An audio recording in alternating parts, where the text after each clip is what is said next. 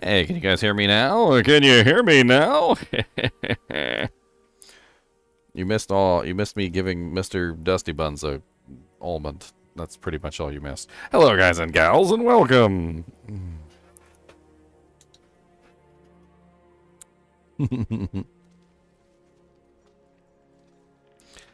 Jack does that to me all the time. I got so mad the other day. I recorded like 6 videos. I sat here for hours recording videos, and then I uploaded one of the videos, and then I actually went to go check them to do the thumbnails and stuff, because obviously I don't remember what every single video is. So I got to go back and double check and see, and there was no sound. There was no sound on any of the videos because, you know, for whatever reason, at random times, whenever Windows feels like it, it will just, you know, just change all my sound settings for no reason. Doesn't make any sense. Like, I can have the sound settings set correctly, tell it which ones are the defaults, like, but something happens, doesn't matter what it is, the computer reboots, a cat farts in the wind somewhere, and it's just like, oh, you know what? No, we don't care. We're just gonna reset all your sound settings to the defaults. Like, and like, it doesn't even reset it to anything good. It just resets it to like whatever it feels like it. Like it'll just be like some random audio device which doesn't even exist on the computer in reality. It's like a virtual audio device. It doesn't care. It'll just reset it to whatever audio device is there that it can like switch to from what you actually want it to be. And man, I recorded 6 videos with no sound. You want another one? Hey, hold on. This one's got some pumpkin seeds. You want pumpkin seeds? There, this is pretty good. It's a pretty good chunk. There you go. Oh, you dropped it, sir. That's so rude. See, now it's on the floor, you big turd face. Don't drop it. Silly butt. Here, take it. Oh, what's with that face? You don't like it? You don't want it? Alright, fine then. You don't gotta eat it. Nobody said you had to eat it. Turd boy.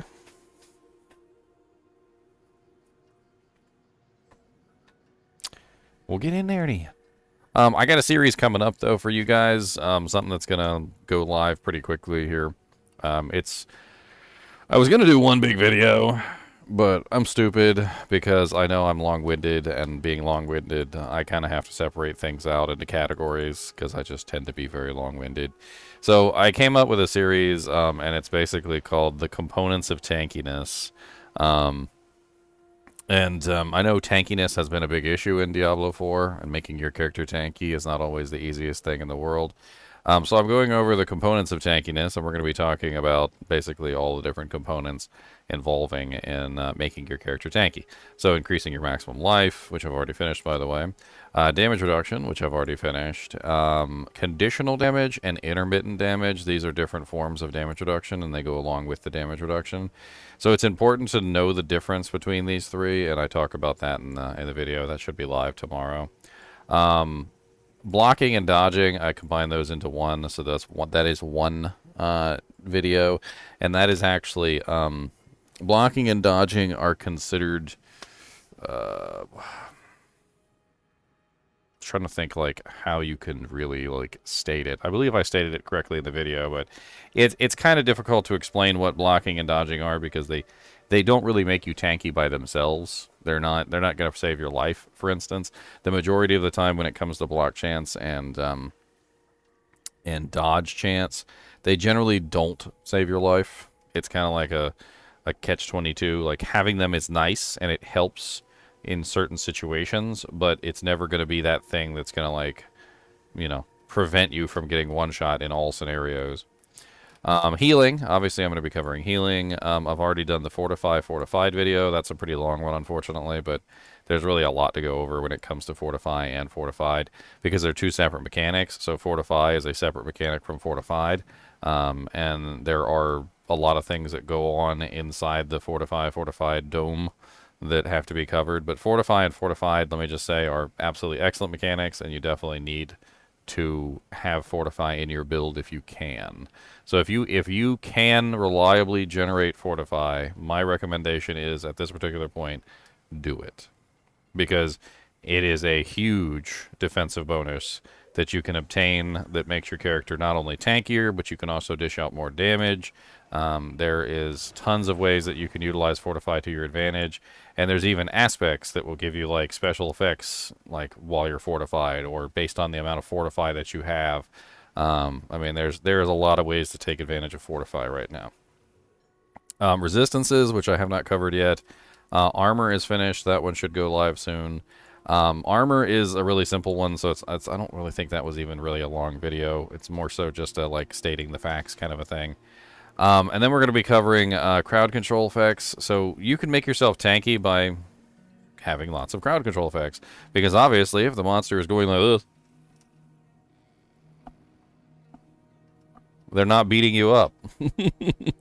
Unfortunately, though, this does mean that crowd control effects often, very often, fall into the same category as blocking and dodging, because they offer a very similar type effect as blocking and dodging. Healing, by the way, can be categorized as sustain. So healing is sustain, and sustain is a whole nother tankiness mechanic that I'll be going over when I cover the healing video. And we'll cover sustain and why sustain is important, but also why sustain is not going to prevent your death. It's complicated, but sustain will make you feel tankier overall until it doesn't, which is unfortunate. And then we're also going to be talking about another category completely, which is monster debuffs.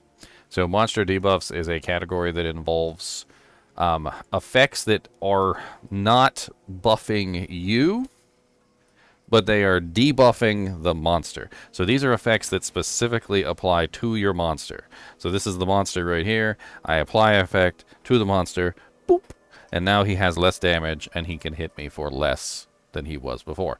Monster debuffs is an entirely different category, and they're actually usually more effective. More effective than DR.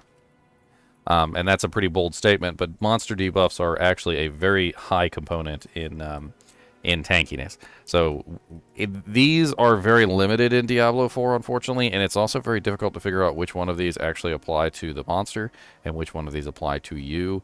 It's not always readily apparent, and it may take some testing to figure it out. In fact, one of the things I was thinking of doing is going out into PvP and actually testing out some of these debuffs to see which ones are applying to you and which ones are applying, obviously, to the other player. Because if you have two players and you just hit these buffs or debuffs, you can see whether they actually apply negatively to your bar. Because in Diablo 4, negative debuffs do apply, and they usually appear right here on the panel. So you can see these negative debuffs applied to you directly. So if you have an ability and it seems to state that it affects the monsters and not you, so like it's like monsters that attack you deal 10% less damage or something like that, or like while under the effect the monsters will be dealing less damage. Like there's some different wordings that come into play when you're looking at the way the things are worded, and it kind of makes you realize that some of these might have to do with a monster debuff, something that's actually placed on the monster as opposed to something that's placed on you as a buff. And these function completely differently. And the reason why they function completely differently is because there's two different equations that are going on. So there's the monster's attack, which has its own damage, right?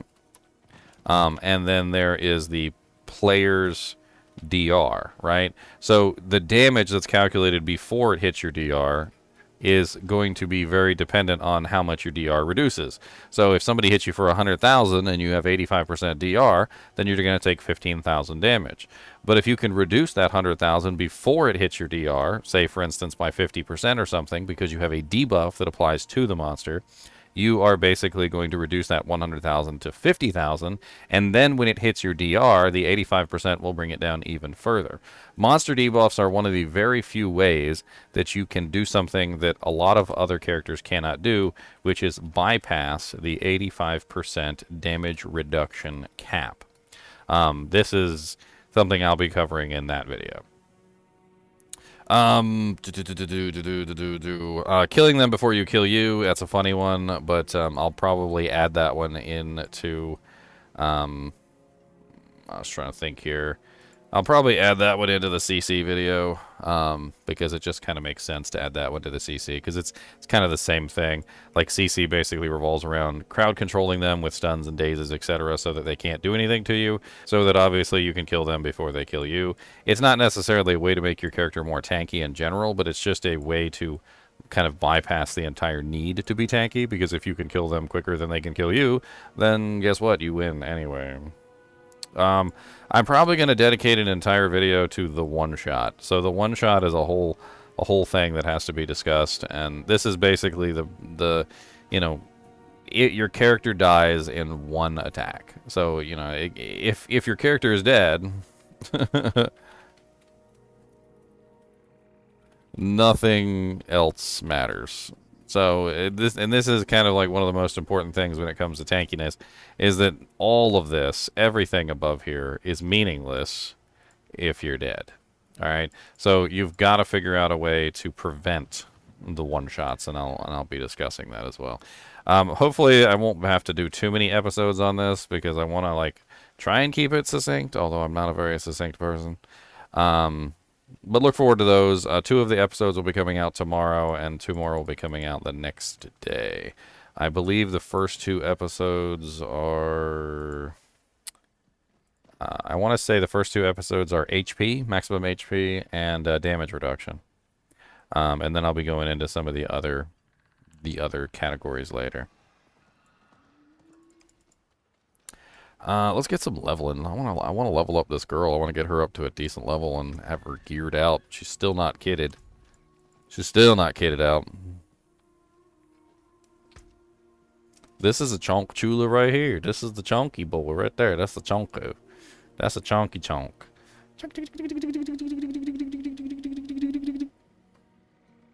You want to hide in my shirt? You want to hide? You're not feeling like hiding today? Would you like a little metal tab? Are you a shiny?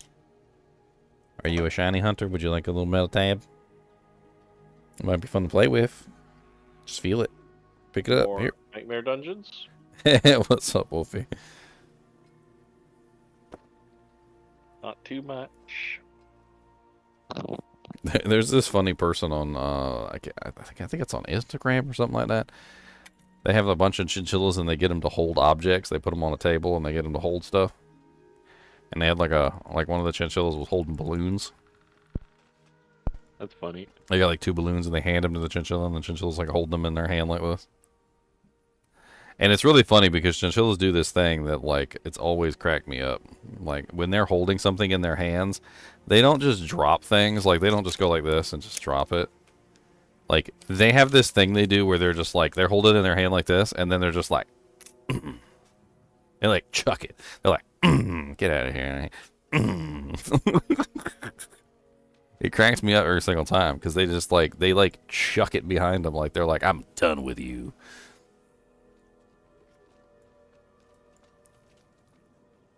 I'm happy to hear about that survivability tankiness video coming. Yeah, hopefully I can cover most of it and help people understand the mechanics the best I can.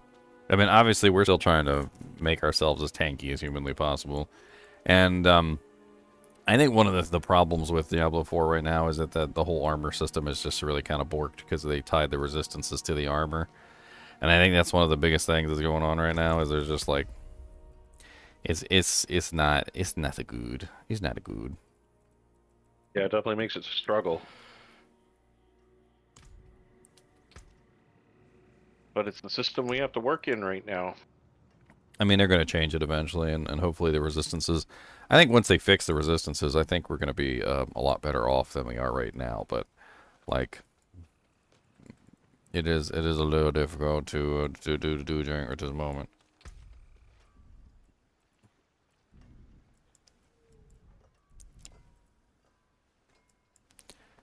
Cheap shot. You deal 5% increased damage for each nearby enemy that is crowd controlled. I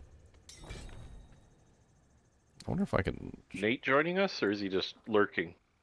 Yeah, I'll join. Oh, he'll Sure. join. Oh, he'll Sure. join or else. Oh, never mind. What? Big Poppy found us. Uh-oh, Big Poppy's back. 'Cause you got a big poppy. Oh, check out this amulet I got for my companion build. You got like 1,000,000+ companion skills on it? I need to get a better imprinted thing on it, but it's got +3 to the Call of the Wild and +3 to skills. Oh yeah, that's really gonna make them hit hard. That's really gonna make them hit hard. And then I I tied in that unique armor, the insatiable, I don't know, insatiable fury. Insatiable. Insatiable. Yeah, terrible at words. Who you kidding? I'm terrible at words too. Let's be terrible at words together. So yeah, it's like massive power increase, and I've gone into like pulverize and trample pretty heavy now with maul instead of the other one. What we got going on today?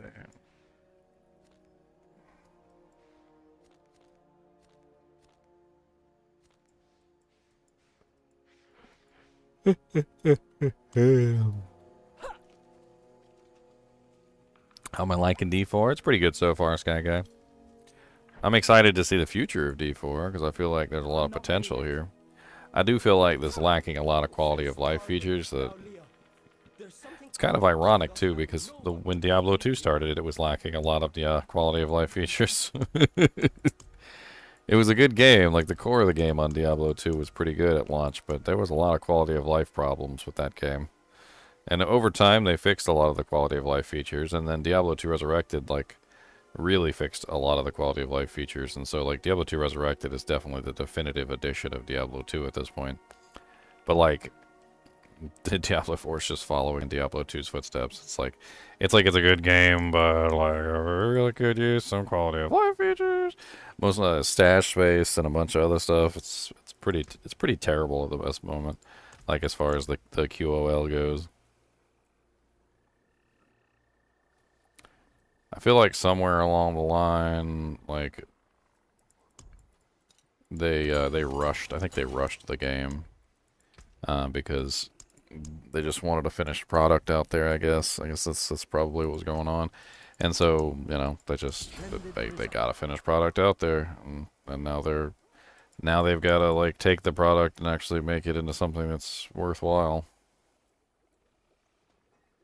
At some point, you need to cut and ship, right?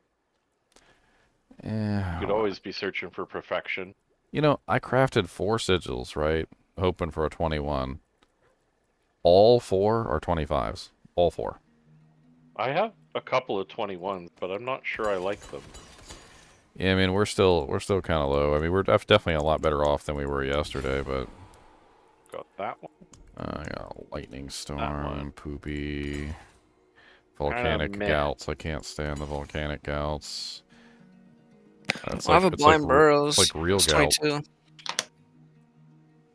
We could probably do that. Trunks is going to join us. I summoned him. You summoned him? And there he is. I have a 21 that has suppressor. It's the only thing that it has bad on it is suppressor. 21 is... Suppressor's Chunk's favorite, right? So, I mean, it's still 21, though. It's the lowest level we can get. Yeah. Mr. Dusty Buns, what's the matter, buddy? You wanna bite on the ear? I'll bite your ear. How about that?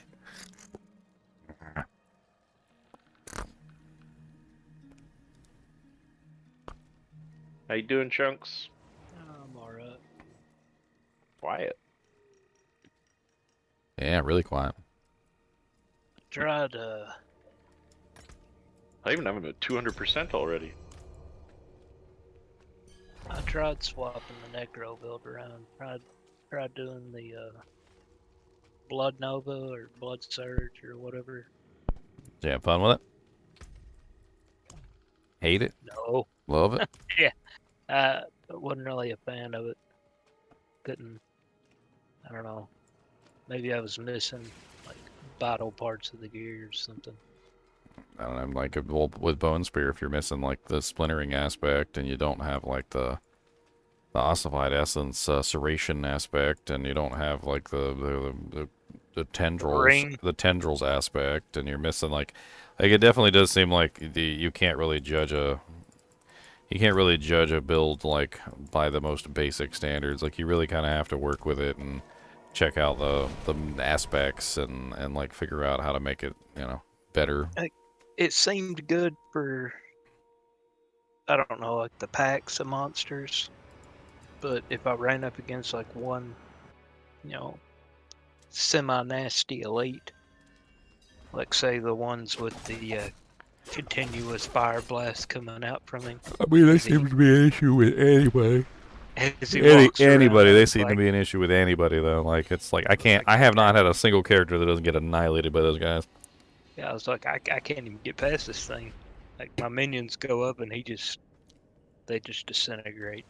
Well, yeah, and I've thought about this too though, because like I disintegrate too when I get into those fights. So like I can hardly be too judgmental of my minions disintegrating on those monsters when literally I am also disintegrating on those monsters. Oh yeah, so was like I can't survive like the explosion thing, and I think it has to do with resistances. They're just too like they're just way too freaking ridiculous in damage output. Pointless. I was really paying attention to my chinchilla at that particular moment. It had to be freaking the ghosts. I'm starting to really not like the ghosts because they just have so many attacks, like ranged attacks that just hit you from a distance. That don't really like. They're not really like avoidable. Like a lot of the times, especially with the really big ones, like the laser beam stuff. They go through walls. There's all sorts of like weird stuff that's going on with those. Like I don't know why they're going through walls. Mr. Dusty, as soon as I get into combat, you want to run around and have fun? Come on.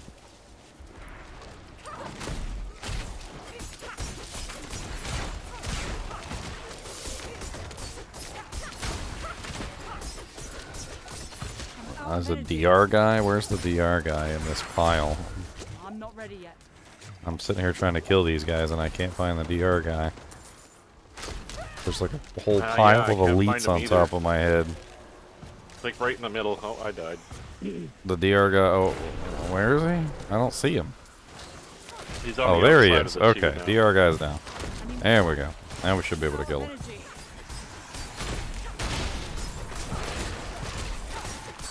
Rain of arrows time. Damage reduction from the storm ability. Yeah, the storm attack is really nice because it gives you like a flat 20% DR. Yeah.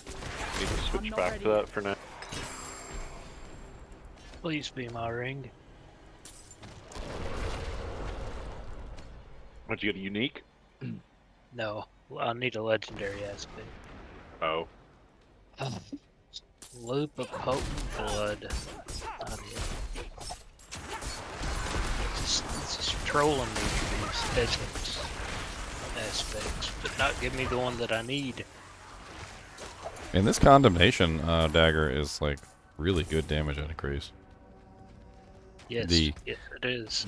What is it, the 40% multiplier that it has? Oh, God forbid I look at my inventory for a second. The 40% multiplier that it has on the 3 combo point usage is like massive damage bump. Like as long as you have 3 combo points when you use your ability, it's like a freaking ridiculous bump in damage. Yeah, when you get to the point, even on Twisting Blades, to where you can swap out, use that dagger instead, they hit ridiculous hard. That attack went through 2 pillars to hit me. 2 pillars. I'm literally behind 2 whole pillars, and that attack still managed to contact me. I don't understand why that thing can go through walls and everything and has absolutely line of sight does not matter with that attack. Like you could literally be behind a cement bunker and it would still hit you. Go back to that storm strike. What's up, Hidden Squid?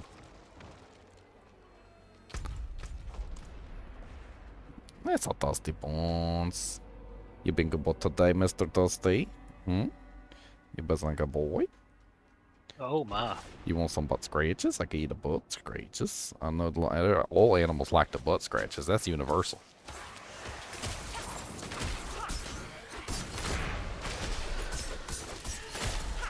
Where did you guys go?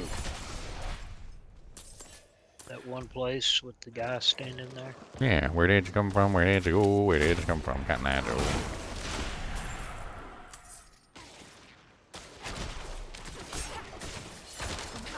I was thinking about running 2 core skills on this character.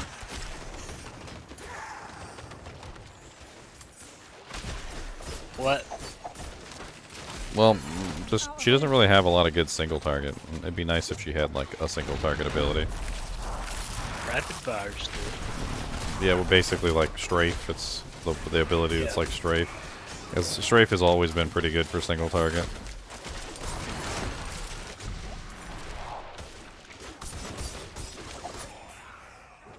It's a consideration. I'm not ready yet. I hit the spacebar. I know I hit the spacebar. I got double tapped. Buddy, come on now. Little Chinchilla. I can't pay attention to you in the game at the same time, sir. Be a good boy, or I'm gonna bite your nose. Uh-oh. Full suppressor. That might sound like a really mean thing to do, but that's actually like a thing that apparently mommy parents do to their baby chinchillas when they're bad. They nip them on the nose to let them know they're being bad.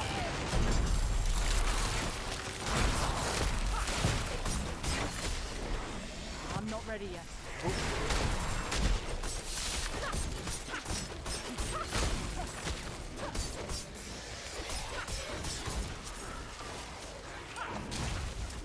Ow. I don't know what the hell just happened. Tell him to quit running. I just don't understand, like, where that even... That was a monster behind...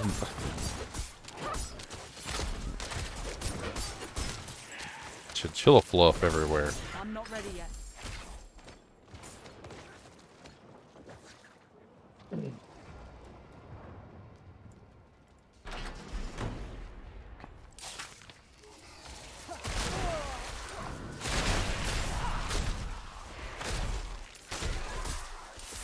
Dang, I looked at my inventory for a little bit. Don't look at your inventory. Not even for a half a second. And don't use your rain of arrows either.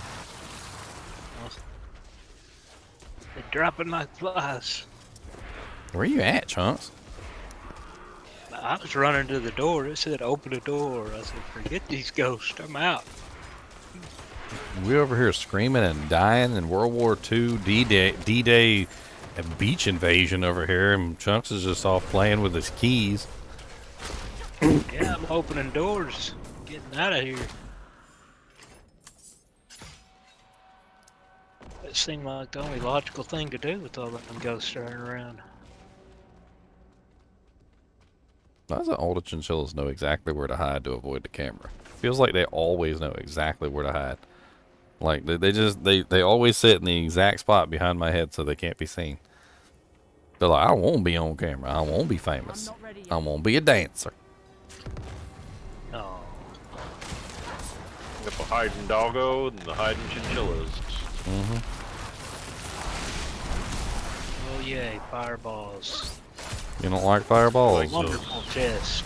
That is an excellent chest. I'm standing up here. You can't get me on these steps. The steps are immune to the fireballs, apparently. I need more energy. Which is fine by me.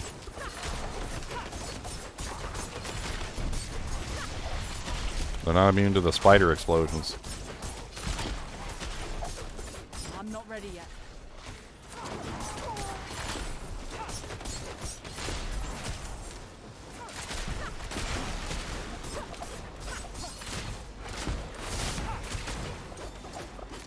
Fire is vicious. Yeah, that's why I'm not over there. I'm over here. And you would be too if the fire was shooting at you. Is fire done? Good. Okay. You'll now join us down here. Yes. You know, we forgot potion. Yep, always forgetting the potions. Hey, Dusty, guess what? You want stakes. Ah! I looked away for a second and like 5 ghosts spawned on top of my head. I thought I was safe. I need more time. Thought wrong.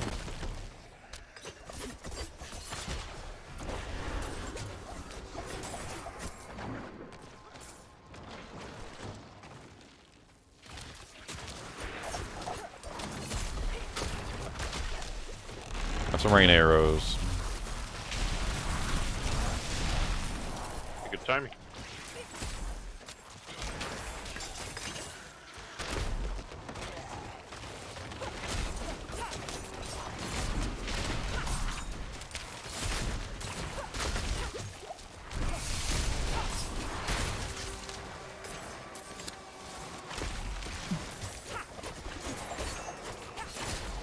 Well, somebody leveled up. It wasn't me. Was me. I need more time. There were some explosions. Did I lag anybody up? I don't have enough energy.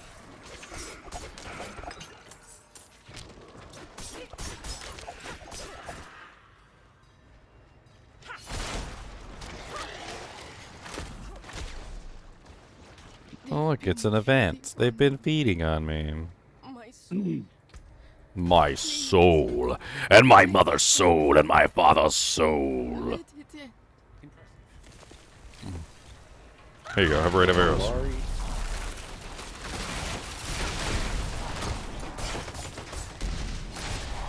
What is a Volari gaming pillow? They're pretty cool pillows that go around your lap. So it's like a they're made for controller users. So if you use a controller, and basically what you do is you put it in your lap, and it gives you a place to rest your elbows and put your hands when you have your controller. I have one of them. They're like super freaking comfortable for controllers, like ridiculously so. So like when you're on the couch, it just makes the whole thing a lot more comfortable. Highly recommend if you're ever sitting on the couch playing games.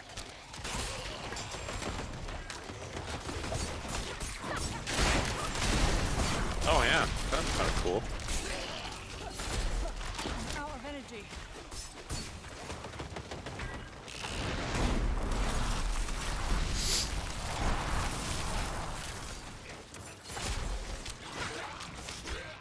No, Speak to the wandering soul. please.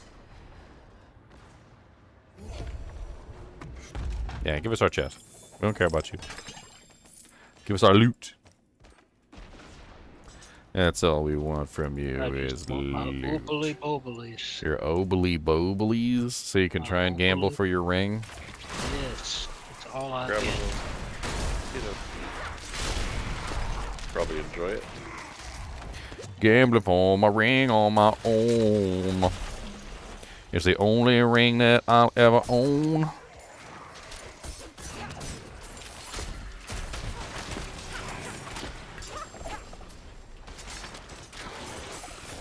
I'm wondering if I'll be able to get rid of my skelly mages once I get that ring.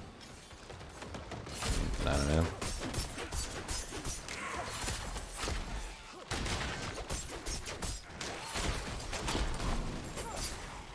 I find that with that character, permanent uptime of your essence seems to be more important than anything. Because you get so much damage from having your maximum essence that it's like, you kind of want to have your maximum essence at all times. Essence generation is very important to the Bone Spear Necro. Oh, yeah. What the hell even hit me? What, I get nuked by a corpse bow in the corner?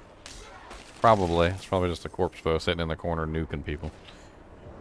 What are you doing, little boy? Yep, I think it is. No. Oh, I've slayed 10,000 ghosts. So one would say that you're a ghost buster.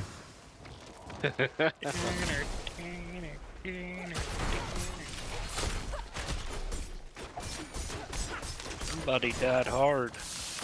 I heard that. Boom. They said, "Ah."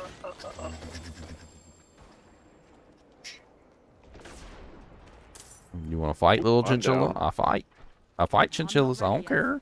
That you a little fuzzy rodent. I don't care. Somebody put that wolf down. Yep. A lot of wraiths.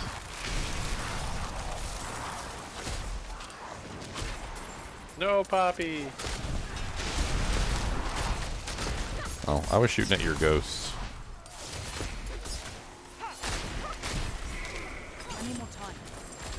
It's just 3 laser beam guys all hit me at the same time. I mean, I died to laser beam guys multiple times this run. And can't even speak.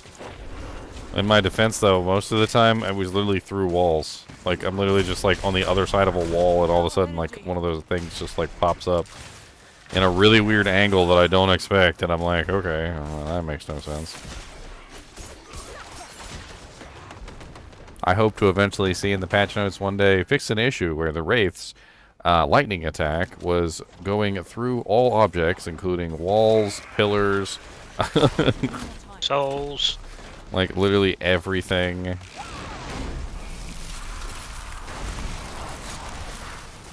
was doing way too much damage.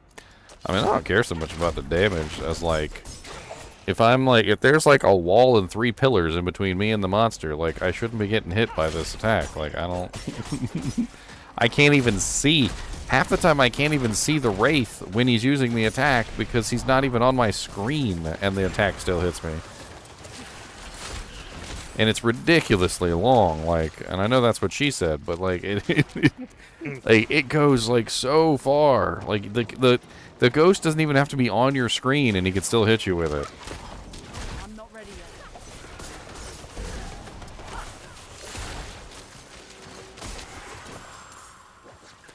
And then they spawn behind us all the time. I can't stand that about the Wraiths. Like, it's just it's a feature of the ghosts that they're just constantly spawning behind you. A feature.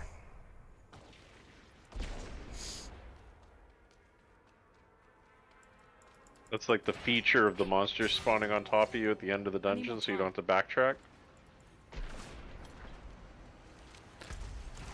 Oh, we got 2 damage suppressors on me. That was just lovely. I laid into him with a rain of arrows. I think I got most of them. I need more So time. did I.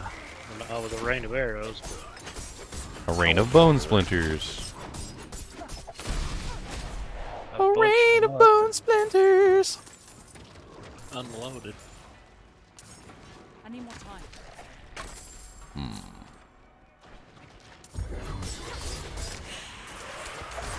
What's up, Beyonce?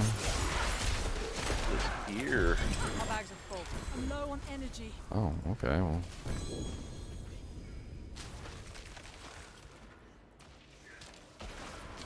Yeah, I'll kill you all from this I'll level. kill you all. Kills them. Kills them finished. all. Yep, we Nice. finished. I'm so low on money. I need to to sell everything I own at this point. I'm all the way down to like 1 mil. I'm about to be po. I'm not even gonna be a millionaire anymore. I'm gonna be a I got down to, polionaire. I got down to like 320,000. Oh, geez. Kyovashad is still so laggy. Don't go to the PvP area. It's awful down there. Well struck. Why is it awful? I don't know, but it was just terrible. I loaded in there and my latency just like, multiplied by like 7. Hmm. I remember back in Lord of the Rings Online days, we used to have such big PvP matches that we would lag out the whole server. Like, raids would start messaging us, asking us to stop because they were having trouble fighting the bosses. Because literally, whenever we would clash, the whole server would just like come to a freaking crawl. Awesome. I mean, it was crazy numbers. Like, we would have, like, 64 people versus, like, 128 people.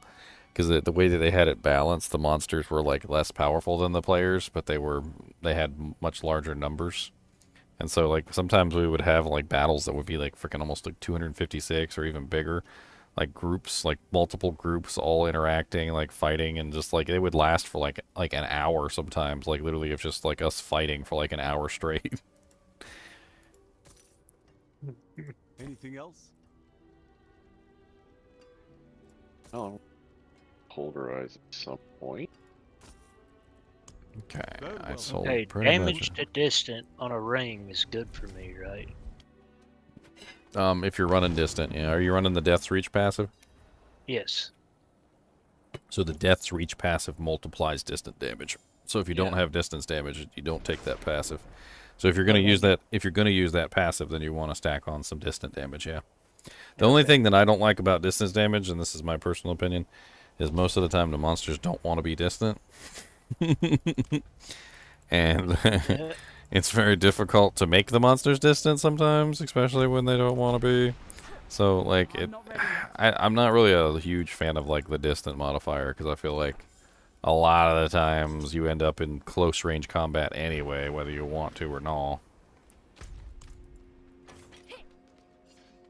I'm not ready yet. Whether you want to or no. Close range is much different. Like, close range, who cares? Like, you can literally maintain close range contact with pretty much all the monsters. Very few of the monsters will run away from you. Is this a is that an aspect I want to use anywhere? I mean, I Wizard's do use Touch. Decrepify.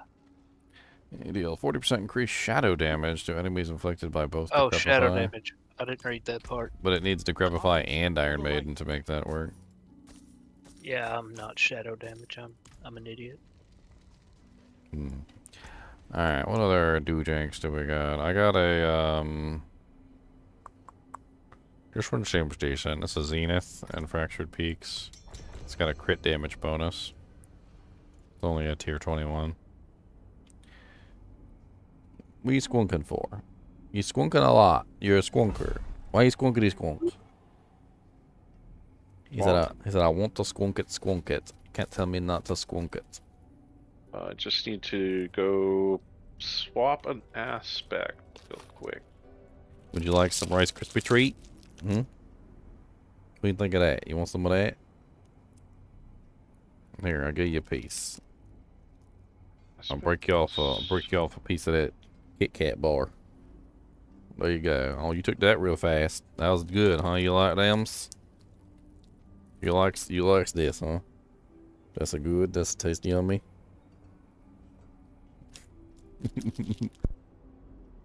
Though.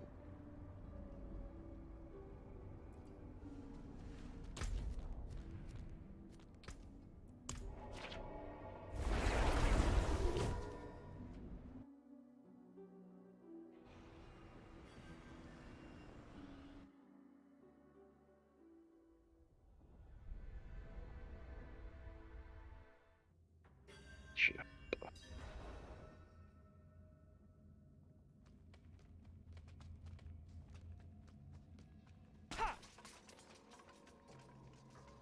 Really could use better gloves.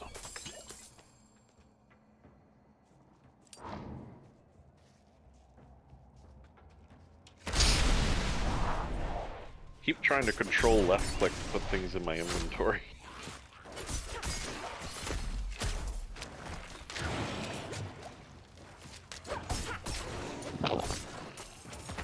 I'm probably gonna focus on one character, Hooded Reaper. It's probably gonna be a druid. We're gonna have a lot of druid. I think Druid druid. will play into our advantage. Whoa! Well, I think druid is just one of the easiest characters to make early on. Also, tons of fortify and barrier options. In general, just a very tanky beast of a character.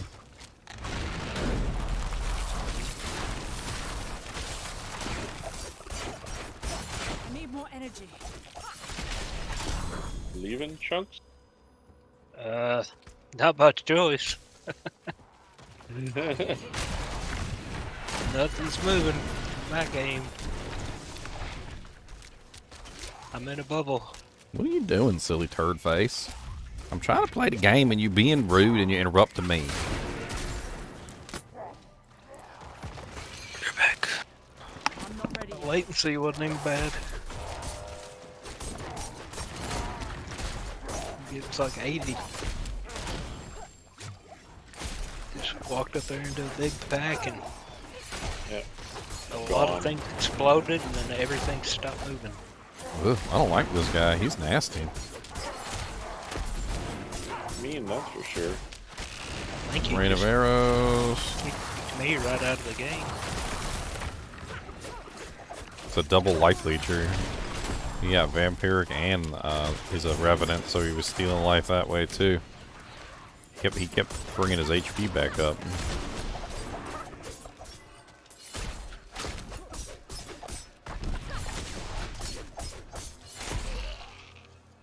That boy said,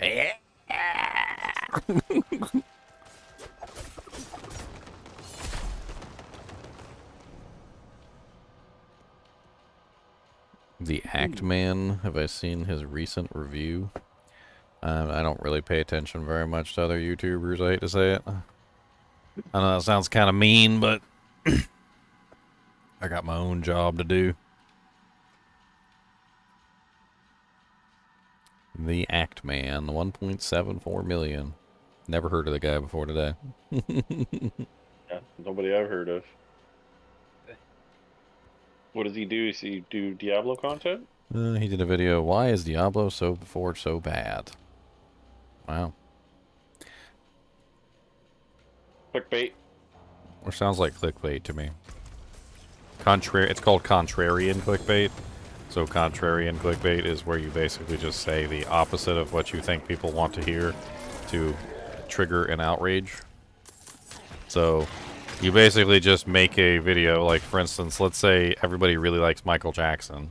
And I'll be like, yeah, I could make a contrarian video, which would get tons of views, by the way, and would be something like, why Michael Jackson is a horrible person and needs to be put in jail.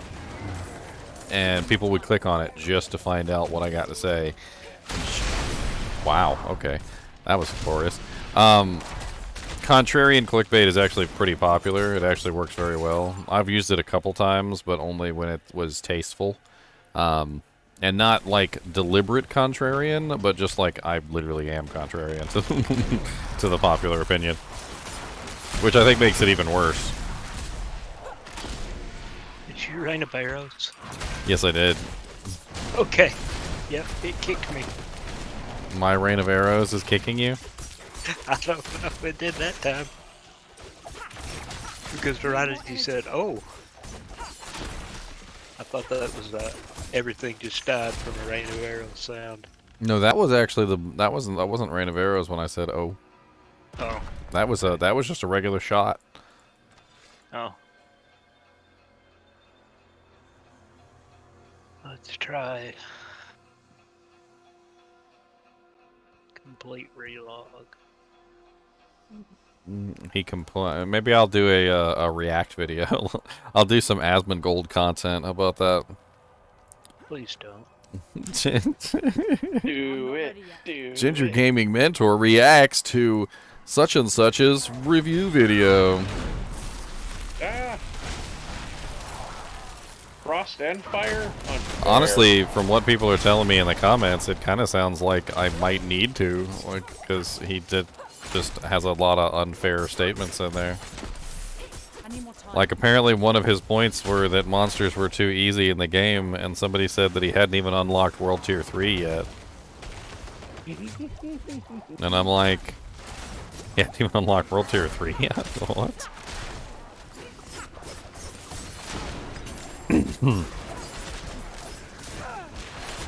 This is spicy. Small of an area. This is Bring it out here. this is wolfen spice over here. Yeah, you can F off with that.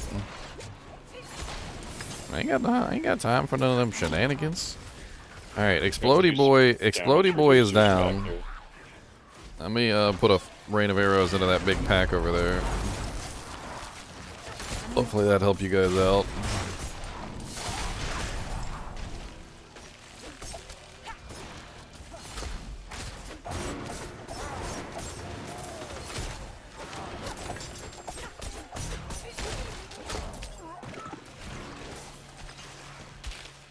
D4 does have a lot of issues. I will never ignore them. I have a whole video literally going over those issues called The Bad.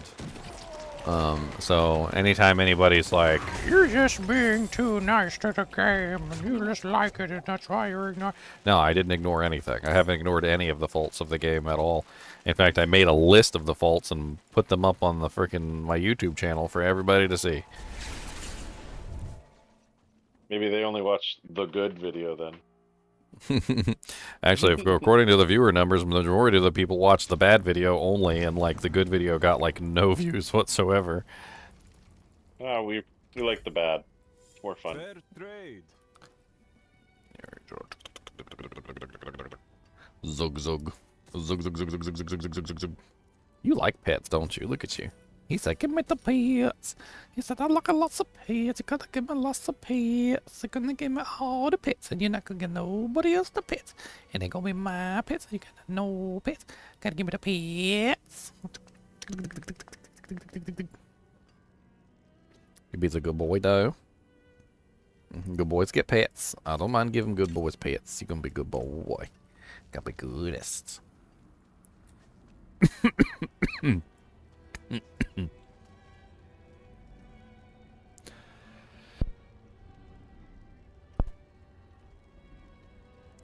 So, you saw my issue vid, Trey, but did you see my good video? Because I have another video where I go over all the good things about Diablo 4. And, I think that it's very important to watch both of them. If you don't watch both of them, I feel like you're not getting the full picture. Anybody can harp and focus on all the bad things and ignore the good things, but I think that Diablo 4 does have a lot of good traits as well.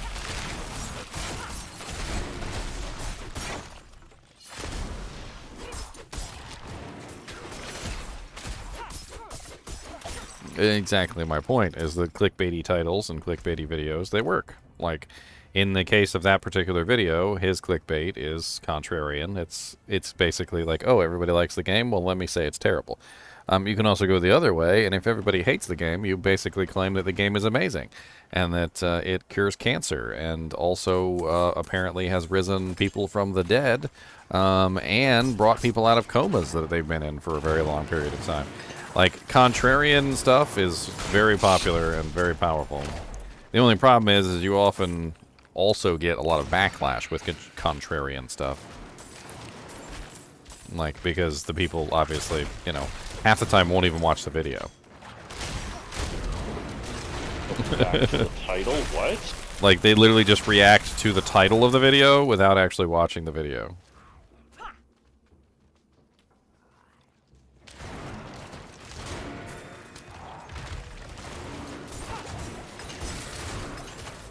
Which also means that a lot of the views end up being very poor in terms of, like, quality.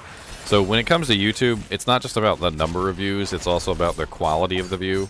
So if somebody only watches your video for 10 seconds, makes a comment, and leaves, it's going to be very poor in terms of, like, propping that video up, in terms of ad revenue and all that stuff.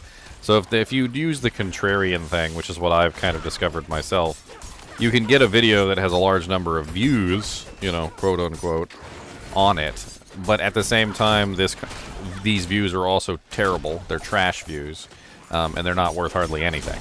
Not for ad revenue, and they also make your channel look bad to YouTube, because YouTube goes off of things like view time, like how much the viewer actually watched of the video, in which parts of the video they watched, like the like to dislike ratio. Of course, likes or dislikes don't matter, but if they don't hit the button at all, it does matter. Comments do help as well, though, so usually you get a lot of comments with the contrarian style.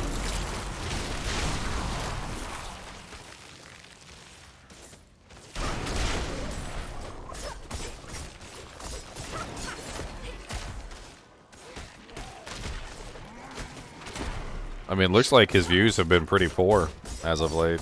1.74 million. Trolling me. 1.74 million viewers, and his views have actually been pretty bad.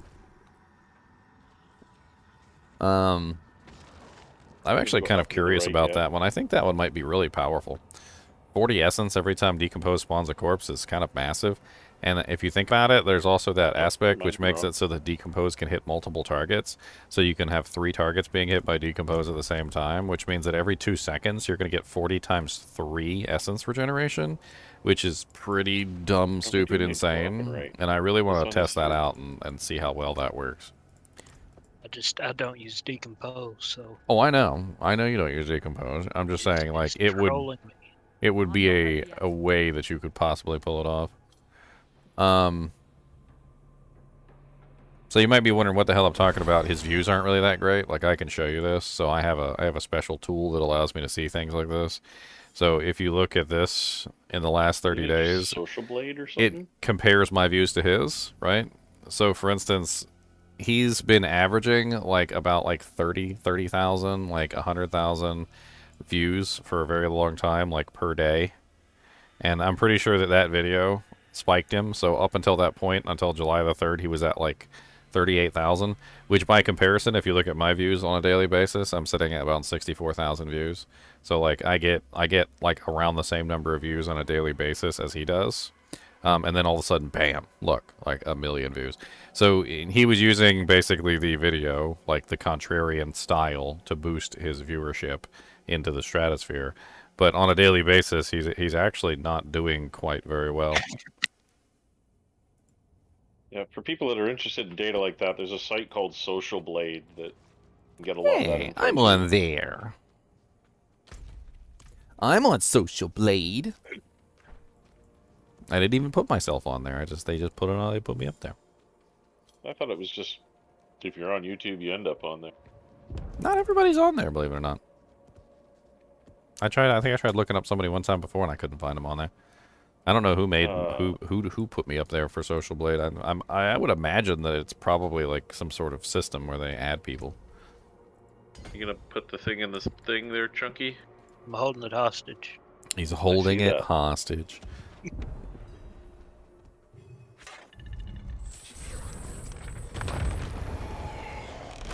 Rain of arrows.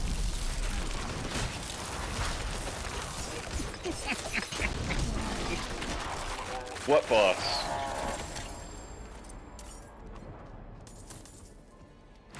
Wah, wah, wah, wah, wah, wah, wah, wah. Where are you going, huh?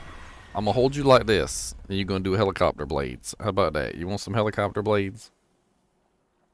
How is the fact that being rushed and not being content afterwards a game flaw, though, Trey? What? Oh, I'm reading one of your chats from Trey saying he got rushed and then didn't do anything.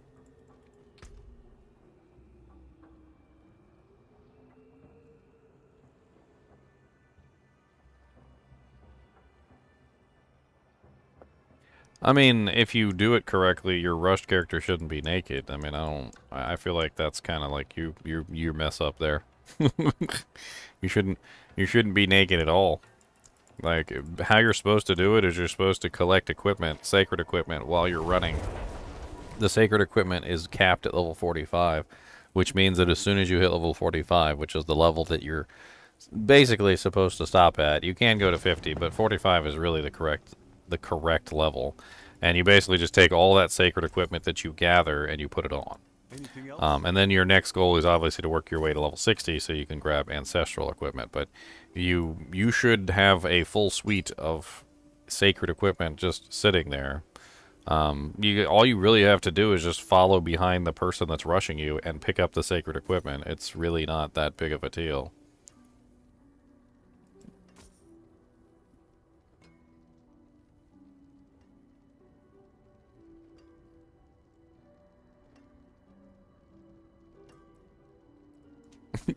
Yeah, if you're doing ancestral stuff, if you're doing World Tier 4, isn't ancestral 60? Yeah, ancestral caps at 60 and the sacred caps at 45.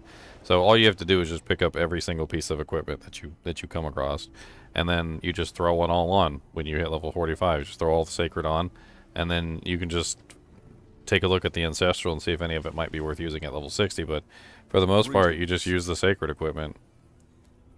It's super easy. We've done it multiple times. It's literally just a process of following behind the guy who's killing everything, picking up the Sacred items, and then using those Sacred items to gear out your character once you hit level 45. It works perfectly. I've been able to set up...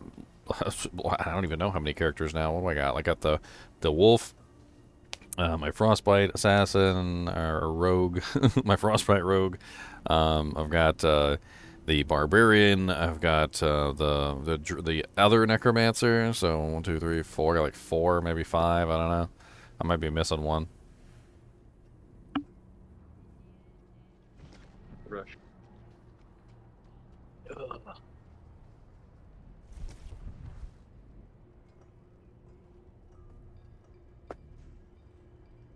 I mean, rushing is not ever really supposed to be a thing, Trey. I mean, is that, like, even a valid criticism at that point? Like, that'd be like if somebody had a, like, I don't know, like a amusement park, and there was a ride that you know, had a line, and you would get in the line, and you go on the ride, and you decided to, like, climb up the side of the ride and, like, try and get on the roller coaster while it was in motion, and then you, like, fell and, like, broke your leg, and then you're like, this is terrible. This is a terrible amusement park. How dare they not have things set up so I can climb up the side of the roller coaster and get on the roller coaster? Like, rushing is not a legitimate thing in any game. That's why it's usually called G-rushing. G-rushing is actually the official terminology, and G-rushing stands for glitch, which is generally what it means. Glitch rushing is where you unofficially force your character past the normal leveling procedure. You're literally forcing your character to level up in a way which is not the way that was intended by the developers when they made the game. It's called G-rushing for a reason, because it is a glitch rush. Yes, you are going to have to find ways to accommodate the negative consequences of having a glitch rush. There are negative consequences, but the one that you're stating is so unequivocally silly because all you had to do was follow behind the guy that was rushing you and pick up the Sacred pieces of equipment. It's not even a valid complaint. It's like, that's basically just you being lazy and not actually following behind and picking up any of the gear that falls. You don't even have to kill anything. The guy's killing everything. All you have to do is run behind after everything's dead and pick stuff up. And you don't even have to do that, because all of the legendary items and all of the unique items that fall will transfer directly to your stash, which means you should have, at the very least, even if you just sat there and did nothing, you should have at the very least had 10 items go to your stash, which you could then take out, and 10 more would have went into your stash. So you would have had legendary items at the very least that you could have popped on at level 45 that would have been Sacred equivalent.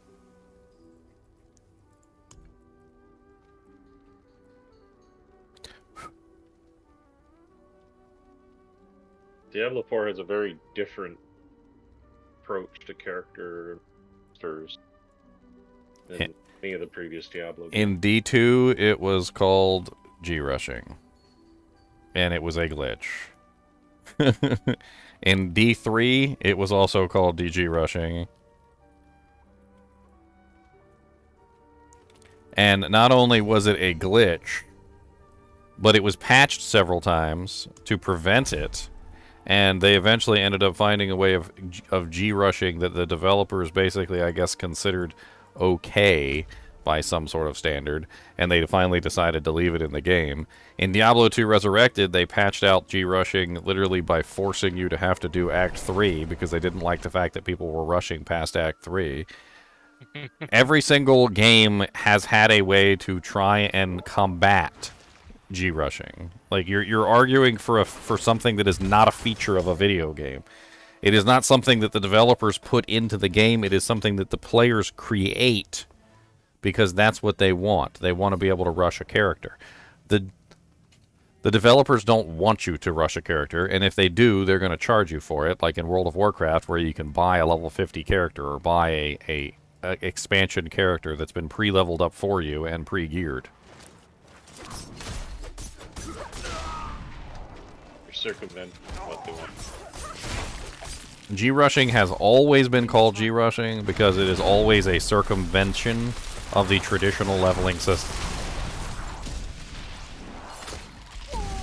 Even in the short existence of Diablo 4, they've already started nerfing some of the ways that people have worked around. Yeah, they have been nerfing some of the G-rushing methods.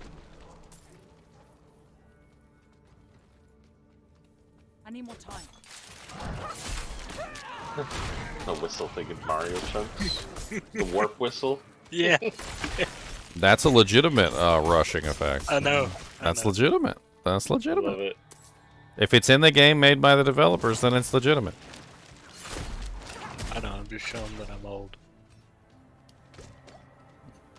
Mario Brothers 3 was so much.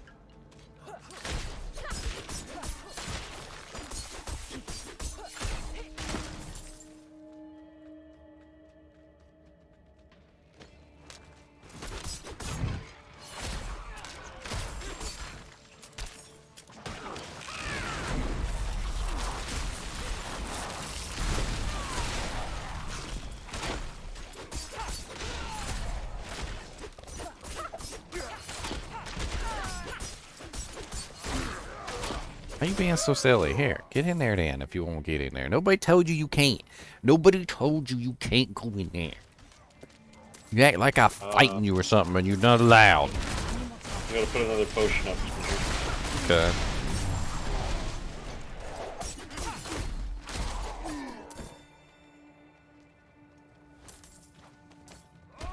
I think the freaking Rain of Arrows Hakan thing is amazing. You kidding me? I can like clear a screen with that ability. It's freaking glorious. The only thing I don't like about it is it has a relatively long, like, wind up to actually like cause it to do anything. Like that's one of the things I don't like about it is it's like takes you like a full 3 seconds to fire the ability.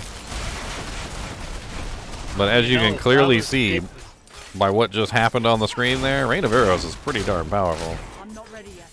Well, if I was dipping my arrows in poison, shadow, and cold, and then shooting them, and dipping like 600 of them. I mean, look, okay, look. I doubt she's actually dipping 600 arrows, alright? She's got some sort of magical duplicator. I think she's dipping them all one by one. That's gonna take a long time, sir. Yeah. And why would she do them one by one? Why wouldn't you just take like a whole bundle of arrows and then just dip the whole bundle? Like, why would you do it one by one? That's silly. She got little hands. As little as those hands are, they still be able to at least grab more than one. My little loot goblin pet that picks up all the gold for me. That's what I want.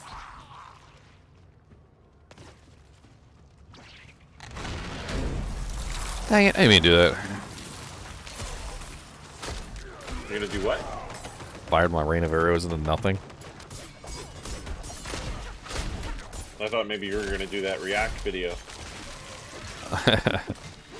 I probably should. It'd be hilarious. I think it would be great. I think it would drive a lot of traffic away and it would actually stick around because of worthy content. I feel like I'm just too fair to do a silly React video though, because I feel like a lot of the times when I watch a couple of like Asmongold's React videos, I feel like he's completely unfair. Like a lot of the times, like with what's going on. Like he doesn't.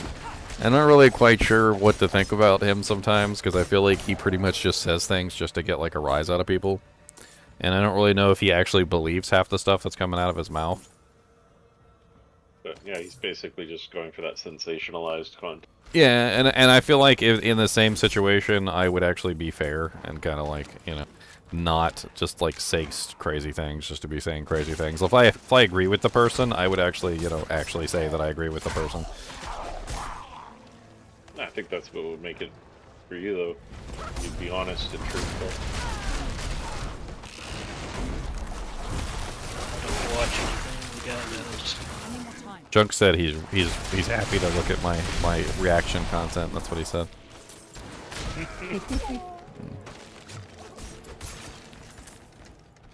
I see his name pop up, I just skip over it. To what, Asmongold? Yeah. I mean, I had fun watching some of his content. Like, his Diablo Immortal content was pretty funny. I mean, what he did with Diablo Immortal was just hilarious. Basically, I don't know if you guys actually watched any of his Diablo Immortal content, but I saw one where he was like, he basically talking about someone defending it. well, no, he so how what? much they spent. Yeah, that one was pretty good He too. was Like, making fun of 'em. yeah, he was making fun of the guy who spent like frickin' $3G, like $30,000 on Diablo Immortal, and was trying to make it seem like it was normal. But no, the one that I thought was really funny was the one where he pretended to be like an idiot gamer, like who was just playing Diablo Immortal, and he would just like he would spend tons of money. Like he spent tons of money on the game, and he did it like all in the guise of like being a noob who didn't know what was going on. And like he's like yeah, why not? He was like yeah, let's get another 15 crystals. He goes, let's get another 15 crystals. It's no big deal. He goes, yeah, we can't run the dungeon without 15 crystals. And he was just doing stupid stuff, like spending tons of money for no reason other than just to make fun of the game. And he was doing a really good job at it too.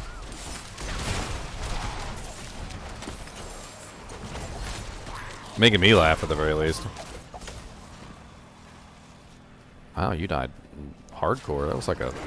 I thought I killed you there for a second there. Like, I literally thought I killed you. No. Like, I shot at that monster that was next to you and killed him, and then you died. And I was like, wait a minute, what? I didn't mean to shoot you, Nate! New glitch enters the game.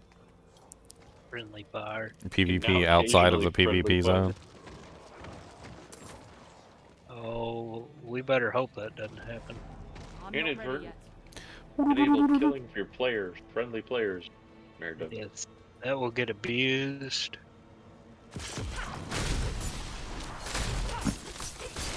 You were gonna get me killed, little buddy. Maybe he's playing. Will you quit trying to get me killed?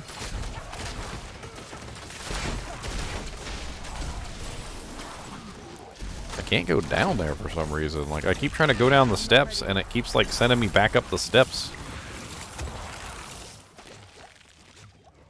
Isn't that where you wanted to be last time? I mean, I'm gonna be honest, it's safer up there. But I couldn't dish out any damage. Well, get in here, then. Come on. Get in.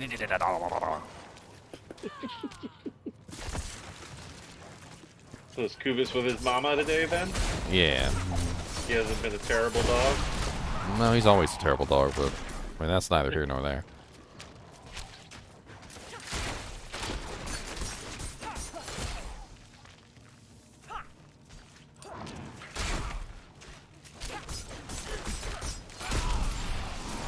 He's endearing in his own ways, but like he's just way too big, and he's just it's getting to the point where I don't even want him on the bed because he like literally kicks us off the bed. Poor doggo. Poor mistreated puppy dog. Mm-hmm. He's just misunderstood. Shame on you. I know. How dare I not want him to kick us off the bed? That's I'm not right. ready. That's his bed. Yeah, it's his bed. We should just sleep on the floor. You know what's funny though? If we slept on the floor, he would sleep on the floor with us. That's that's how freaking dumb it is. I'm like, why are we sleeping on the floor? You wake up, you be back in the bed. He done run you up there in your sleep. I need more time. No shot. I mean, I'm not judging Asmongold. I don't really care. I just think I think sometimes he does say things that just to say things, if that makes sense. I don't know if he actually feels that stuff he's spouting. He's got a user base that's big enough that he don't even need to he don't even need to try anymore, as far as I can tell. Like, he can just put out, like, a video of him pooping on the toilet at this point, and he'd probably still get, like, 500,000 views on it. Speaking of pooping on the toilet, have you guys seen Ayo Cheetah? You know, Ayo Cheetah! No. He's I freaking have hilarious. He is hilarious. He did this one where he did like he goes, "Ayo Cheetah." He goes, "I met this girl today and she likes Harry Potter and I don't know nothing about Harry Potter." And he go and she does like a little puppet, right? And he's like, "Well, sit on down and I'm gonna tell you all about Voldemort and the Harry Potter town." And he does like a whole rap like on the first movie, and then he does another one on the second movie, and it's hilarious. But I said, speaking of pooping. So the funny thing is during every single video, like while Cheetah is explaining something to this guy, he's literally like on the toilet half the time with his pants around his ankles, like with toilet paper in his hands, while Cheetah's like singing the song to him, and I'm like, is this guy on the toilet?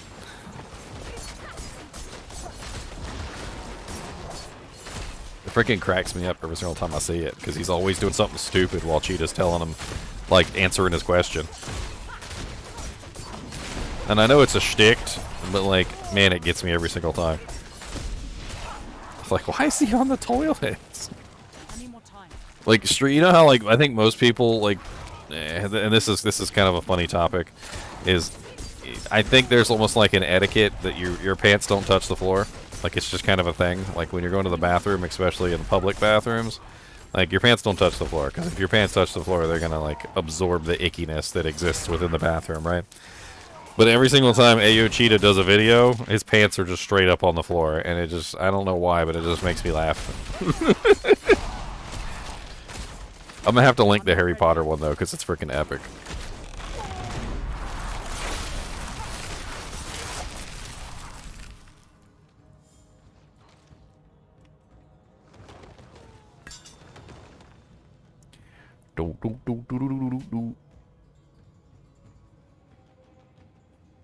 Let's see if I can find the first one, because that's the Chamber of Secrets.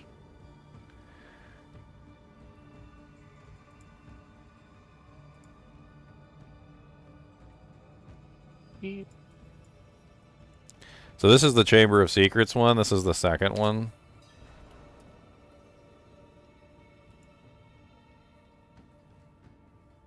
Cheetah's voice is smooth, by the way. It's very smooth. They hate his magical glasses. Oh, man. I forgot there's a bunch of cussing in that thing. I'm not ready yet.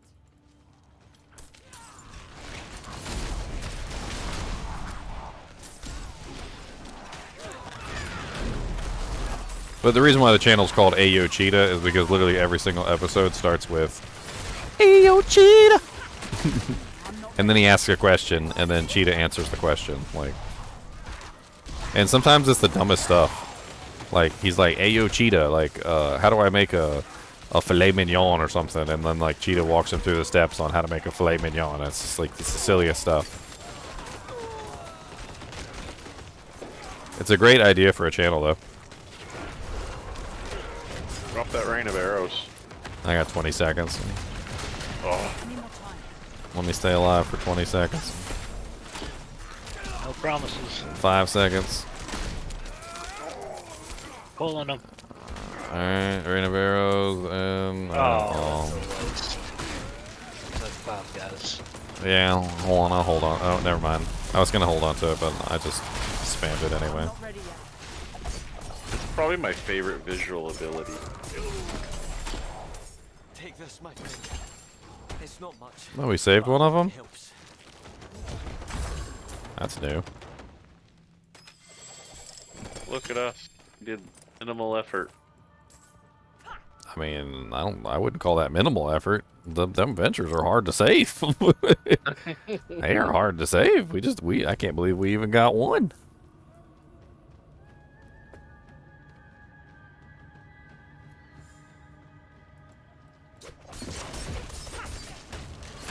Yeah, they really need to reduce the activation time for Rain of Arrows a little bit. Like, In a game like this that revolves around like just consistent you can't stand still mechanics, for an ability to force you to stand still like that for any period of time is paramount to death.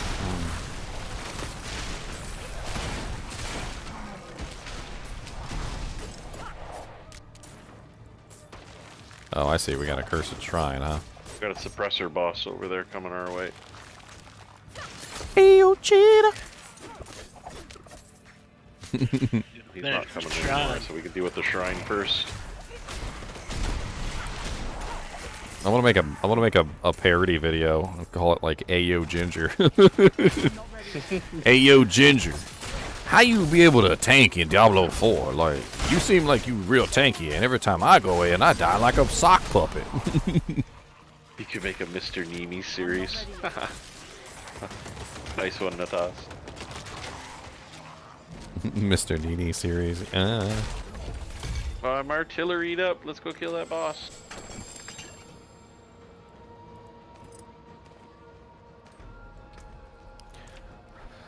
Artillery. That's right. I can get an artillery shrine too. I wonder how artillery shrine functions with rain of arrows. Let's test, shall we? Oh, it does an AoE. Pretty nicely. Dead. Get that corpse, Couldn't really judge any of it. because everything was so bright and shiny. I'm not ready yet. For the boss. I mean, he got almost 1 million views on his review too, which is the only reason I'm even considering potentially reviewing it. Here that we can't open. Because I feel like if it's that bad, like it kind of needs a rebuttal. Do it. If 1 million people watched it and literally got their impressions on Diablo 4 from that video, like, God help them. Where'd he go? Vanished like a fart. I mean, I wasn't talking about Ackman's video.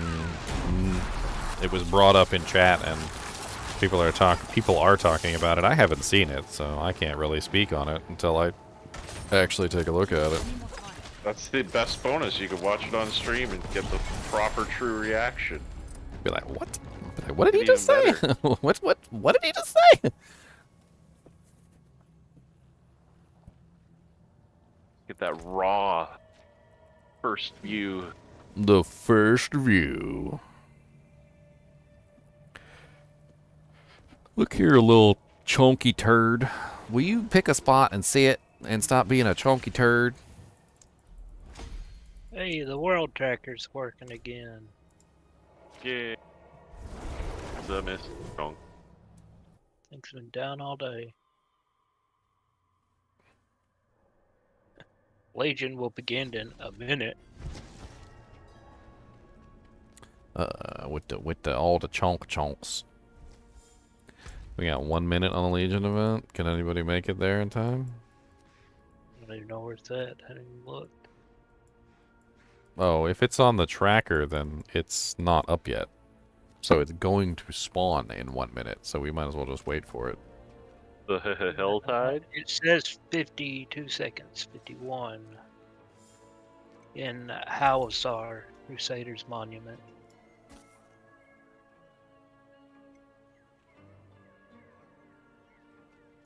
All Is it things Earth? have You guys value, talking to I Vinny? suppose. I'm pretty sure he's talking about one that's not up yet, so we're waiting for it to appear. Sounds like it should appear very quickly.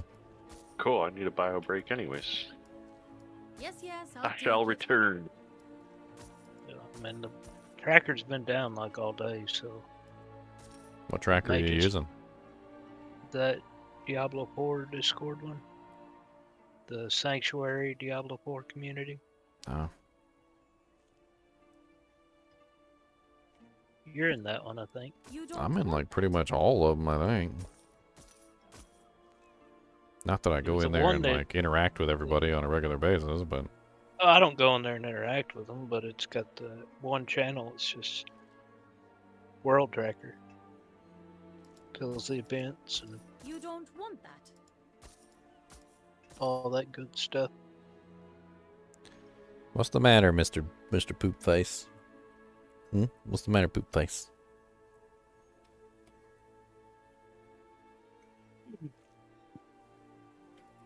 And you Yes, can yes, click the I'll little take it. HellTide link in there whenever it's up, and it'll open up the web page of the map that you use. All things have value, I suppose.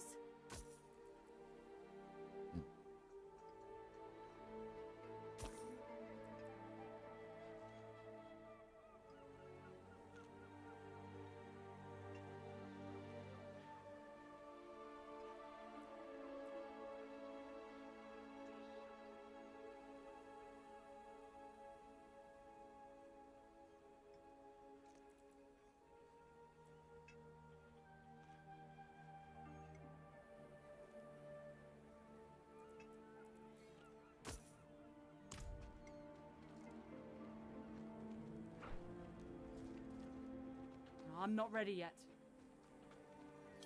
But there was a couple bad takes that were just really bad. Are you watching it? No, I can't watch it on stream because then I would have his audio on my stream and you would hear it. Oh, okay. No, I think that thing was busted. So I never saw a HellTide event pop up. Well, HellTide is up right now. It's up for another 30 Or not HellTide, I meant Legion. Legion. Legion event, come on down to the Legion. Legion event. It Should we just go to the that, stronghold while we wait? That would be neat to do. it says on the tracker that the Legion event in Howazar Crusaders Monument was 2 minutes ago. Well, He it's said- possible that we don't have the stronghold. Wait a down in that area. minute. He said gold is not worth picking up. What? Did he really say gold is not worth picking up in the game when gold is literally like we were literally just talking about how I'm running out of gold right now. Yep. Gold. Okay, yeah, that's a hot take right there. I'd like to hear what his exact wording on that cuz like I feel like that's definitely not correct. That is definitely not correct.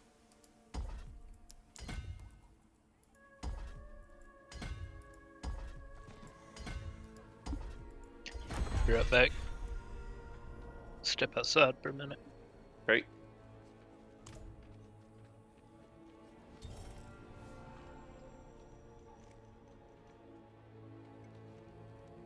He didn't play beyond the campaign. Is this the same thing as like one of those guys that would play Diablo 2 and then like beat normal difficulty and be like, all right, beat the game. Ah, man, that was rough. Oh man, moving on to another game now. But I had fun. All right, see you guys.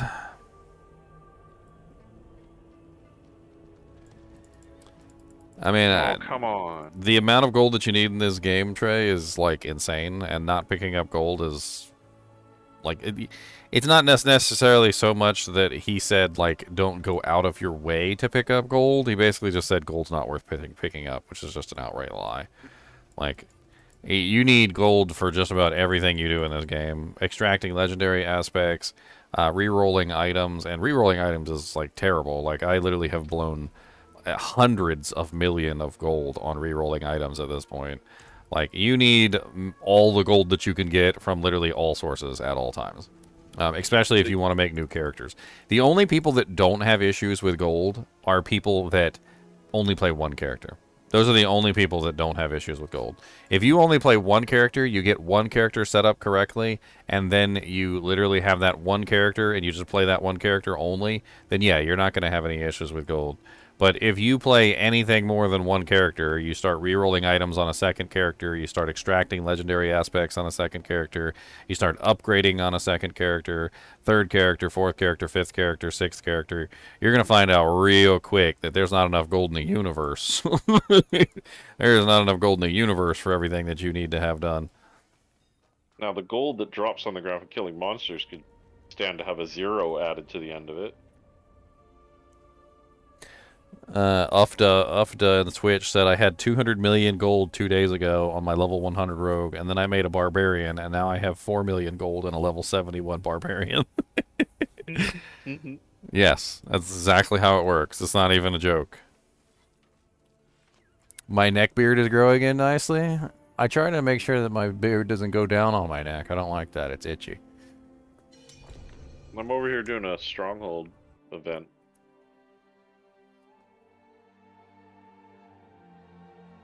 TP to me. That might be why we're not seeing the Legion event. It may have a stronghold that's not done where it needs to be for you to see it. Well, I'm here.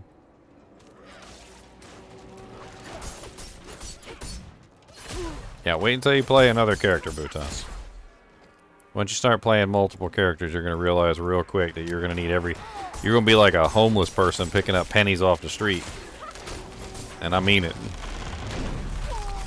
Pick up those whites. So I pick up pennies. I pick up pennies off the street too. But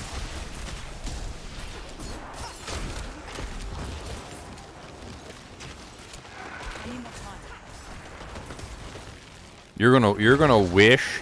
Let me just tell you this: if you're playing one character right now and you're avoiding picking up gold, you're gonna wish you didn't.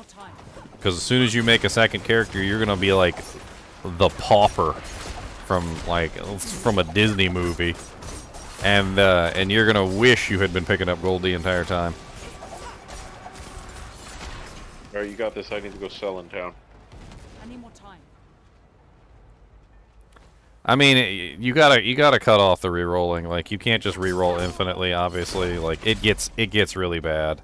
Like, once it gets into the 1 to 2 mil mark, like per re-roll, I do not proceed. Like, if I don't get what I want by the time it hits around like 2 million, 2.5 million, like max, if it's like a really good item, I will not re-roll that item any further. Like, I move on, sell it, and I just go with a different item, because at that point, like, I'm getting into the area where I'm burning like literally like 10, 20, 30 million just sitting there trying to re-roll one item, and I will burn every single penny that I've got in my bank account.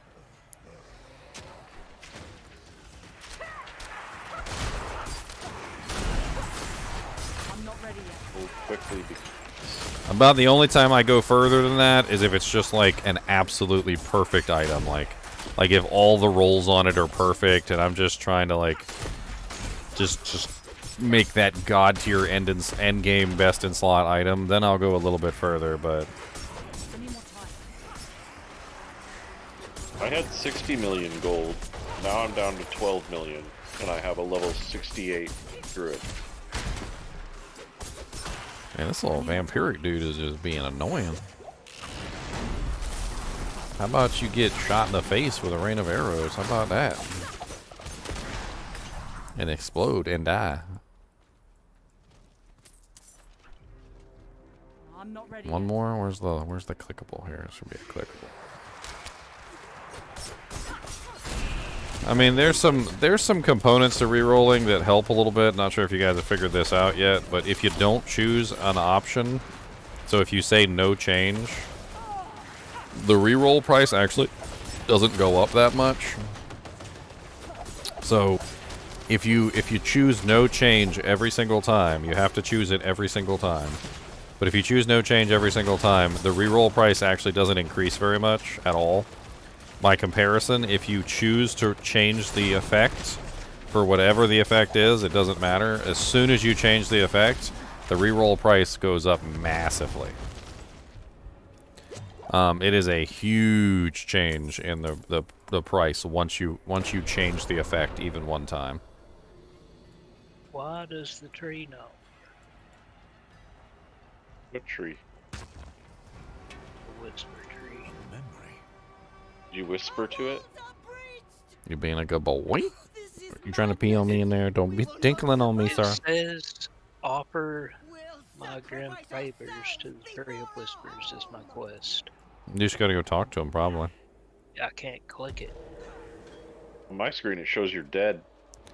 Yep, you've been dead for a while. I'm sorry, Chunks. I hate to be the one to inform you. I'm in town. How am I doing? Hey, they used to do that all the time in World of Warcraft. and Lord of the Rings. Now I'm on a loading screen. I remember one time there was this boss in Lord of the Rings Online that gave you like an infectious curse that would spread to everyone nearby. And there was a bug where you could like force end the raid fight. And the debuff only lasts for like 30 seconds, but you could force end the raid fight and go back to the main city. And then you could basically run, you had just enough time to run like into the auction house or something that was highly populated, and then die in the auction house. And when you die with that buff on, it spreads it to everyone nearby. And so like, I need my you eyes. could literally murder like the entire auction house and everybody in it, like if you did it right. And I saw it a couple times, and it was pretty hilarious, to be honest. Like, just people dying left and right in town, like, all over the place. And then every time somebody died, they would spread it to the next person, and it would just keep spreading. And then the deaths just continued to mount. Be right back. I'm wondering It if was it's beautiful. I build up in World Tier 3.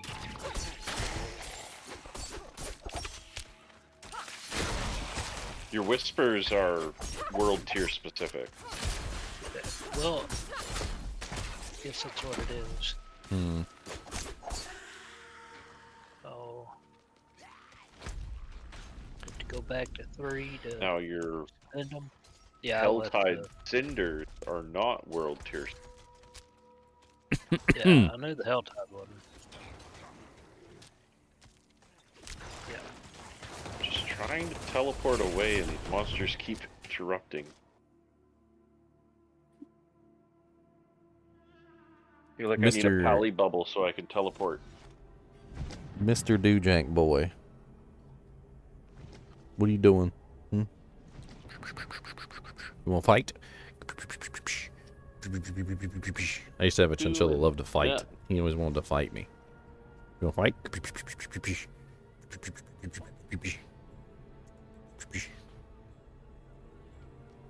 He does not want to fight. Dusty does not like to fight. He's a lover, not a fighter.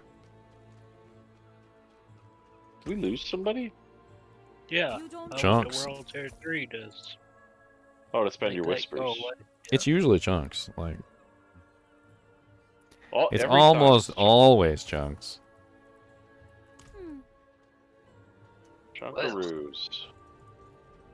See if I come Chunkaroo. back. Chunkaroo.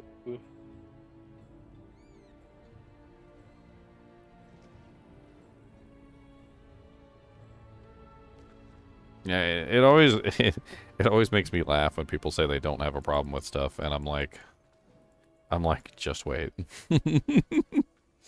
And I laugh haven't played long evilly. enough I'm like, then. just wait. Like Luli in our kinship was one of them. He cracked me up because like we kept telling everybody that there was a huge problem with inventory space, right? And Lily's like, there's no problem with inventory space. I've got plenty of inventory space. He goes, blah, blah, blah, blah, blah. He goes, I don't know what you guys are talking about. You guys are stupid. And then, like, literally he goes to make his second character, and as soon as he makes the second character, he realizes, it dawns on him, he does not have enough inventory space. And and he realizes that everything we've been saying was correct the entire time. And it's the same thing with gold. Like, if you just make one character and that's all you make, you can actually stack up gold pretty well. Because once you get your character established, you don't really have to spend gold anymore. That's kind of like the thing. So once you have your character established, once you got all your legendaries in effect, once you've upgraded everything, you know, once you've got like all your perfect items and whatever, you don't spend any more gold after that point because you've perfected that one character.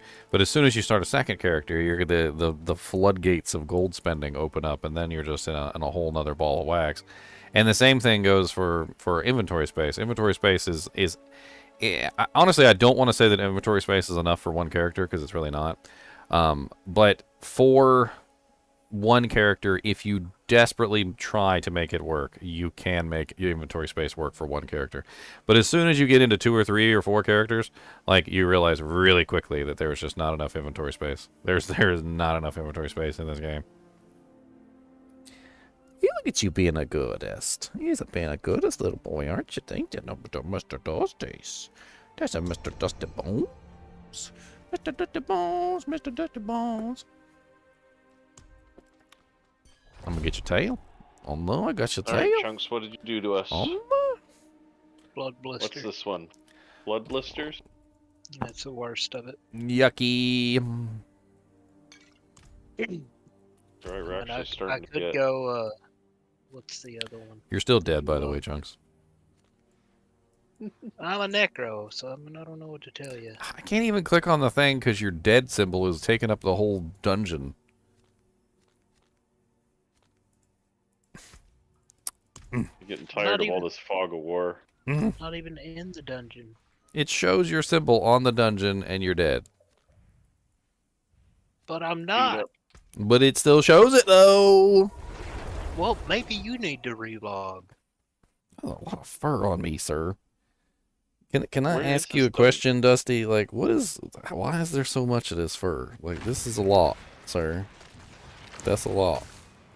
See, I don't even see you in the dungeon. I couldn't even teleport to the dungeon because you were the stupid thing was messing me up. What's up, Tom? Maybe you need to relog.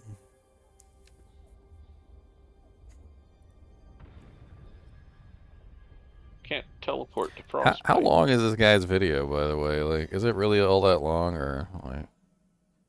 What's his name? I'll look Maybe it I up. should just do it live. Just do it live and laugh. Yes, do it. Do it.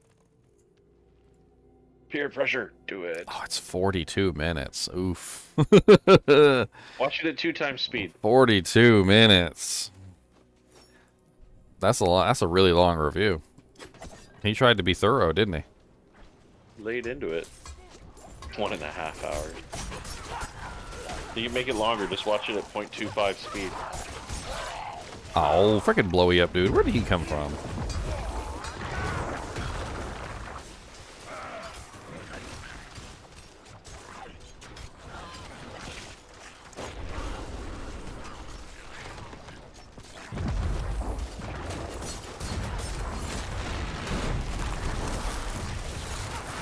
So many blood blisters everywhere. So many blood blisters in your hair.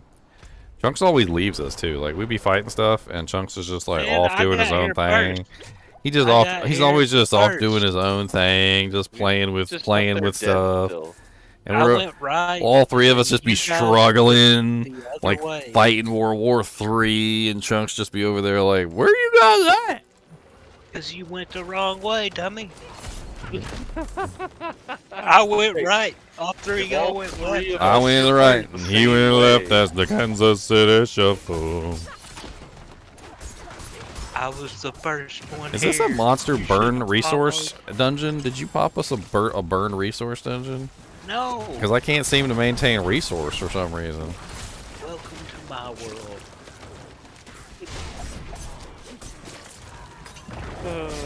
All I hear is wham, wham, wham. Wham, wham, wham.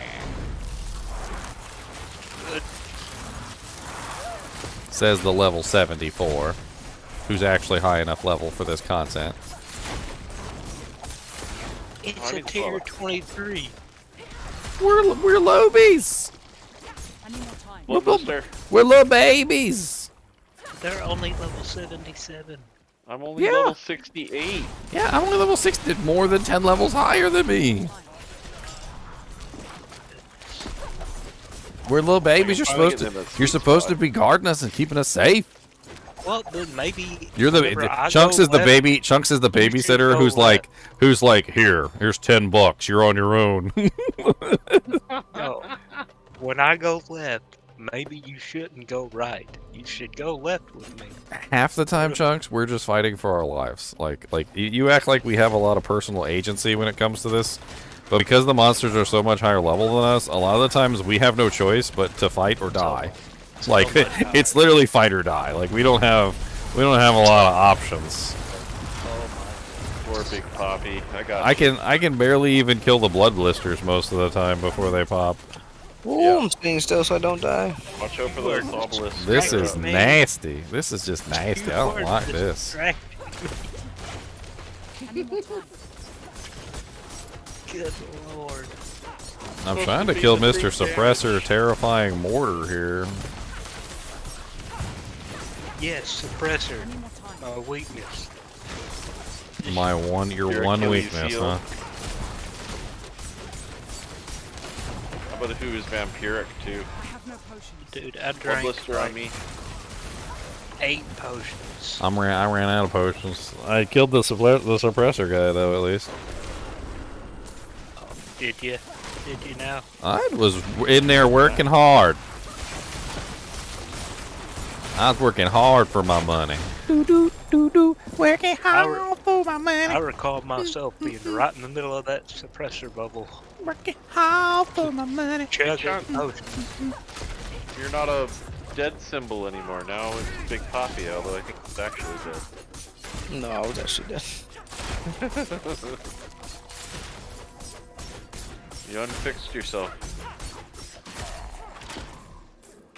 It felt bad for me. It hurt all the crying. It was like, well, we'll fix his emblem.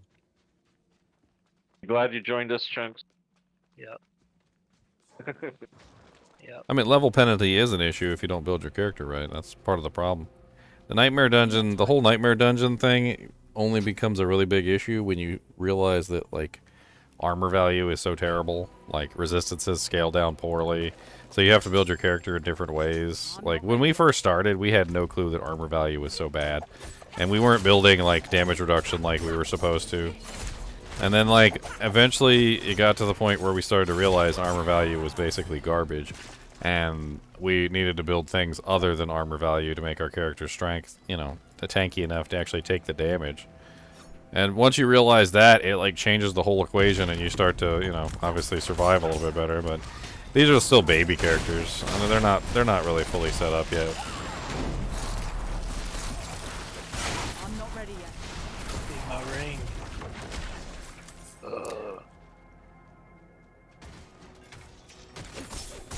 Nope. You should have seen us in the beginning. We had no clue, like, what was what, like, how to do anything. We were dying in the high-tier dungeons. I had, like, the disobedience aspect. I had the disobedience aspect on early on. And it was so good for, like, on-level content. Like, when you were doing on-level content, it was great. And then you took it into, like, high-level content, and, like, the disobedience aspect just lets you down. Like, it just lets you straight down to the ground. It's like that joke. Like, I want the aspect of disobedience to be at my funeral and be my pallbearer, because I want it to let me down one last time.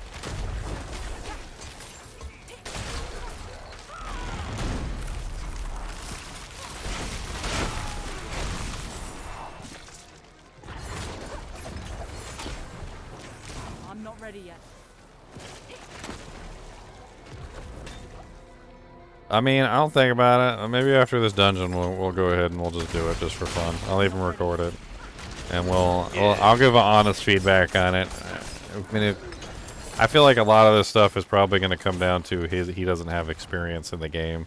Sounds like you guys are telling me he never even made it to World Tier 3, so honestly, it sounds like the review's not really going to have a lot of weight to it, and he doesn't really... It's not really, like, necessarily that he'd be lying or anything, but just he wouldn't actually know what he's talking about, I guess. Yeah, I don't know. Lacking knowledge on the subject matter. I'm having lots of fun with my ranged rogue. She's fun.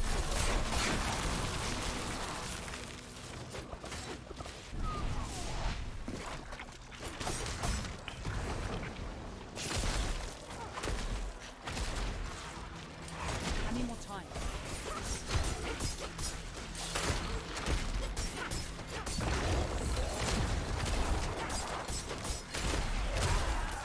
Hey, a Paragon point.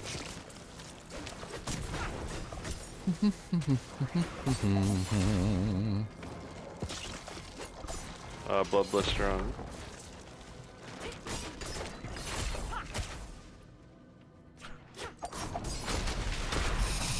I'm not ready yet. That was a very hefty sigh. Very nasally sigh. You all right? Did your girlfriend stand you up for the last time? No, I just need a deep breath. We broke Nate. We broke him. Nate's broken. He's broken. I'm not ready yet. Welcome to the party. Welcome to the party, Nate. It's gonna explode. Tell me how it feels. It feels bad. I died.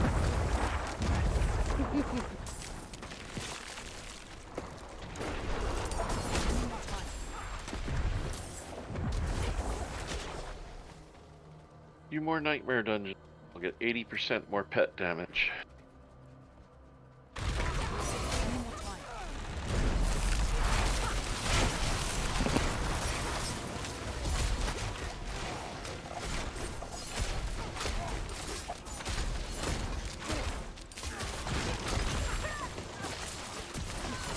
Oh, Oh, What you guys doing back here? dying. getting blown up. Can't hide behind that channeling shrine. Fucking I was protect actually trying to use the channeling shrine. I was like, oh, I have a channeling shrine, and I was trying to use it, and I died while I was trying to figure out how to use it. Any more time? It was not very nice. Not much appreciated. you. Oh, we didn't get somebody up. So he left the DPS dead. I'm not ready yet. Right. This channeling shrine. That's like the best thing for the necromancer. You can do so much damage.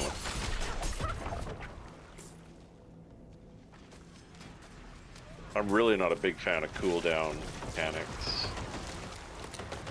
Yeah, I mean, That's I what can. this game mostly is. Yeah, I mean, well, there's a lot of resource ones too, but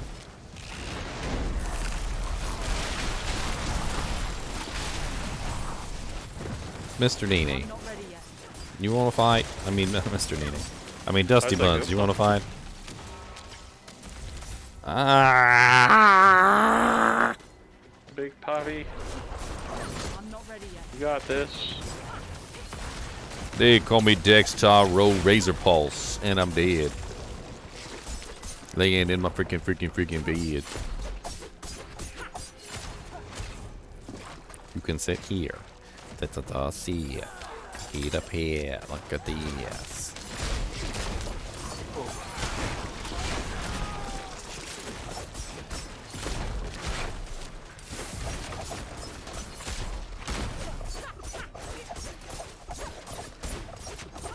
Should probably move on to another board.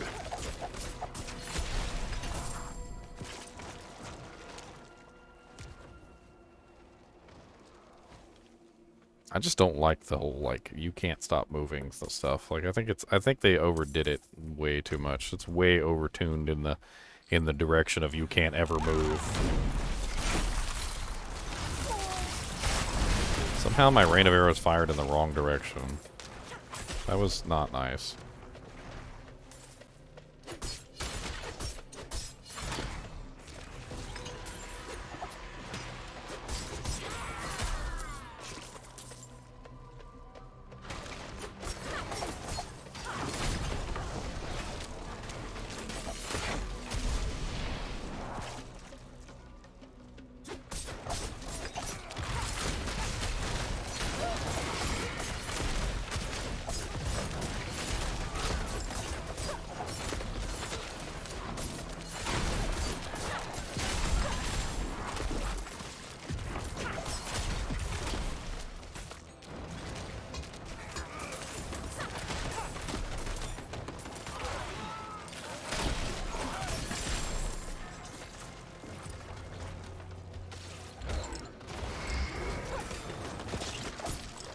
I'm not ready yet.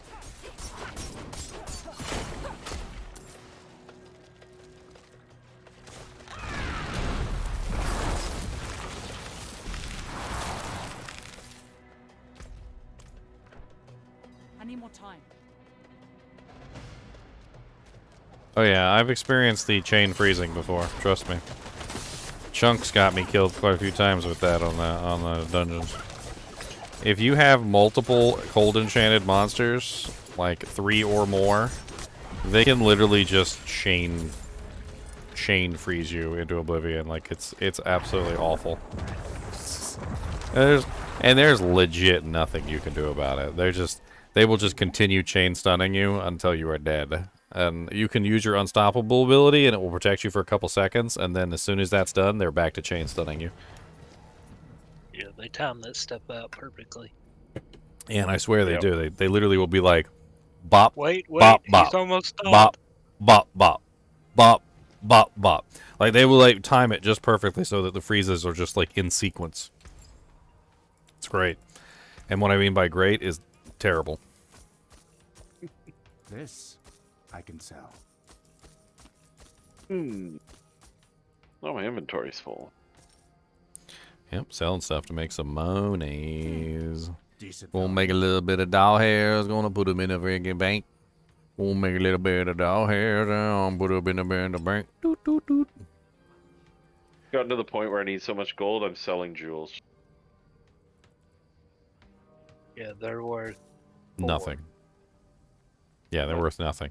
You want to talk about not picking things up. The gems, honestly, are not worth picking up.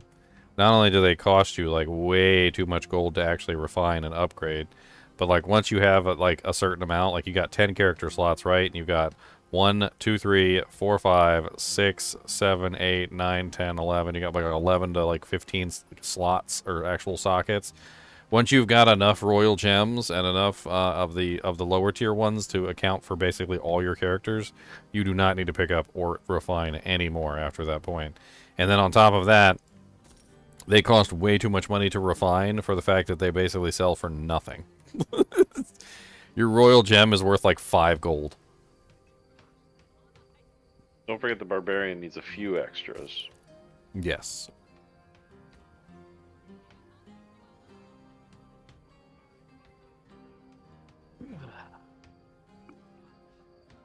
Silver ore do I have? I thank you. Silver ore, silver ore. I'm always out of silver ore. Well, that's the struggle right now. It's like I'm out of gold and I'm out of materials.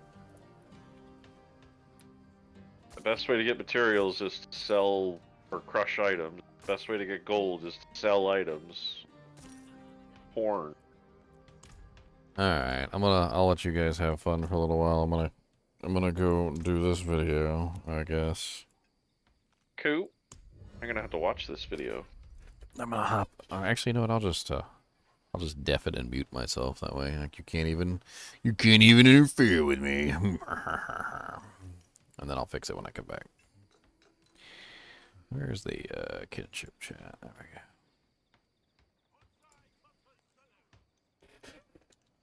Alright, let's pull this video up and let's have some fun with it, shall we?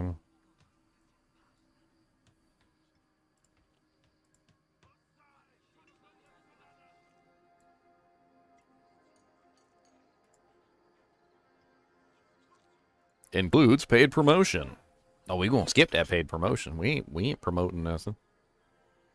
We gonna skip right on by.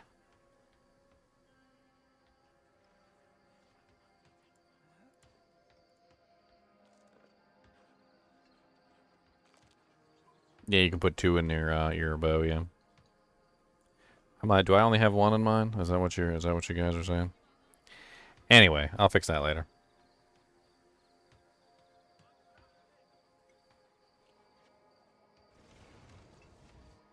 Alright.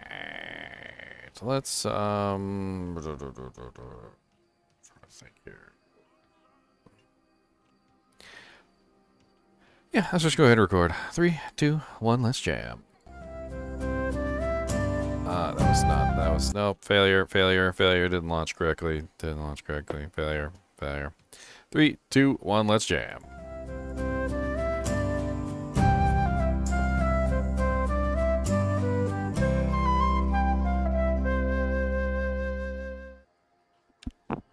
Hello guys and gals and welcome. So I'm not one to normally do react videos like Ginger Gaming Mentor reacts, but quite a few people have been telling me about this review in chat. So let me preface this by saying that I really didn't pull this up. I don't even know who this guy is, to be honest with you.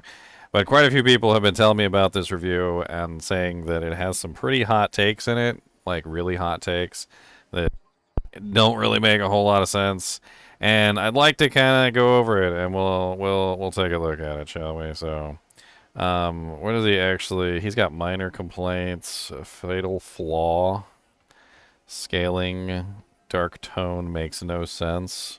Oh, we gonna fight over that one. We gonna fight over that. Dumb stats and boring loot. Gold is worthless. Wow, this is gonna be fun. All right, let's just go ahead and dive in, shall we? And I'll pause it as necessary to comment.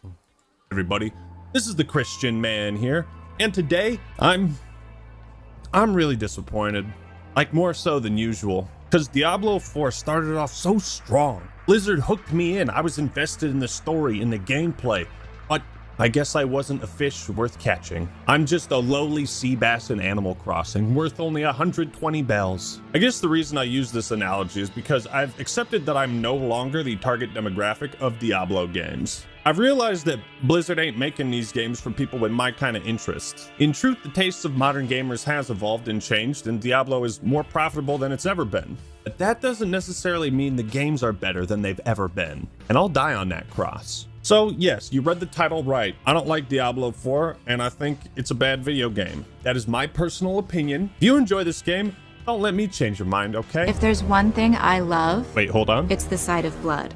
You know, In I Diablo 4, there are actually rivers think of I like this game. I'm not here to police your entertainment. You like what you like, that's fine by me, man. What I'm here to do is whine, bitch, moan, and complain into the ether like an old man. Like an ancient Haradrim who can't understand why everyone's forgotten the old ways. I really wanted to like Diablo 4, but the longer I played it, the more I came to despise it. But before we jump into hell, this video is sponsored by Rocket Money, an all-in-one finance platform that helps you save more.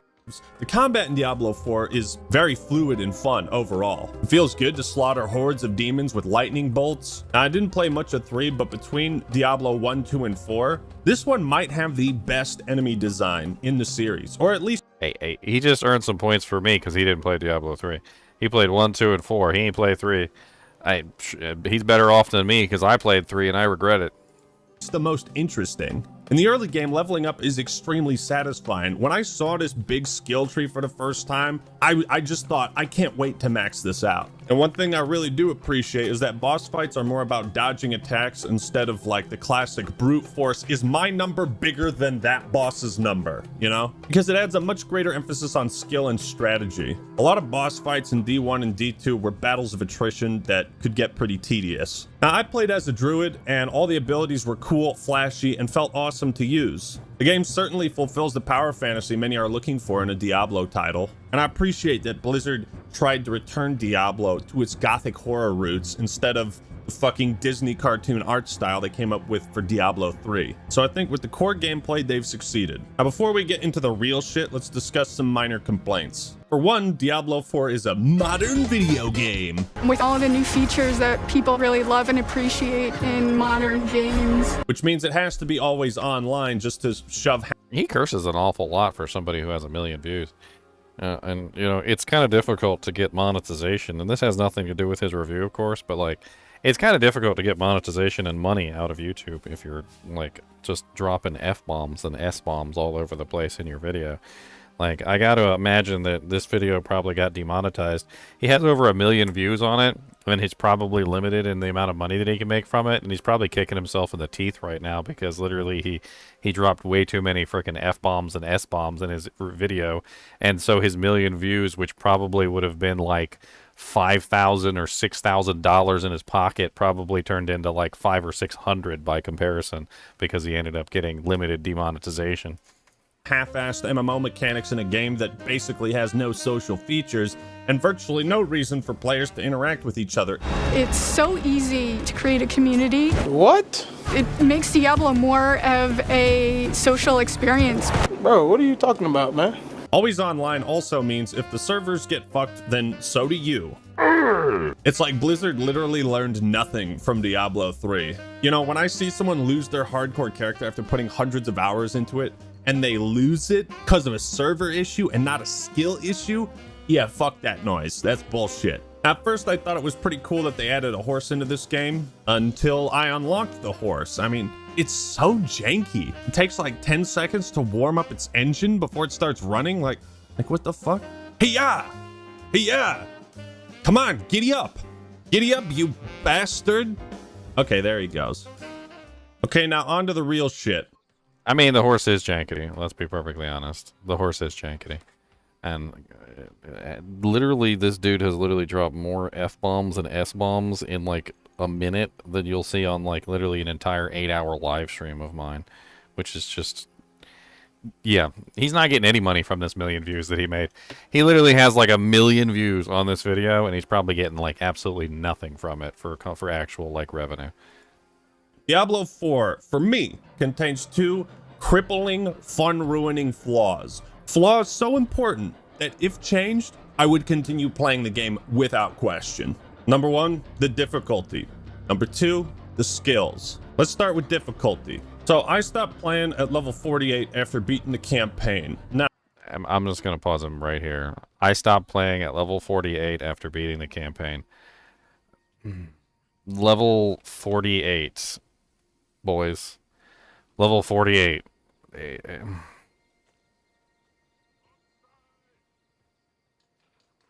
Like, I hate to say it, but that's nothing. It's literally nothing. Like, World Tier 2, level 48 is like nothing. You basically haven't even scratched the surface of the game at that point. Like, you haven't gotten access to really all your sacred equipment yet. You haven't gotten access to the ancestral items. You haven't beaten the World Tier 3 capstone boss, which was one of the biggest difficulty challenges in the game, as opposed to, you know, like, obviously someone can carry you through it, but if you actually go and try and beat the World Tier 3 capstone boss on your own, like as a level 48 character with garbage equipment, you're going to have a hard time. And then when you get to the World Tier 4 capstone boss, which he never made it to, of course, because he's in World Tier 2, that one is even harder because it requires you to level up your character to a decent level to actually get access to that boss. So, like, basically what he's saying is he never actually took part in any of the content that was actually difficult. He had an easy time because he just never passed World Tier 2 level 48, which is really low level. Like, level 48 is like bare minimum, like I mean, how long did it take me to hit, like, to beat the campaign? Was it like 3 days? Like, it's like 3 days of effort. Like, I can't even remember exactly, but I think it was like 3 days and I had beaten the campaign. And I was like level 48. So, like, he spent like 3 days playing the game. Now, you can run down to the comments section and tell me what a casual scrub I am that I need to play on World. I'm doing it on live stream. I'll tell you what casual scrub you are right here. Level 48, World Tier 2 is casual scrub level. I'm sorry. That is absolutely 100% correct. Tier 3, and how Diablo 4 starts to get fun and challenging after I beat the game and reach level 50. And if you're thinking that, you've just proven my point.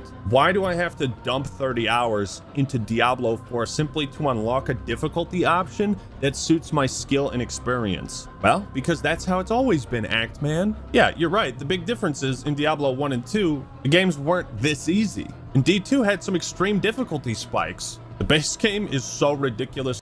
Okay, I'm gonna stop right here and I'm gonna make a comment as well because this is stupid. Okay, let me say this just right off the top of the bat here. Diablo 2, which is probably the best game in the series, like, bar none, is extremely easy in normal difficulty. Like, normal difficulty is so easy in that game that it literally, most of us who play Diablo 2 literally consider normal difficulty to be the tutorial for the game. Like, literally, it's that easy that we consider it to be the tutorial. It's literally where you learn the basics of the game, and the game literally walks you through, like, holding your hand the entire time and teaches you, like, everything that you need to know to actually get good, so that when you get to nightmare difficulty, you don't end up just, like, getting absolutely demolished into oblivion. If Diablo 2 started you with nightmare difficulty, the game would be insanely more challenging because nobody would ever know what the hell to do, and they would just walk out of town and get one-shot by everything because they don't have the right equipment. And in normal difficulty in Diablo 2, it is super ridiculously easy. And every single game has been this way. Diablo 2 has had a really easy normal difficulty to start out with. Diablo 1 was actually surprisingly easy from the get-go in the normal difficulty, and then get ramped up really hard in the later parts of the game. Diablo 1, sorry, I don't know if I said that correctly. Diablo 3 was actually pretty darn easy, too, in the early levels. Like, before when they start adding in the torments and things like that, like most of the time you could make a new character and you could just put the character in like Torment 1. Like easily. Like you could just take a brand new character like fresh off the gate and you could put him in Torment 1 difficulty. And if that doesn't scream that the early levels of the game and the early like access to the game is extremely easy for basically everyone, like all of the games, and he said he didn't play Diablo 3, so I guess that's one that we can like remove from the equation, but it's still at the same time like all of the games have an easy upfront game mode that you have to play. Meanwhile, we're over here in World Tier 4 getting our butts absolutely handed to us by Tier 100 sigils, where like even a tiny little baby spider comes up and bites us and literally one-shots us with poison of the gods that comes out of our anus. Easy that by the time I got to that climactic finale in hell, I was bored out of my mind, begging for it to end. After an experience like that, why the hell would I keep playing? I did end up doing the first capstone dungeon, and for whatever reason, that was like a light switch. It's like, oh my god, I'm actually dying to boss mechanics and not just cheap gimmicks like hard crowd. Wait a minute. He said he only got to World Tier 2 level 48, and now he said he's doing one of the capstone dungeons. So he's doing the World Tier 2 to World Tier 3 capstone dungeon, and he's actually dying to stuff. So he literally, in his own statement here, has disproven his own statement, basically saying that he did actually encounter things that were difficult. But then what? When it got difficult, he just gave up? Control that locked me in place for 5 seconds? I'm not exaggerating when I say every single death I had, besides this boss, was from hard crowd control. The game had... Yes, that's why you need the unstoppable mechanic. So he's literally talking about how a lot of his deaths are to hard crowd control, which stops him and gets him killed. Like, for instance, on the screen right now, he has the freezing effect. But the stupid thing here is that, yes, like, that's a mechanic within the game that you have to counter. So you need unstoppable on any character that you play. If you are building a character and you do not have an unstoppable mechanic by this point, like, you're literally, what... He's level 37 in this clip, so and that hardly even really counts. But if you don't have some form of unstoppable by the time you get to, like, World Tier 3, then I don't know what you're doing. Because, like, the bosses, the monsters, all the characters that have these hard crowd controls, you have to have a button to press to remove yourself from those crowd controls. Or, yes, you are, in fact, going to die. And, I mean, I definitely have encountered some situations where I got locked in a permanent crowd control loop, and we were talking about that earlier with the with like multiple freezing monsters all at the same time. But I really doubt that he was actually like doing the mechanics properly if he was dying to one freezing monster. Had to stop me from moving in order to kill me. This capstone dungeon was like the highlight of my playthrough, likely because I was underleveled for it. So why is this game so easy? In Diablo 4, literally everything scales with your level. The cost of items and upgrades, strength of enemies, gear. It's funny because every quest has a level recommendation next to it, yet it's always the same as your level, so it's like, what's the point? This does provide some positive benefits. It makes it easy to play with friends of higher or lower levels. You don't have to worry about your buddy who's played for 600 hours one-shotting everything and robbing you of the gameplay experience. Another nice touch is that you don't ever out-level quests, dungeons, or the main story, so you can progress these things in any order you want. However, the drawbacks to the scaling difficulty are so flagrant and obvious, I can't believe more people aren't talking about them. You understand what it actually means for the entire game to scale with the player's level in an RPG? It means that the challenge stays virtually the same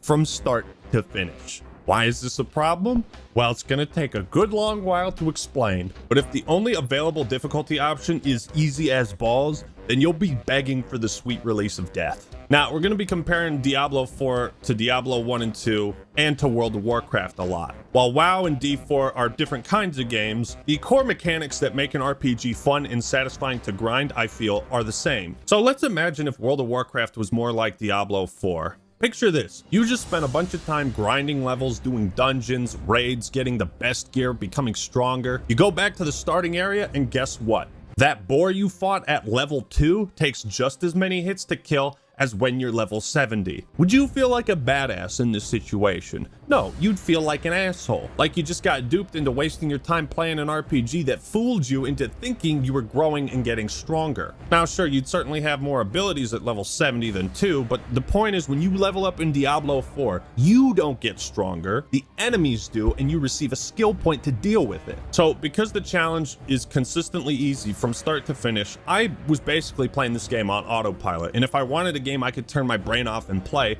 I'd grind RuneScape. But Diablo is an action RPG. I want action. I want something that's fun, exciting, and fraught with danger. And if it's got some spooky, scary moments, that's a huge plus too. This level scaling mechanic is one of the most fucked up things I've ever seen in an RPG. It goes beyond simply making the moment-to-moment combat stale and repetitive. And you might be thinking, well, Act-Man, what about Oblivion and Skyrim?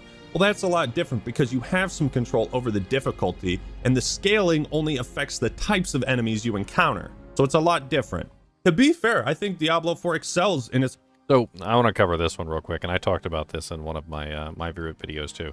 So this will be a point that I actually agree with him on. So basically what this is when you're playing a game, you want to have places to go where you can feel powerful. So, you know, in Diablo 2, when you finally do get your character leveled up and geared and everything, and you go into Chaos Sanctuary on Player's Aid and you absolutely wreck face, you know, you feel powerful in that moment because you're in an area that you were having trouble with before, and you go in and you know, you're able to dish out massive amounts of damage there, right? So, you know, you have areas that are difficult and you have areas that are easy, but you also have, you know, like a existing scaling of like what's going on. So like, how powerful have I become? You know what I mean? It's a question that a lot of people like to have the answer to. How powerful have I become? So sometimes you just go back and you go to lower level content just to kind of get an idea. Like that boss that kicked your butt that one time, you want to go and see like if you can just kick his butt now. You're like, all right, let me see if I can kick his butt and demolish him from existence. Now the level scaling does diminish this to a certain degree. But it doesn't completely eliminate it. So it's actually quite interesting that he's actually wrong in this, because the level scaling does not completely eliminate the feeling of power that you have. So when you go back and you fight a boss that you were having trouble with before, and you're no longer having trouble with him, you have now proven that you have grown as a character. So despite the fact that the boss is maintaining the same level as you and is scaling with you, you go and you fight this boss, come back maybe say 10 levels later, and yes, he is now 10 levels higher than you, but you were having trouble 10 levels ago. And now when you fight him, you're no longer having trouble. I think that the system does a very good job of reflecting how well you build your character, as opposed to just simply donking on somebody who literally can't fight back. And I think it's the difference between taking candy from a baby, right? Or, you know, just simply fighting a monster that you had trouble with and proving that you're actually capable of killing them the second time. So while there is a certain element that is missing, where you can go back to a lower level dungeon and just simply donk on top of stuff and just laugh about it, the areas do exist where you can actually do this kind of stuff. On top of this, the nightmare dungeons, which I don't feel like he ever even got to. We'll see if as we go forward, but I don't feel like he ever even got to the nightmare dungeons. And because of this, it probably means that he never got to the point where he was out-leveled. So all of the nightmare dungeons, literally to the point where you can go up to a level 100 sigil, and you can have monsters that are literally like 50 levels higher than yourself. He has probably not encountered that, because that is literally monsters that are so much stronger than you that they are literally donking on you. And on top of this, you can also go into lower level nightmare sigils, which completely avoid the level scaling process. And if you go into lower level nightmare sigils, you can, of course, fight monsters that are lower level than yourself, and you can donk on them if you want to. This enemy design, there's a ton of cool creepy demons like those spider hosts and the walking ball sacks that spawn flies. The Balrogs return, as do the... And, you know, let me just go one step further here and say this. It really goes back to the fact that the beginning of the game, the part of the game that he played is for newer characters. The level scaling system is really only super important at the beginning of the game when you have a lot of newer characters that are all trying to play together. And despite the fact that there is level scaling, the world tiers also help to further isolate the characters. So for instance, you know, when you get to World Tier 3 and when you get to World Tier 4, the monsters are a minimum level, which means they can no longer scale down below that minimum level.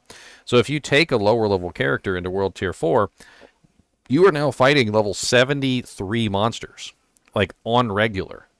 And it actually does get quite challenging when you're like a level 50 some odd character trying to fight level 73 monsters. And there definitely is quite an interesting thing that goes on there, where as you level up and as you progress as a character and you gear yourself out better, you start to become stronger and more confident in fighting those level 73 monsters, until eventually you are actually donking on those level 73 monsters as if they're trash, basically. And I often like to gauge the power of my character by how soon that happens. Like, can I donk on the level 73 monsters at level 53? Can I donk on them at levels 57? Does it take me till level 60 before I can donk on the level 73 monsters? Like, what level do I need to get to before all of a sudden these level 73 monsters are no challenge to me whatsoever? And it helps me gauge the power of the character. Fallen, everything fits a theme based on the area it's in, and I like that. Enemies can spawn in unique ways. They unfreeze in the snowy areas or ambush you when you loot certain chests. Enemy movesets are flashy and fun to play around. Scaling fucks with the world and level design much more than you'd expect, because every corner of the game is now stuck at the same difficulty level. Therefore, no zone stands out or feels more challenging than the last. There is no sense of progression. Again, what if you took this scaling difficulty and added it to Elden Ring? What if you went to Caelid at the start and you didn't get your ass whooped by those giant dogs? All right, I'm going to stop him right here, because Elden Ring is set up in the exact opposite way, which is literally all the monsters outlevel you by like massive degrees to the point of absolute absurdity. Like literally in Dark Souls 1, which I think is the worst example known to man, literally you start out so weak, it's as if you are a baby kitten. Like literally like a fresh kitten who has no eyes open and can barely even move around on the floor by comparison to a lot of the monsters that you fight in the Dark Souls series. And it's not until you level up your character a little bit, put some points in and get some equipment, that literally your Dark Souls 1 character, it like even approaches like the same power level as some of the monsters that you're fighting. The way that they start you in Dark Souls is literally the exact opposite of most games ever start you. Is they literally start you so weak that literally you can't do anything. Like, get hit by one monster and you're dead. Like, that kind of stuff is not very fun. Like, I've played the Dark Souls games. I've beat Dark Souls 1, 2, 3, and 4. I've beat Elden Ring. There are videos of my Elden Ring content on this channel if you want to check it out and actually see what I'm talking about. But it's not a good comparison, because starting out as a weak baby kitten is not fun. It's not fun to get one-shot by everything that attacks you. It's not fun to literally walk into the skeleton graveyard in Dark Souls 1 and not realize that the skeletons outlevel you by many, many, many, many levels, to the point where literally the skeletons are just like annihilating you. And you don't really understand why. Like, there's no one there to tell you that those skeletons are so much higher level than you, and you shouldn't be fighting them. Like, you're not supposed to fight those skeletons in the beginning of Dark Souls 1. They are that powerful because that's an area you're not supposed to go in, but nobody tells you that. Like, if you want to compare, like, Diablo 4 to Elden Ring, basically what you're saying is you don't want a tutorial. Like, you don't want anything to teach you anything about the game. And that's really the cusp of what the Dark Souls series and the Elden Ring series is it's a series that throws you into a pit with a bunch of hungry tigers and doesn't tell you how to survive. And you just have to figure out how to survive as the tigers are literally ripping your arm off and eating your face. And then once you finally do figure out how to survive for these tigers, you get out of the pit only to be attacked by like a giant monster pack of wolves, and you've got to figure out how to survive that one as well. The game literally just continually makes you have to figure things out while you die, like over and over and over and over and over again.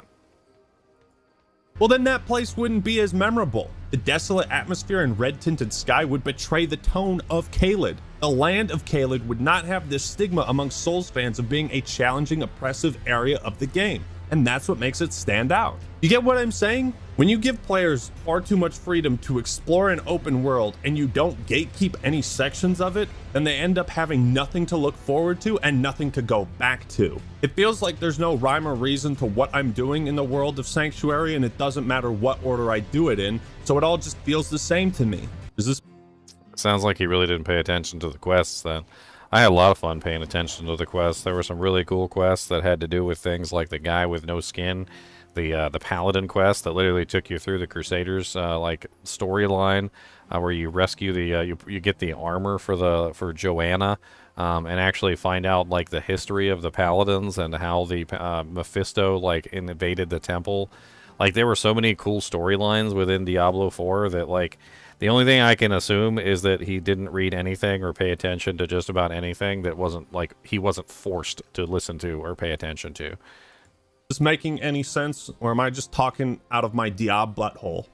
Butthole. You know how in Breath of the Wild, after leaving the tutorial, you could go straight to Ganon's castle? I mean, you'd stand no chance, but that type of freedom is genius because you're given a sense of progression in the world and the different zones. You're not supposed to be here yet, but the designers still let you. I feel like this is just like basic open world RPG design 101. They dangle a super hard boss or tough enemy in front of you and say, come back when you're stronger, bitch. There's plenty of examples, the anti-guy in Paper Mario, the skeletons next to Firelink Shrine, or the sword dancer in Tales of Symphonia. That's why going back to slaughter the tree sentinel was so satisfying, because at that point you feel like you've grown stronger and gotten better at the game since he whooped your ass.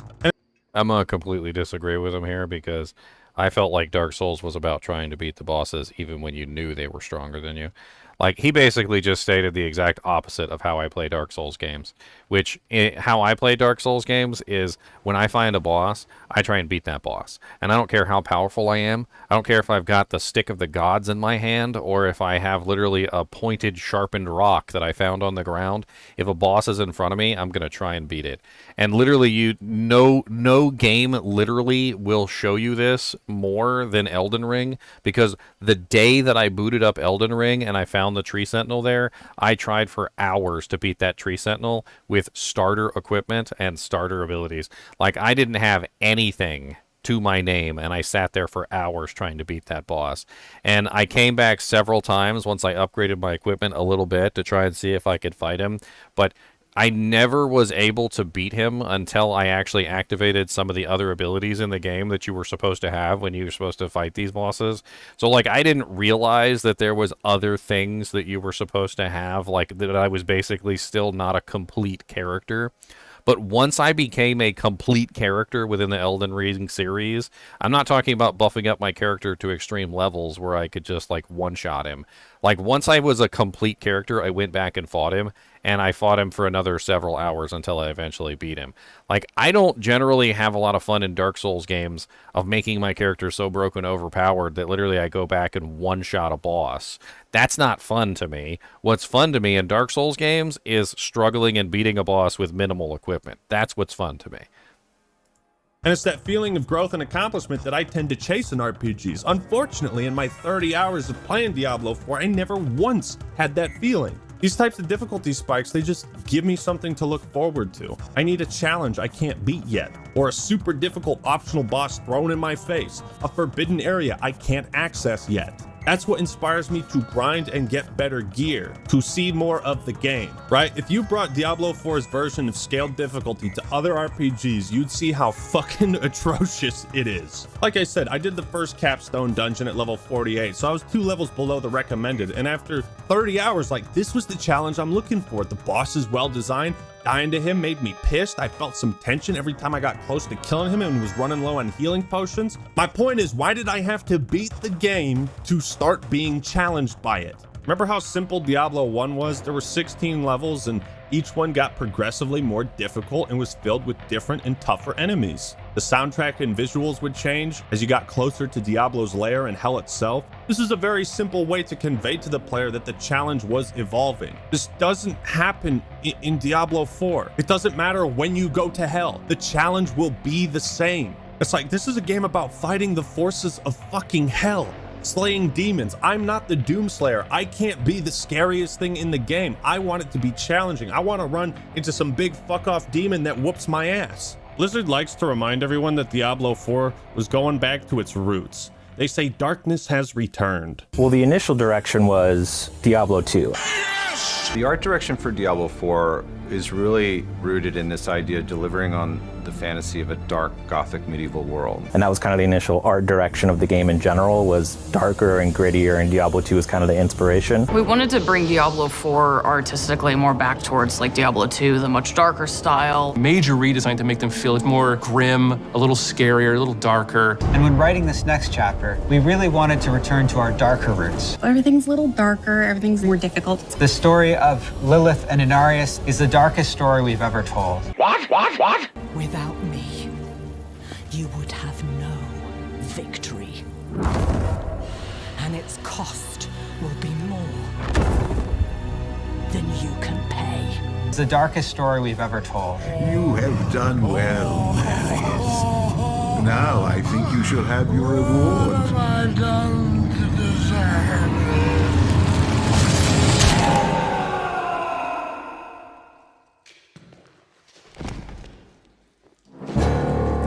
You could compare this idea to Bloodborne or Bioshock or Dead Space, where the gameplay matches the tone of the locations and narrative.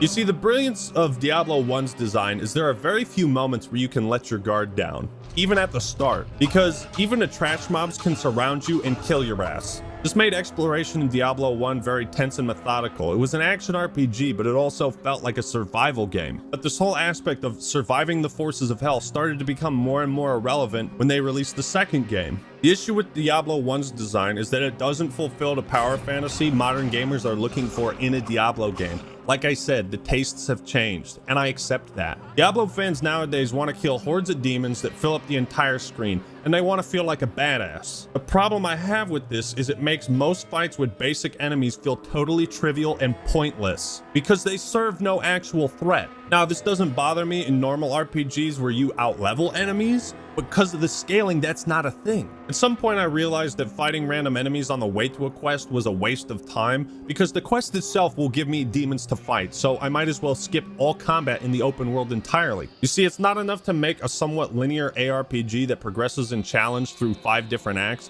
They need to make a Diablo game into some sort of endlessly replayable grind fest in order to maximize player retention and justify a live service business model. Diablo 2 was more open, but it was segmented, you know? You couldn't just run to the Act 5 area at the start of the game. If they had to have the open world, I would have suggested make the campaign somewhat linear, and then once players beat the game, the world opens up. But there would be a lot more to it than that. The point is, when you throw hundreds and thousands of trash mobs at me, it trivializes the combat and therefore trivializes the threat hell itself poses to the world. Until literally the trash mobs are literally one-shotting you, which is what you encounter in the harder level content, which is literally even a monster that is probably one of the garbage tierest monsters in the game, literally has the ability to kill you if you're not careful.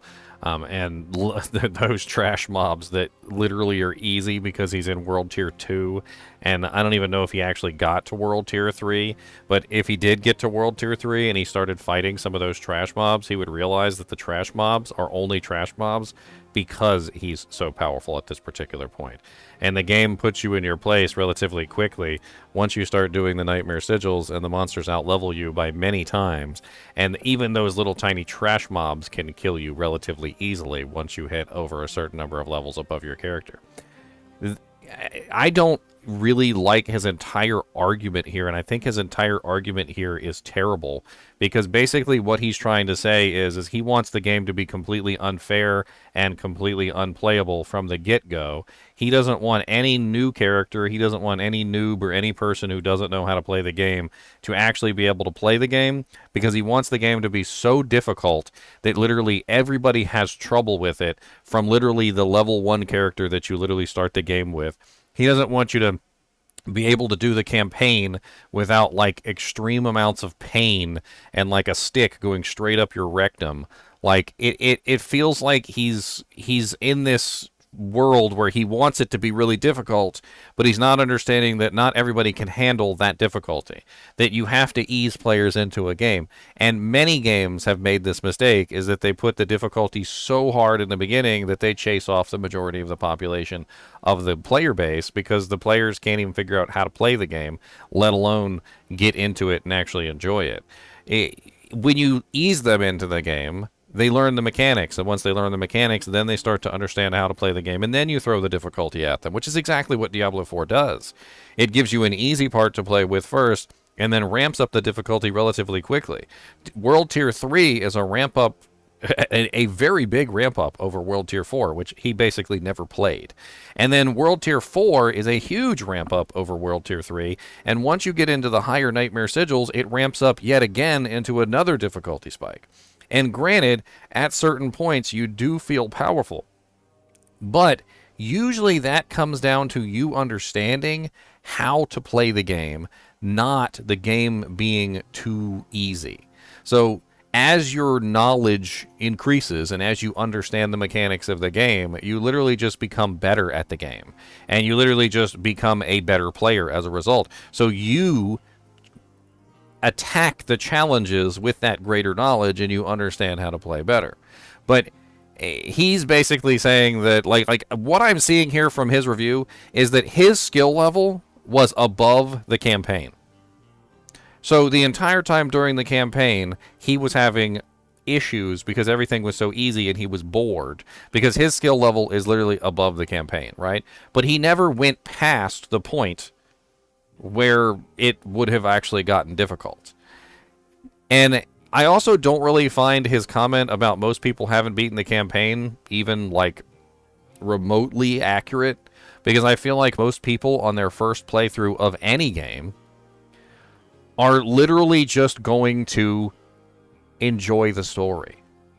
Like, he basically is saying he didn't really enjoy the story. He didn't really do any of the quests, and it looks like he was also skipping stuff as well. So, like, he literally at one point literally just said, I didn't fight anything on the way. I just started skipping monsters because who cares if I need to fight anything? He goes, there's going to be monsters where I get, so I'm just going to skip stuff. And he's literally fighting monsters like 10, 15 levels under-leveled because he's literally just skipping everything, right? So literally he's already in a situation where he's not actually playing the campaign for what the campaign is for, which is the story. So he's in the campaign, which is all about the story. He's skipping the story, and then he's literally just hating on the fact that the campaign is made for the story, which is stupid. And then once he finally got out of the story, once he finally finished the story, he didn't really move on to the next difficulty setting, which was really quite strange. World of Sanctuary. When I did finally get to Hell, there was a brief moment of excitement. I was like, oh, fuck yeah. I'm gonna start seeing some crazy-ass enemies. And then it was the same demons I was fighting at the start of the game. Even the unique bosses aren't all that challenging. Take the Astaroth battle. It's built up quite a bit. I mean, you're fighting a Hell Knight riding a giant 5-headed demon dog. Talk about fucking epic. This should be a major checkpoint in the player's skills, and this guy should be a total badass. Instead, he's a cakewalk because of scaling difficulty. I made a video a long time ago about the most important thing every video game needs, and it's challenge. If I'm not challenged, you know, then I don't see a point. I don't see a point to playing the game, and that's how I feel about Diablo 4. I mean, that's why games have easy, normal, hard, you know, very hard difficulty modes. That's why games have those difficulty modes in the first place, because not everybody has the same skill set. Not everybody is capable of playing the game at the same level. Some people always play games on hard difficulty. Some people always play games on, you know, easy difficulty, normal difficulty. Like, and the other thing is that how you approach the game has a lot to do with how difficult the game is. Like, a lot of the times when I play Diablo 2, I literally go out of my way to make the game more difficult for myself because I know that I want a more difficult title. And I feel like he's unfairly dogging on what is essentially the tutorial of the game, which is the campaign. He's literally dogging on the tutorial of the campaign and trying to say the tutorial of the campaign is too easy.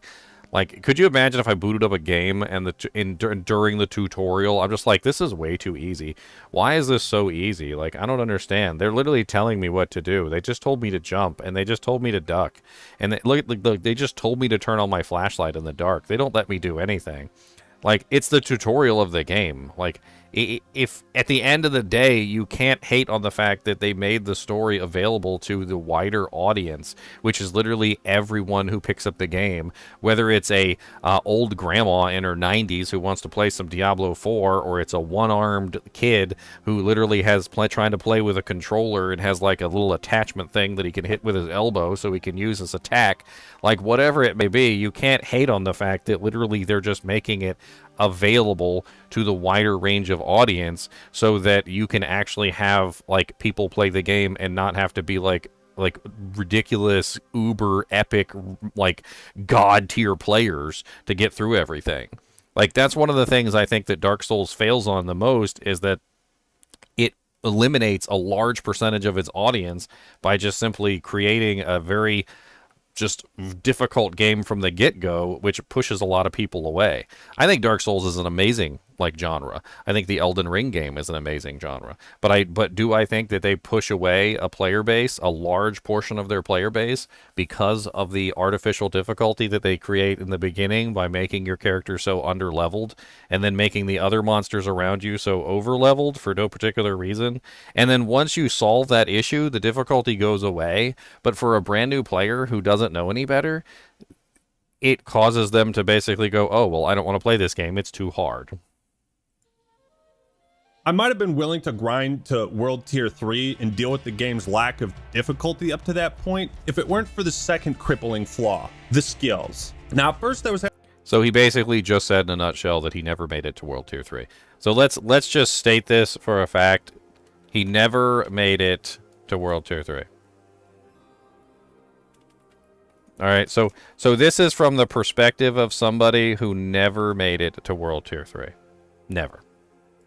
Having a blast with this game, and every time I leveled up, I was super pumped to spend the next 5 minutes looking at the skill tree and carefully considering what I would put my point in. I felt like... Also, it doesn't even look like he even maxed out his character, by the way. So I think I also need to point this out. If he never got to World Tier 3, the chances are he never got to level 50. If he never got to level 50, then chances are he never got his full skill points from his renown, which means he probably also never had full skill points at all. So he was never a full... So at level 50, you are basically a fully functional character with all of your skill points, and at that point you start to work into the Paragon tree, which can change the way that your character works. But your skill tree is really the most important thing for your character. And he's basically admitting that he never really maxed out his character and never got his character to the point where his skill tree was fully developed. Like my playstyle was constantly expanding until I unlocked my ultimate. Once you do that, the game becomes extremely repetitive as your playstyle is set in stone from then on, and you're only investing points in passive bonuses and stat increases. Sure, you can respec and swap out skills, but you're only allowed 5 abilities and a basic attack. Once you max these abilities out, you can only... Wrong. You don't have to put the basic attack on there. That's already something that he's gotten wrong. You do not have to have a basic attack. There are tons of skills and characters that do not use a basic attack. I have a Necromancer that does not use a basic attack. I have a freaking another Necromancer, a Corpse Explosion Necromancer that doesn't use a basic attack. Like, there's tons of characters that do not have to use a basic attack. That is just a misnomer. Move laterally, not vertically. You can't expand your playstyle or your arsenal of tools. You can only swap things out. Does that make sense? Yes, this limitation does create trade-offs and forces players to think carefully about what to invest in and what type of playstyle they want. But I remember Diablo 2 doing this exact same thing and letting you have 8 abilities and a basic attack. And shit, 2 weapons you could swap between. Shit, man, even the original Diablo let you have, what, like 30 different abilities and magic spells? I guess this 5-skill limitation in Diablo 4 wouldn't bother me so much if it weren't so tedious to change builds, right? If you get to a super high level in Diablo 4 and decide to change your playstyle, you better have enough gold to change it back in case you hate it. Okay, we're coming back to this because I was told that he said Because he said he doesn't pick up gold. So he's already complaining about literally the cost to refund your skills, and he's like, yeah, if you don't have enough gold, then you can't even do your respecs, which is stupid because everybody who plays the game on a regular basis usually has more than enough gold to respec their character. That's just how it works. I guess he doesn't have enough gold because he doesn't go back and pick any up. That's probably what's going on there. But I also want to touch on the fact that he's basically dogging on the fact that there's only 6 skill slots. So I think I need to touch on this for a second. The game is balanced around 6 skill slots. Anybody with half a brain, literally, who looks at the game, and I'm assuming that he's not one of them because he's literally complaining about the 6 skill slots. Anybody with half a brain would be able to see that if you had access to all of the skills on your tree, it would break the game. Like, I can say with 100% certainty that if I had access to every single skill that I wanted to have access to in Diablo 4, none of my characters would ever have any issues. I could literally just have a sorceress with all of the defensive skills, because why not? Why not have flame shield? Why not have teleport? Why not have ice armor? Why not have every single defensive skill? Because just if I can just have them all up there, then yeah, I'm just going to have every single defensive skill in existence, because it would be stupid not to.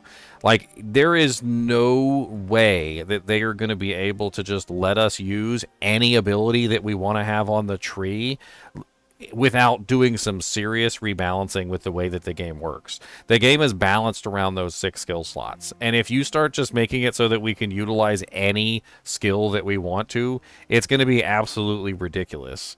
Like, you're literally just, like, my Necromancer, he's just going to have his Bone Storm, he's going to have his Blood Mist, he's going to have both curses. I'll just have Decrepify and Iron Maiden, because why not?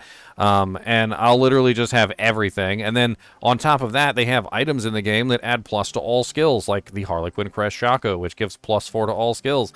Well, if I can have everything on my bar, why not put a point in literally everything, and then put my Harlequin Crest Shako on to make everything level 5. I think that people who don't understand that these 6 skill slots are literally how the game is balanced and complain that they don't have enough, don't really put a lot of thought into, like, what occurs if you have more than 6 skill slots. Like, really sit there and think about, like, how overpowered your character would be if you had access to every single ability on your character's bar. It would be just dumb, stupid, insane. Like, we're talking about a rogue that can literally dash, drop stun grenades, shadow step, like, literally everything that she can possibly do, caltrops, traps, like, literally to the point where she's just, like, clouding the screen with bombs and explosions on a regular basis. You would just be pressing every defensive cooldown that the frickin' rogue has, like, bar none. Like, why not have every single defensive cooldown? What is there, like, frickin' 8 defensive cooldowns on the frickin' the rogue at this particular point? Like, you literally have, like, Shadow Step, there's the Smoke Grenade, there's the Dash, you've got the one that turns you invisible, you've got, I mean, like, you could throw in Caltrops in there, you could throw on, like, a couple different core skills for, like, alternate use scenarios, you could just throw some points in there just to have them. Like, it doesn't make any sense, honestly, like, why someone wouldn't be able to see this. Because it's the way the game is set up, to the point where literally, like, you're forced to choose a specific number of abilities, yes. But the whole purpose of forcing you to choose a specific number of abilities is because if you had them all, you would be a god. Because there is no loadout system, which I think would work if you could purchase, like, loadout slots and you could swap those out at the stash. I'd probably keep playing the game if that was a thing. But I can agree with the loadout slots. Multiple loadouts would be nice. I could definitely get behind that. Having multiple loadouts for your characters could be cool. right now, it just feels like Diablo 4 is insistent on restricting the most fun aspects of its gameplay. Is it for balance? Balance for what? PvP? Who the fuck cares? WoW lets you use like 500 different abilities. Balance for PvE? That's a laugh. We just established the game is too easy up until you hit level 50. Maybe it's to force players to make trade-offs, and that seems more likely, but come on, man. It's boring. A main cornerstone of D4 is play your way. Between all of our different systems, you can really create a custom character in ways that was not available in previous Diablo titles. You're a liar! You're a liar! In the eternal conflict between the high heavens and the burning hells, Diablo 4 offers you more choice than ever before. This too is false. Because we have all of these different ways to make your own character, there's a lot more possibility compared to previous titles of how you want to play, how you want to build your character. Liar! You see, I had this fantasy of being a lightning-throwing, shape-shifting druid. I wanted to have a hybrid between those two builds, but I had to settle for just the lightning. Why can't we have more hotkeys? Is it a technical limitation? You don't have to settle for just the lightning. You can totally make a lightning / shape-shifting character. It's straight up a thing. There's quite a few lightning builds at this particular point. One of the most powerful ones, which has literally cleared tier 100 dungeons, is literally the Storm Wolf that does like ridiculous amounts of damage and absolutely annihilates stuff. I mean, it's just ridiculously stupid how good that particular class is. And the fact that he stopped at level 50 and never found out about any of that, which, by the way, let's exemplify what he's missing out by stopping at level 50 in World Tier 3. He missed out on all the unique items, by the way. He missed out basically on the entire Paragon board, so didn't discover any of the customizability for the Paragon board at all. He never actually capped out his skill tree, so he never got all the skill points that he needed to actually cap out his character. He didn't find probably half the legendary aspects that he would have needed to complete this supposed build that he wanted to make. And the fact that he is literally here complaining that he couldn't make his Storm Wolf is probably the silliest thing in the world, because there's literally like 4 or 5 different builds that involve like mixing together the elements of like storm and shapeshifting, earth and shapeshifting, like that are like literally clearing content like no tomorrow. Like because they're making a game for consoles too? Well, that doesn't make sense, because Dragon Age Origins, Fable, and other RPGs have had workarounds for that issue. But let's look at another top-down RPG that's also on console, Divinity Original Sin 2, one of the greatest video games ever made. You can invest points in the memory stat to unlock more skill slots. There's no limit, and you can do this with... I can't believe you just said that Divinity 2 Original Sin was one of the greatest games ever made. I played that game. It was okay. Like, it was okay. 4 different characters. It's literally like that easy. Or at least it would be if when you leveled up, you can invest points in attributes, but you can't do that in Diablo until level 50. What the fuck? What were they thinking? Look, these are 2 radically different kinds of games, but the point is, as someone who's played a fuck ton of RPGs, I have a lot more fun with this than this. The limitations on skills and the backwards-ass design of scaling difficulty have basically... So, I'm going to go back here for a second and actually highlight this, because he brings up the MMO panel. And, you know what? Instead of bringing up this image, let's bring up a different image, shall we? Let's bring up one of my MMO characters, because I actually have my screenshots from my old MMO days, like when I used to just play MMOs nonstop. And I feel like this is pertinent to what we're talking about. So this is my Final Fantasy 14 warrior. I'm pretty sure I have a picture of him somewhere here. So this is my warrior in Final Fantasy 14, and he has currently 1, 2, 3, 4, 5, 6, 7, 8, 9, 10, 11, 12, 13, 14, 15, 16, 17, 18, 19, 20, 21, 22, 23, 24, 25, 26, 27, 28, 29, 30, 31, 32, 33, 34, 35, 36, 37, 38, 39, 40, 41, 42, 43, 44, 45, 46, 47, 48 buttons to press. And granted, some of those are pets and things like that I like to call out. But having 48 buttons to press in an MMO is stressful. Actually, sorry, I missed some over here. 49, 50, 51, 52, 53, 54, 55, 56, 57, 58, 59, 60. It is not fun. This is not fun, okay? I've done the MMO thing. I've played MMOs for decades, okay? I played Final Fantasy 11 for like 11 years. I played Final Fantasy 14, Final Fantasy 11. I played Lord of the Rings Online. I played tons of MMOs. That multi-button ridiculousness is not fun. I don't care who wants to say that's fun. Having 60 buttons that I need to learn and press on a regular basis is not fun. It is stressful, and it is annoying, and it hurts my pinky because I always have to hold down the control key all the time to press the upper row of buttons. Diablo 4 is plagued by so many what the fuck were they thinking type of issues. It's almost comical. What the fuck? You know how when PC players play a first-person shooter and they lose their mind if they can't control the field of view? That's exactly how I felt playing Diablo 4. Like, bro, why is the camera so zoomed in? They got custom games in Warcraft 3 that let you zoom out further. I mean, I will 100% agree. We need more zoom out further. 100% agree. I'm going to give them that. Like, it is 100% something that should be done, is we should be able to zoom our character out further, and I don't know why it currently is not. And that one is a very big negative in my opinion, and everybody has complained about that. I don't think there's a single person that I've talked to that hasn't complained about that so far.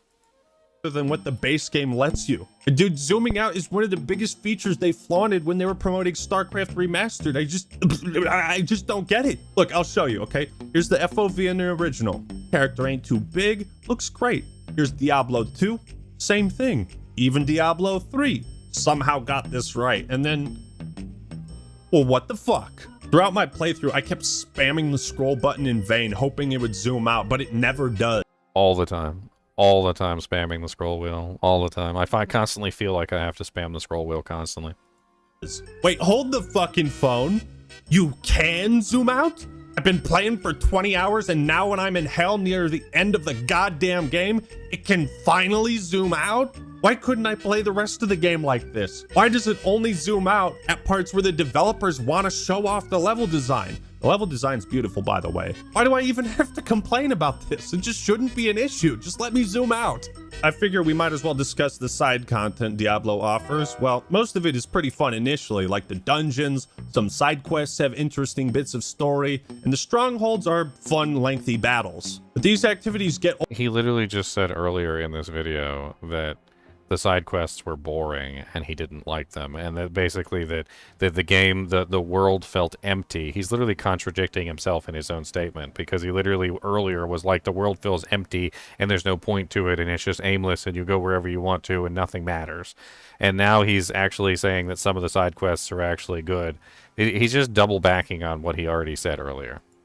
Old real quick. It's pretty obvious they had a quantity over quality mentality to ensure there was a lot of content for players to grind and complete. So there's 5 main areas in the game, and by completing the side content you earn renown, which lets you unlock important things like extra skill points, more potion capacity. It's pretty much necessary to max these things out after you beat the campaign. Problem is, once again, as a result of the live service, Blizzard intends to reset the renown you've earned with every season.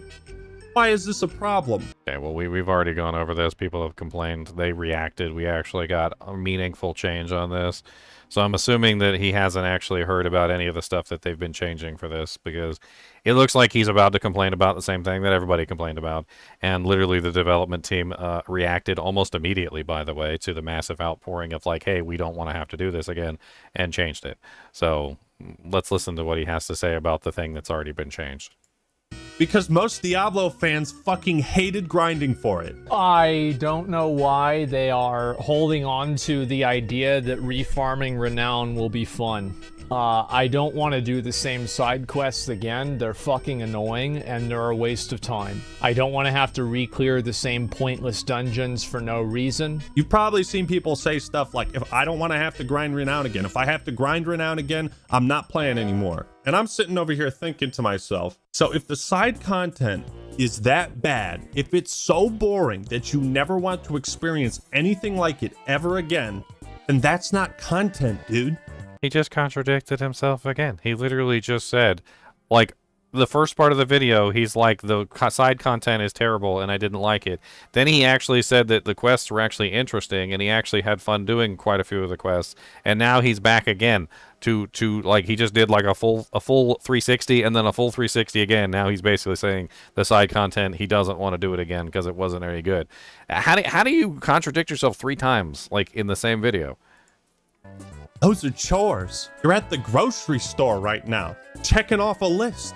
You know, maybe these activities are worth re-examining and redesigning to make grinding renown a fun experience so that players are open to doing that again. In the promotional videos, Blizzard kept reiterating how much content there is. and that players will never run out of things to do. It's been created to feel full of things to encounter, full of secrets to discover, full of characters to interact with, full of stories to find. You have so many activities that you might run into. Diablo 4 offers so much more for players to do than ever before. We've really crafted the world to feel like there's always something just around the corner to find. Every single time you come back to play Diablo 4, there's going to be new stuff for you to experience. There's over 120 dungeons to play through and find. We've got almost 150 dungeons in the game. There's going to never be an absence of something to do. It's really just going to be a way to keep coming back and experiencing more Diablo 4. It's usually a red flag when I hear developers talk like this, because what they're actually trying to say, if you translate it, is our game is going to have endless amounts of boring, tedious, and shallow activities. They focus on...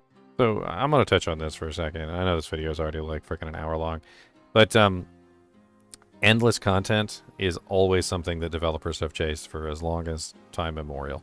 Okay, endless content is something that is a pipe dream, and yes, it doesn't really truly exist except for in PvP. PvP is probably the only true endless content that exists within any video game, because PvP is going up against people, and people are endless content. Like, you can fight the same person 100 times, and as long as that person isn't just pressing the same buttons monotonously, they may offer you a different challenge the second time you fight them, or the third, or the fourth, until eventually it gets to the point where you guys are an even match because you are learning and growing off of each other and becoming better as you play.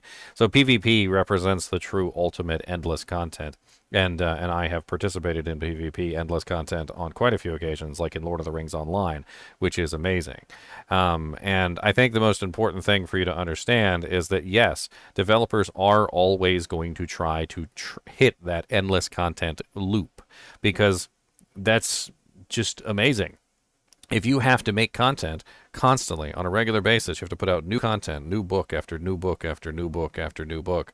Like, it's basically the result of just endless and endless hours of content. So of course developers are going to try and find ways to occupy you that doesn't involve them creating an endless loop of content. Randomized variables and things like that are a very common way to do this. Diablo 2 did it. Diablo 3 did it. Diablo 4 does it. Many games do the randomized content variables.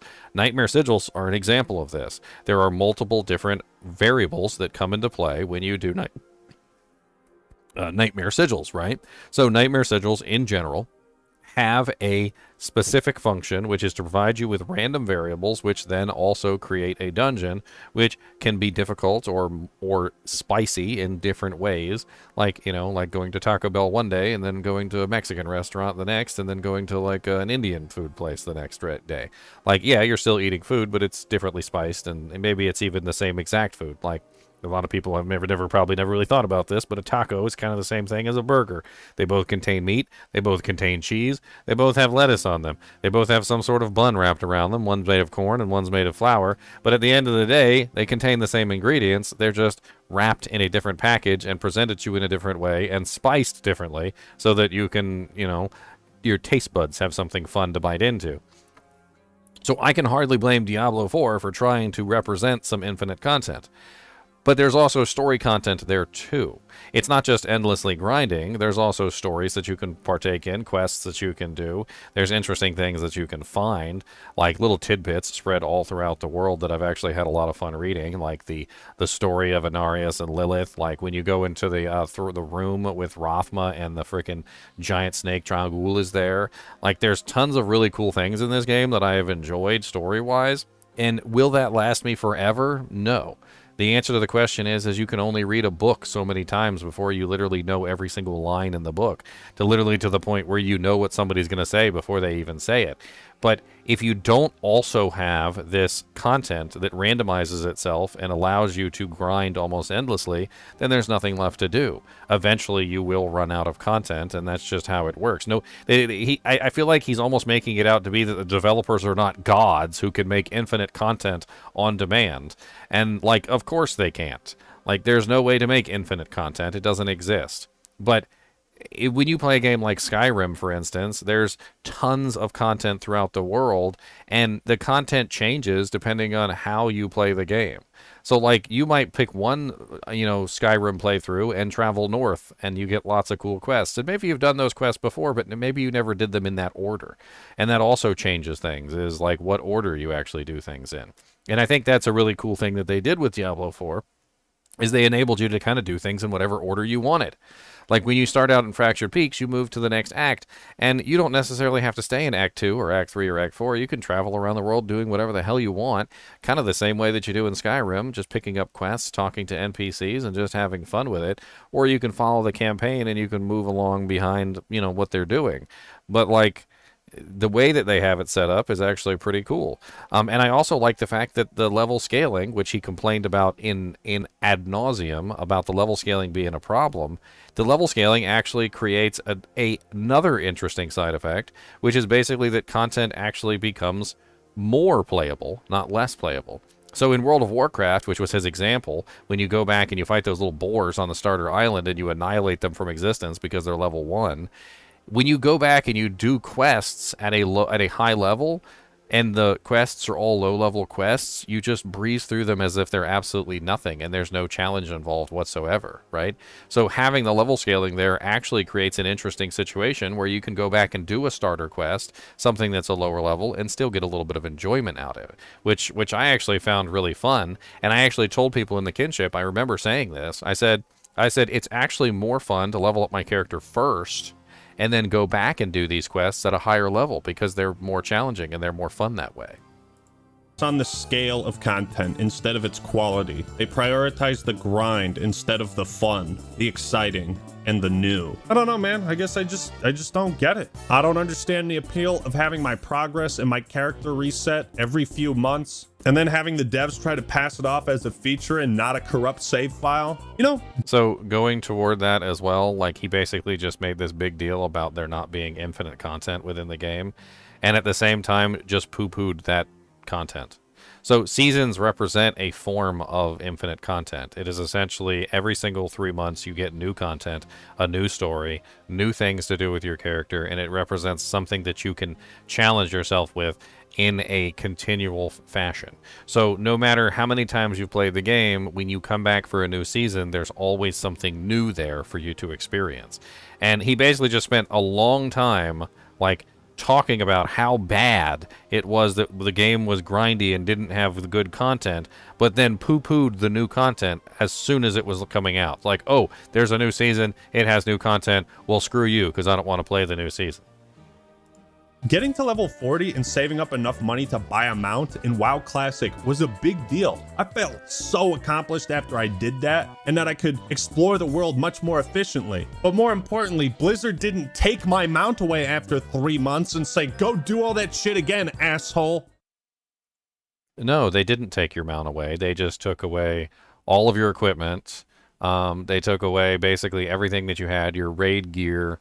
They made all of it basically pointless every 3 months, and then forced you to go grind out new gear because they increased the item power level, put a new raid boss in with new raid gear that you then had to go grind out again. No, they didn't take away your mount.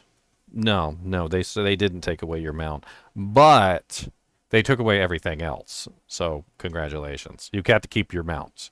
You got to keep your mount, and you got to keep your stupid little trophies and the things that you have in your stash and maybe your transmog items. But they basically took away everything else from you. Not a big difference at all. Totally not the same at all as Seasons. Totally not the same. What's next on the agenda? Stats and loot, the bread and butter of most RPGs, and the main reason people play them for hundreds of... Oh, and by the way, they do take away your mount. So I'm not completely oblivious to World of Warcraft, and I remember that during one of the expansions, they literally restricted flying mounts in the new zone. So they did actually take away your mount. Of hours. On some occasions, you do get a nice reward for completing a quest or defeating a boss, like this amulet that summons a barrier or the Mother's Embrace ring you get from Lilith, but these are extremely rare in the campaign. Now, they're extremely rare in the campaign. They're not. Did he just say that the legendary items are extremely rare in the campaign? Now, the unique item is rare because guess what? You don't find unique items in World Tier 1 and World Tier 2.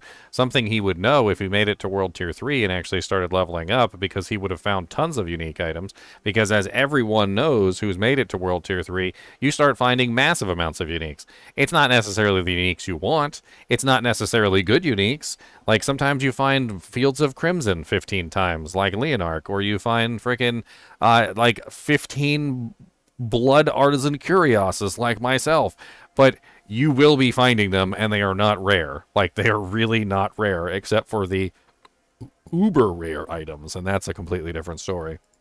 That might just be me, but I find the majority of loot drops in Diablo 4 to be terribly unexciting, to the point where I hardly read what most items actually do. And at a certain point, I just walk past chests because they rarely hold anything of interest. I think the loot is extremely boring for a few reasons. Number one, he walks by chests. He doesn't read any loot.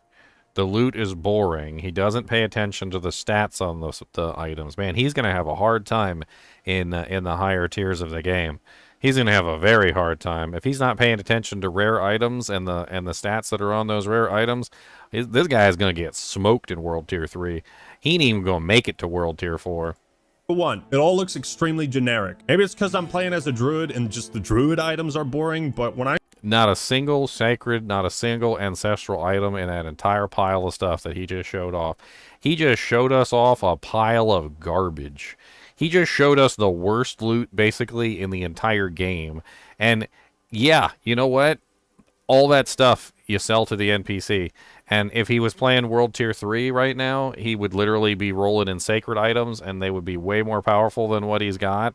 And he's got, like, all the gems in here, too, that are garbage tier gems. Like, I don't even know why they're in his inventory. They should be in his stash, but whatever. Look at the... But this is the guy that doesn't pick up gold, but he picks up the crude gems off the ground that literally most people in the game won't even touch. These tier of gems are not even worth picking up once you get to World Tier 3. Like, it's literally to the point where you just throw you just don't even pick them up. You just leave them on the ground where they belong. You don't bring them back to town. You don't sell them because they're literally worth like 2 gold. Like, at that. They're basically 2 gold. Loot in Diablo 1 and 2, it just looks way fucking cooler. You got like the skull shield. Now, this is something that I will agree with him on, and I will agree with him on 9,000%. I think the iconography of Diablo 1 and Diablo 2 is leagues better than the iconography of Diablo 4. For some reason or another, they went from like amazing icons that just looked absolutely freaking awesome to just like the worst looking icons that you could barely even tell you have an item in your inventory, with huge sockets that cover up the artwork. So any artwork that is actually there in Diablo 4, for some reason or another, they decided, well, you don't need to see it. Let's just put giant sockets over top of it so you can't even see the artwork that we created. And it's really silly, and it's definitely something that I'll agree with him on.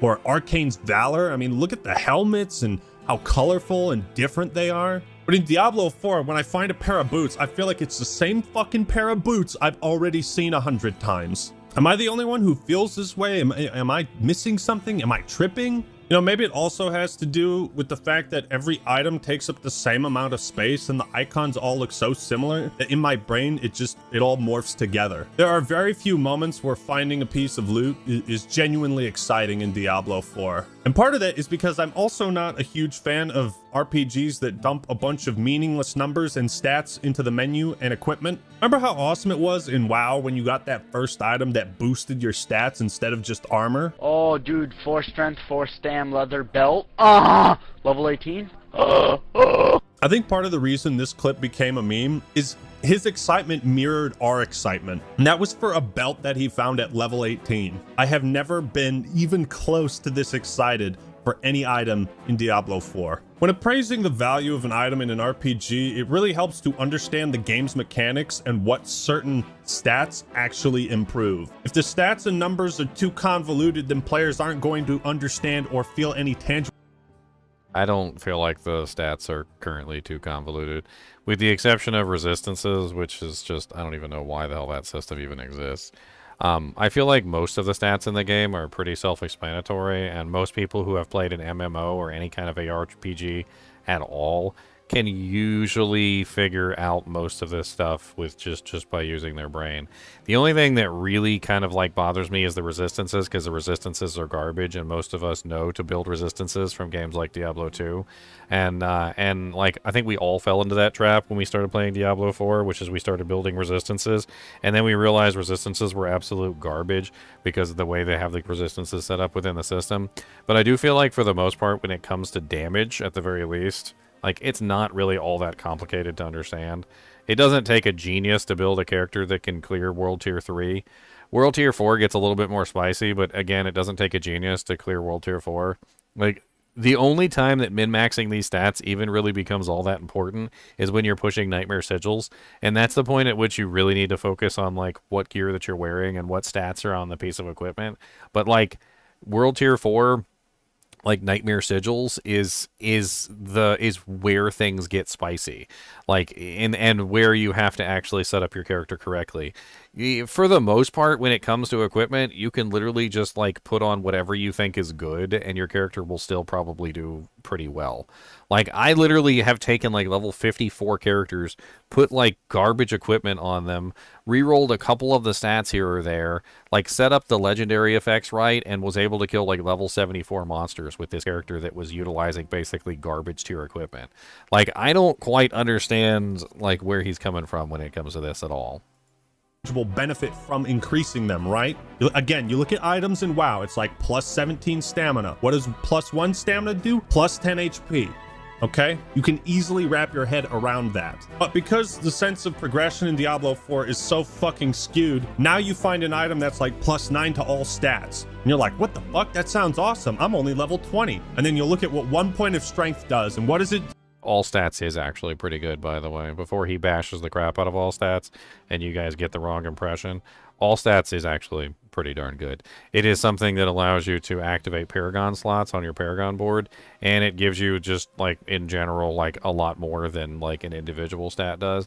Yeah, it's not your main stat, and it might not necessarily be, like, super crazy, but when you're looking at your Paragon board and you have, like, a glyph that requires, like, 500 dexterity, guess what? Those all stats are actually pretty darn important. Gives you 1 point of armor. Okay, well, I have 3,000 points of armor, so this is worthless to me. I can't get over this. Like, strength doesn't improve your damage or nothing? What does strength typically do in an RPG? You want to use this big-ass weapon? Strength... Is he really coming after main stats from a game that literally uses main stats? Like, he keeps using WoW as an example, and doesn't WoW also use main stats? I can't believe you just rewound my video, Dusty Buns. I'm literally in the middle of trying to do this, sir, and you're just messing me up. You're messing me up, turd face.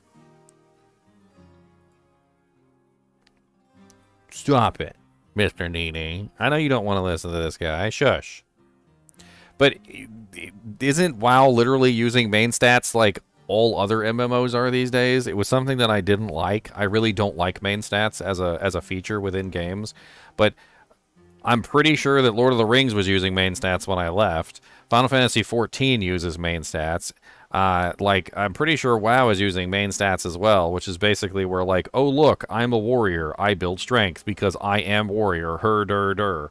And there's, like, no brain work to it whatsoever, because once the main stat thing came into place, it was just, like, the dumbest thing ever, because now you don't even have to think about how you build your character. You don't have to think about what piece of equipment you need on. You just go, okay, I'm a warrior, I need strength. I'm a warlock, I need intelligence. I'm a rogue, I need dexterity. And that's literally it. And you just stack dexterity like to the moon and back until literally your character is godlike, because you have 17 trillion dexterity and you've got like 1 strength, 1 intelligence, and 1 wisdom. And like, the main stat thing that's come into video games at this particular point is just been copied and pasted onto Diablo. Yes, having some of the other stats is kind of nice, but in Diablo 4, the same way as all the other main stat games, you look at the stats and you can literally, like, it doesn't take someone who's it doesn't take a large amount of intelligence to figure this out. You hold your mouse over them, figure out what they do, and before you know it, you're like, okay, that's my main stat. I'm a barbarian. Look, strength is my main stat. I'm a necromancer. Look, intelligence is my main stat. I'm a rogue. Look, dexterity is my main stat. I'm a druid. Look, wisdom is my main stat. And it doesn't really take a whole lot of effort to see that.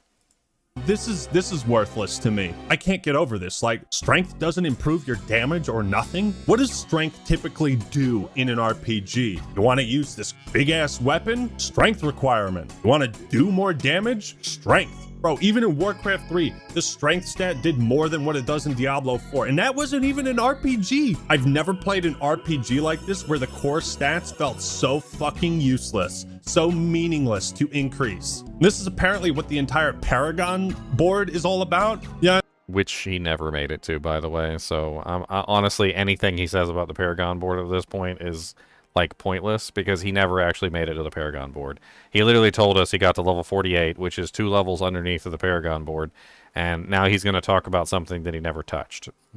And let's talk about that shit. How do you balance a game that has skill trees this big by making each point basically worthless? Diablo 1 did it better. I cannot for the life of me understand what they were thinking. The reason I bring all this up is because so many of the stats on items I look at it and I'm like, well, this doesn't mean anything to me, or it doesn't feel important. League of Legends champion design suggests that giving players fewer but more meaningful passives is far more desirable than a bunch of passives that offer minimal changes, because you're not going to notice most of this shit at all, especially when the enemies are scaling with you. There's so many different damage modifiers, you know, complex number calculations like damage to close enemies, damage to distant enemies. Well, where's the stat for damage to enemies at a moderate distance? Why don't you have that as well? Why is it necessary to have like 8 different stats to calculate how much damage something does? Why do resistances reduce incoming physical damage as well as magical damage? It's just like, I just think this is like the worst stat system I've ever seen in an RPG. It defies belief to me. So again, going back to the original, enemies didn't respawn and levels were finite, so you were encouraged to kill everything, pick up every item, and sell the shit you weren't using. You could sometimes buy a really good item with gold, and in the later stages purchase elixirs to boost stats, and of course stock up on potions. But Diablo games, in my opinion, even the first 2, always had a way of making gold feel kind of worthless. That has never been more apparent than in Diablo 4. It's like you'd only have 2 options: buy the shittiest gear you'll never. Did he just say that gold is worthless in this game? Did he really just say that? Like, I feel like I need to go back a little bit and re-listen to that, because I can't honestly believe my ears of what I just heard. Than in Diablo 4. It's like you'd only have 2 options: buy the shitty. Always had a way of making gold feel kind of worthless. That has never been more apparent than in Diablo 4. It's like, this boy literally just said that gold. Not only did he say gold was useless, but he said it's never been more apparent that gold is useless in Diablo 4. Can I touch on this for a minute, on how absolutely and utterly wrong this is? Like, to the point where it's literally so wrong that he might as well have just walked out into the great frickin' American Northwest, pointed up at the sky, and just said, the sky is orange. Can't you guys see? The sky is orange. Like, that is literally how wrong that statement is he's literally just walking out and pointing at something that everybody can clearly see, and just, like, completely spouting a lie. So let me touch on this and talk to you about how important gold is in this game, and literally why you need gold so much to do just about everything.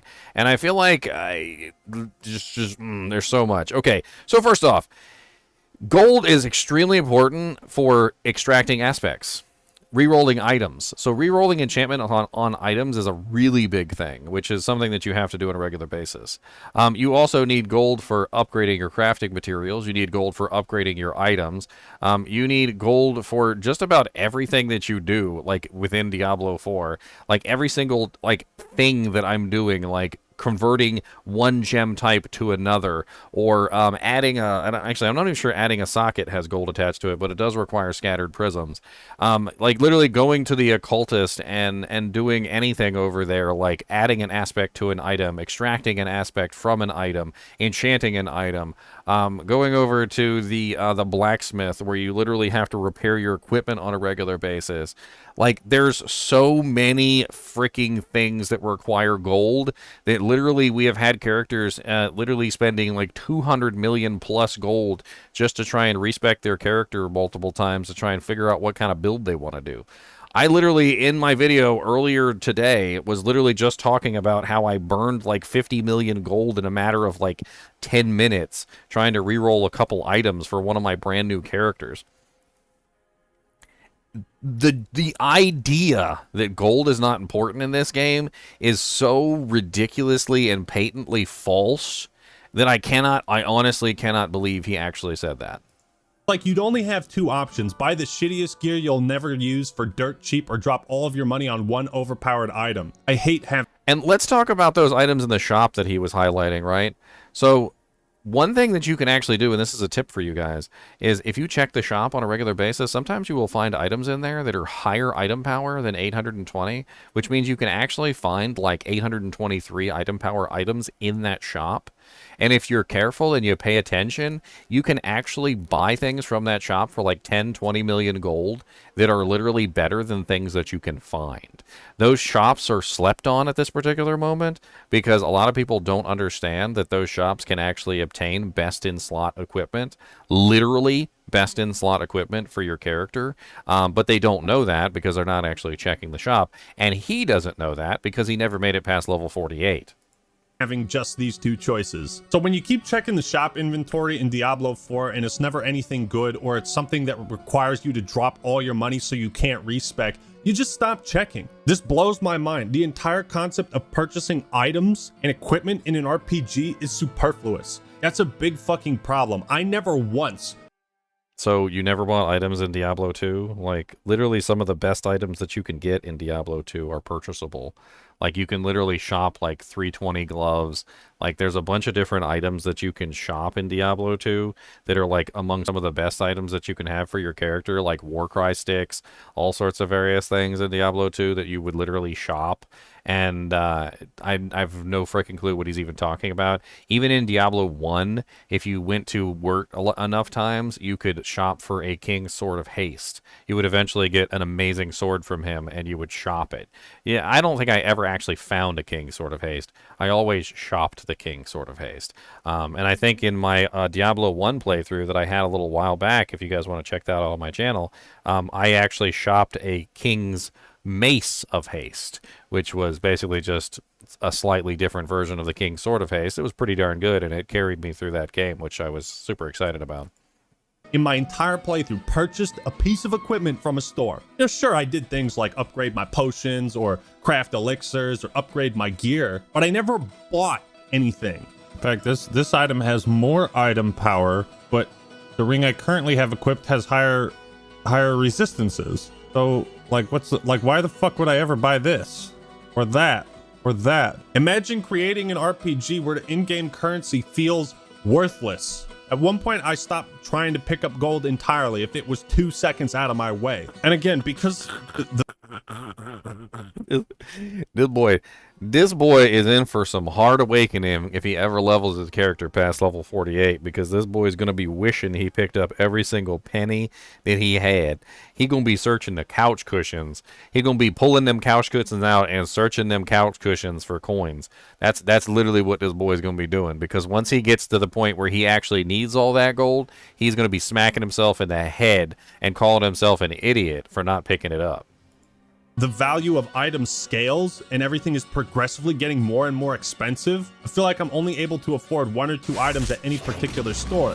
So I'm not about to drop all my cash on something that I'm just going to end up outscaling in an hour or 2. I think you've royally fucked up the in-game currency when taking 3 seconds to double back and pick up a pile of gold feels like a waste of time. So many facets of this game feel superfluous to me, and I'm not saying they are superfluous, it's just how they feel to me. So in a nutshell, my playstyle eventually developed into okay, I'm skipping chests because those are worthless. I run through all combat in the open world because it's unnecessary. If gold isn't in my path, I don't go back for it. I skip through sections of dungeons so I can complete them faster. I skip dialogue and side quests so I can grind the renown faster. I don't go into the cellars anymore, and it's just like, dude, I'm just skipping the game.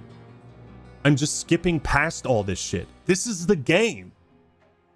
All right, Diablo 4, you've got one last chance to redeem yourself, and that's with this story. Is it any good? Well, I'm pleased to say that the opening cutscene is pretty fucking awesome. It begins with some grave robbers who are in way over their heads. They stumble across a power, the likes of which they can't even comprehend. And immediately the game establishes that sense of terror and fear that was sorely lacking in Diablo 3. Then your character arrives in a town, you clear a dungeon of demons out for them, you head back and start celebrating with the townsfolk when all of a sudden, oh shit, you're poisoned. This guy that cutscene's amazing, by the way. It's a very good cutscene. Brings you to a shack where they perform some kind of satanic human sacrifice ritual, and it's like, okay, all right. You got me invested. So while there are some decent moments here and there, after the introduction, the story takes a fucking nosedive like Amelia Earhart. The beginning and end of Diablo 4 are the game's strongest parts, narratively, likely because there are only 2 pre-rendered cutscenes that sandwich the rest of the story. Almost everything that happened in the middle is just a blur to me, which is strange because the setup for the plot is because you literally told us that you skipped pretty much all of the dialogue and you avoided any of the cutscenes. Like, this boy literally just told us, like, not 2 minutes ago, that literally he went through the process of skipping just about anything that didn't pique his interest, walking by packs of monsters, avoiding chests, not picking up gold, skipping dialogue options, and literally going past all the cutscenes. This boy literally just told us that he skipped the majority of the game, and now he's trying to tell us that he actually watched all the story. Which is it? What is this? Schrodinger skip? Like, he simultaneously skipped everything in the game and simultaneously didn't skip everything in the game, both at the same time? very interesting. You've got Lilith and Inarius, an angel and a demon who created Sanctuary. This is the first time we've seen, like, an archangel and a demon form some kind of an alliance. They seem to be the only entities on each faction with a desire to end the war between heaven and hell, or at least escape it. One of the major issues with the story is the parts that don't include Lilith, Mephisto, or Inarius are terribly mundane. Characters are swapping in and out, and they get killed off, you know, the scene. By the way, completely unrelated to this video, I hated Nariel. Nariel was one of the worst characters I've ever seen in any freaking MMO or game or any story like whatsoever. She was always doing something stupid. She was always running away. She was always just in the middle of trouble for no reason. And even at the end, she literally still manages to do something stupid. The entire time I was playing the story, all I wanted to do was be like, Nariel, just stay still for 3 seconds. We got this. We'll figure this out. Like, just don't run away and do something stupid. And what did she always do? She ran away and did something stupid, and it was just like her whole character was literally just, I'm gonna run away and do stupid things. And she did it all the time and at every opportunity, and it was just absolutely obnoxious. This character, like, I just do not like this character. And, you know, it's kind of surprising because every other character I actually enjoyed. I actually liked all the other characters. This one, though, I did not. After they're introduced, some of them I even forget their name, like this guy who was in the tree, Nafane. I totally forgot he existed until I went back and watched my own footage. I think Diablo 4's story is further proof to me that Blizzard's style of writing has deteriorated severely in the last decade. You know, if you compare the... Can I just stop here for a second and say, he didn't mention Vigo. Like, he did not mention Vigo at all. Vigo is one of the most, like, engaging stories, I think, in the entire thing. I don't care about the rest of it. Like, you know, whatever. Narius, Lilith, all that other stuff. But the story with Vigo in the Fractured Peaks was actually amazing. And when Vigo sacrifices himself at the end to save your life, like, I legit felt that. Like, I was like, oh, man, Vigo, you didn't have to do that. But my buddy, fam, like, you didn't you didn't have to do that. Like, I would have been all right. Like, you didn't have to sacrifice your life for me. That was, like, and you literally, like, you're like, rest in peace, Vigo. Like, it's serious business, like, at that point. And they captured me from the very beginning.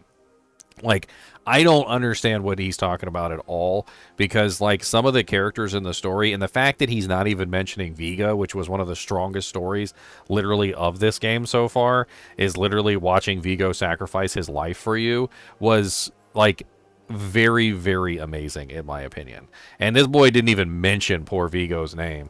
Rest in peace, Vigo. The end of act cinematics in Diablo 2 to 4, I mean, it's a major difference. Now, we are truly alone.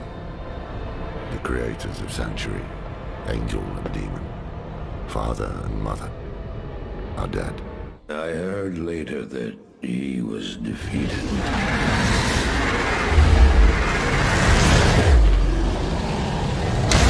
And that the Soul Stones were destroyed in Hellforge.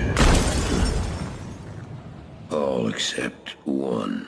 The big difference is in Diablo 2, they actually show the events that Marius, the narrator, is talking about, as opposed to just like some boring static shots of like a horse walking through the snow. It's why I seen like this. Lilith and Astaroth had made a deal, and we were the ones who would pay the cost. Is nowhere near as interesting or engaging as this. Take it. Take it, take it. I'm glad this is finally over, Tyrael. Everything happened exactly as Lilith wanted. We just danced to her music. It's why I'm more interested in this. Oh, I failed, Tyrael. I couldn't do as you asked. And not so much this. Donan was shattered. His mind on grief, not her.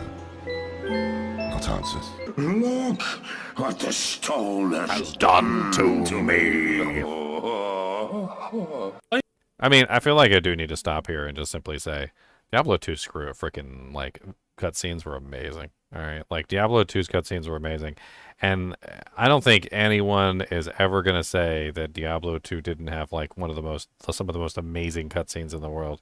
Like, you're basically comparing, like, the best of the best of the best, like the 1%, like the creme de la creme, to a brand new game that only just started.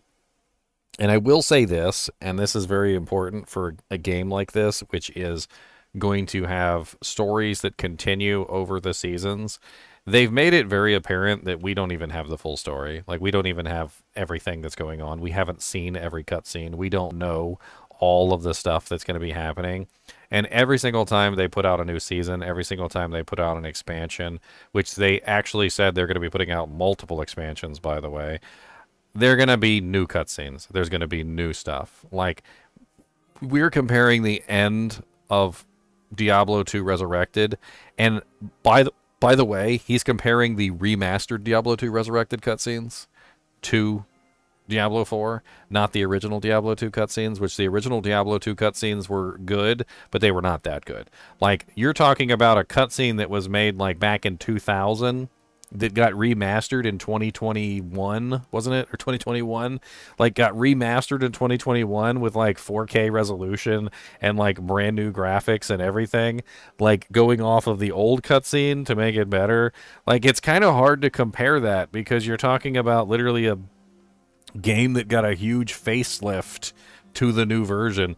Like, I feel like he would have been better off showing the original versions, and then we'd have a much more much more interesting comparison, because the original cutscenes were nowhere near as good as the Diablo 2 Resurrected cutscenes, graphically at least. Although thematically, I will give it to them that thematically the Diablo 2 Resurrected cutscenes are amazing.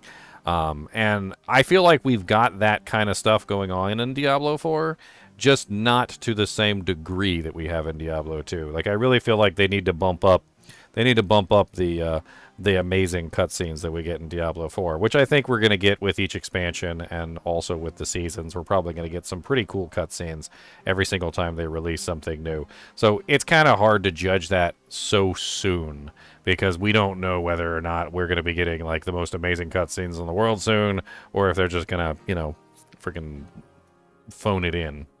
Playing Diablo 4 is like dating a pretty woman. The kind that the longer you talk to her, the more you realize she has the personality of a tampon. Wide as an ocean, deep as a puddle. Yes, there are hundreds of NPCs in several different towns, but the world design of Diablo 4 is a byproduct of the gameplay, less so the story. Now, what do I mean by that? What are those words that are coming out of your mouth, Act Man? Let me explain. The open world isn't there to service some kind of overarching or branching narrative. It's to create a big-ass map that the developers can litter with tons of activities to keep players busy and keep them grinding. You might have noticed that... I mean, I completely disagree, because the grind is the nightmare sigils. The grind is like finding equipment. The grind is building your characters. The grind is theory crafting. The grind is not the world. The world actually has pretty expansive and interesting things to explore and discover. And if he wasn't skipping every single dialogue and avoiding every single monster and literally walking past every single chest and thing to do within the world, he probably wouldn't feel that way, because quite a few of the quests have been extremely interesting and very rewarding to go through. And there's actually been quite a few of those quests that I want to go through multiple times, which is saying a lot. Almost none of the optional dungeons in this game have any sort of story or history behind them. But I find the most immersive game world... Which is also a lie, because there are quite a few quests, which he skipped all the dialogue on, by the way. So there are quite a few quests and quite a few various things going on that literally he is avoiding, because he is going through the process of skipping everything. So he didn't come across like the Bear Tribe quest, where you actually go into the Bear Tribe dungeon and you actually like save the Bear Tribe by taking out the guy who's stuck in there who has like some sort of demon inside of him, and you help the Bear Tribe leader do the thing. Like it's so silly, because there are so many quests that lead you into dungeons and literally act as actual story for those dungeons, that the only thing I can think is that he must have avoided doing basically all quests, because there are so many quests that take you into dungeons that he had to have been skipping them to not run into them. Worlds are those that tell a story while I'm playing through them. Now, if you want to understand what's so wrong with Diablo 4's world, we need to look back at the first game, because it's the polar opposite of everything Diablo 4 is trying to be. I think Blizzard knows that Tristram is the most memorable location in the series, because in every sequel they find a reason to take you back there. Thing is, Blizzard doesn't seem to understand why Tristram is such an iconic and memorable location. Oh yeah, the music does some... Because they're two different companies. And at the end of the day, you have to admit that Diablo 1 and Diablo 2 was created by Blizzard North, and Diablo 3 and Diablo 4 were created by Blizzard. And Blizzard does not have the same amazing, like just telltale that Blizzard North did. And there's nothing necessarily wrong with that. They're two different companies and they have two different styles. But like Diablo 3 was a legitimate failure as far as I'm concerned, whereas Diablo 4 is leagues better than that. At least they're making progress, getting closer to their roots. And I would like to see them do more with Tristram, and hopefully they do eventually. Also, Wolfie, thank you for the donation, man. Wolfie said, thanks for bringing great content and useful facts in all your videos. Donated $38.19. Dang, man. That's a lot of monies. That's $38.19 worth of monies.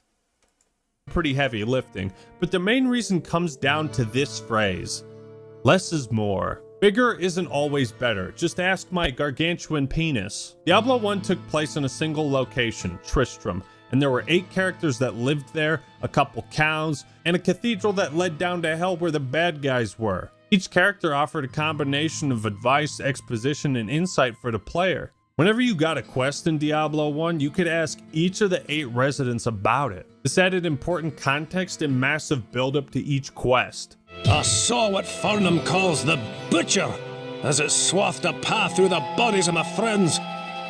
He swung a cleaver as large as an axe, hewing limbs and cutting down brave men. Why are there so many pixels missing from this video?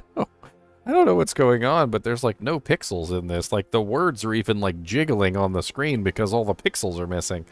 Where they stood. I know more than you think about that grisly fiend. His little friends got a hold of me and managed to get my leg before Griswold pulled me out of that hole. I'll put it bluntly. Kill him before he kills you and adds your corpse to his collection! By the light, I know of this vile demon. I don't know what he used to slice open his victims, but it could not have been of this world. Beware if you plan to battle this fiend. The Butcher is a sadistic creature that delights in the torture. Town is telling. I mean, I feel like there's a certain irony here in the fact that he's pointing out all of this unique dialogue and fun stuff from Diablo 1, which I enjoyed too. I like talking to Kane and talking to Farnham and all the other stuff and listening to the various people. But like, and what a interesting point to pause the video. He looks that is not a flattering point to pause the video.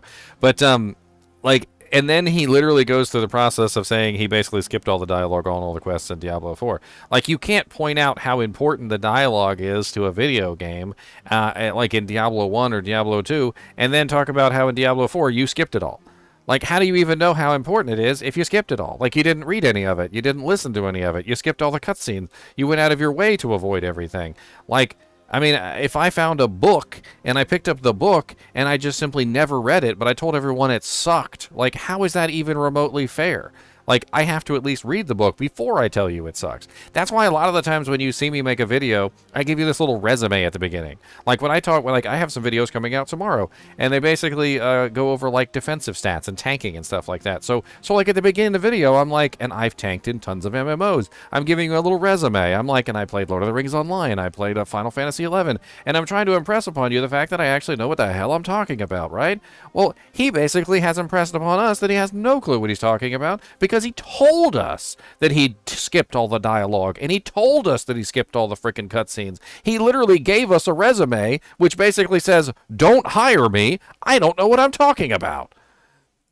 Telling you this guy is a big fucking menace, but from their own unique perspective. This added realism to the world of Diablo and its characters. It created build-up and tension to every quest and every boss fight. There's a reason Blizzard keeps bringing back the Butcher in newer Diablo games, and it's because this quest from the first game is just that iconic.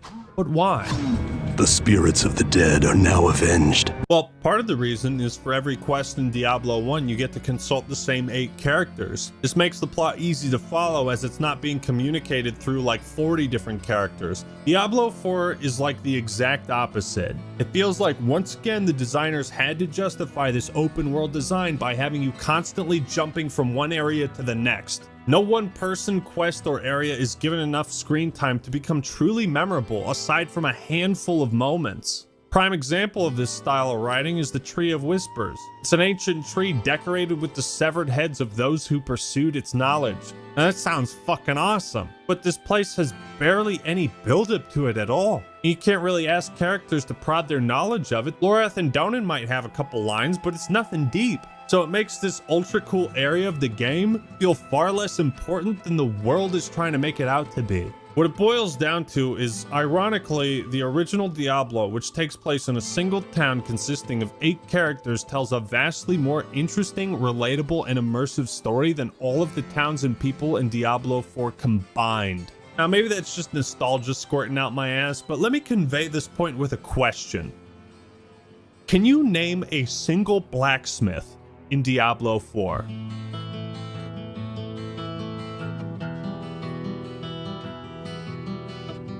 That's what I thought. Remember Griswold? Whoa, what can I do for you? Of course you do. Now, and this is a symptom of having only one place to go, though. Like, when they made older games, the technology was kind of limited, and they really couldn't do as much as you can do in the more modern games, and it definitely does become an issue. But I could pose that same question for just about any game. Can you name 3 or 4 different blacksmiths in Skyrim, aside from the one that's in Whiterun? So the one that's in Whiterun is probably the one that's used the most in Skyrim out of all of the blacksmiths in pretty much the entire game, right? So name me a different blacksmith other than the one that's in Whiterun that literally you go to every single time you go to do blacksmithing.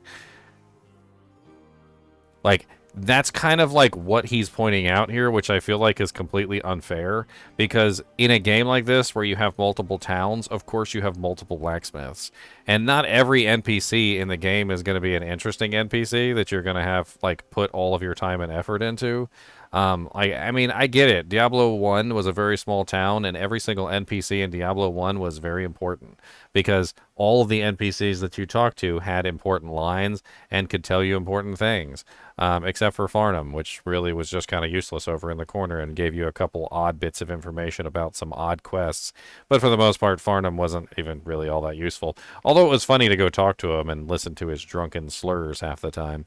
Now, when you get to Diablo 2, things get a little bit more weird.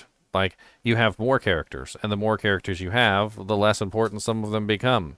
Yes, Charcy is a very iconic character. Everybody knows who the hell Charcy is. Akara, and all that other stuff. But, like, do you remember who the NPC is for repairing equipment in Act 4? Like, do you know his name? Do you know the NPC for gambling in Act 4? They're a lot less important, and there's a lot less dialogue options for them. Now, I remember their names. Halbu is the blacksmith, and Halbu is not really all that great of a character. Games don't always have to have every single character be super important, and Halbu is probably one of the examples of literally one of like the worst characters in Diablo 2, because he has like 2 lines, he says nothing, and literally like he doesn't even have good stuff to sell. I'm sorry, Halbu, but you really just like, you're probably one of the worst NPCs in Diablo 2, and most people, if it wasn't for the fact that Diablo 4 used to be the end game of Diablo 2, like Act 4 used to be the end game of Diablo 2, most people probably wouldn't even remember Halbu's name, which is really quite sad. And Diablo 1 was just a different beast. You're in one town, you have like a whole 8 NPCs, there's really not a whole lot going on there, and you didn't travel all over the whole world like you do in the other games. I mean, that's like comparing, you know, like Skyrim to like a really old game that only has like one town. Like, if you compared Skyrim to Diablo 1, it just looks absolutely ridiculous by comparison. Like, Skyrim has thousands upon thousands of NPCs, hundreds of different areas to go to, caves, castles, different alternate dimensions that you can travel to. Like, it's absolutely insane as far as content goes. But if I had to compare Skyrim versus Diablo 1, like if somebody asked me like which one would I choose, one over the other, I'd probably still choose Diablo 1, because Diablo 1 is just an amazing classic title. But Skyrim definitely has more content than Diablo 1 does.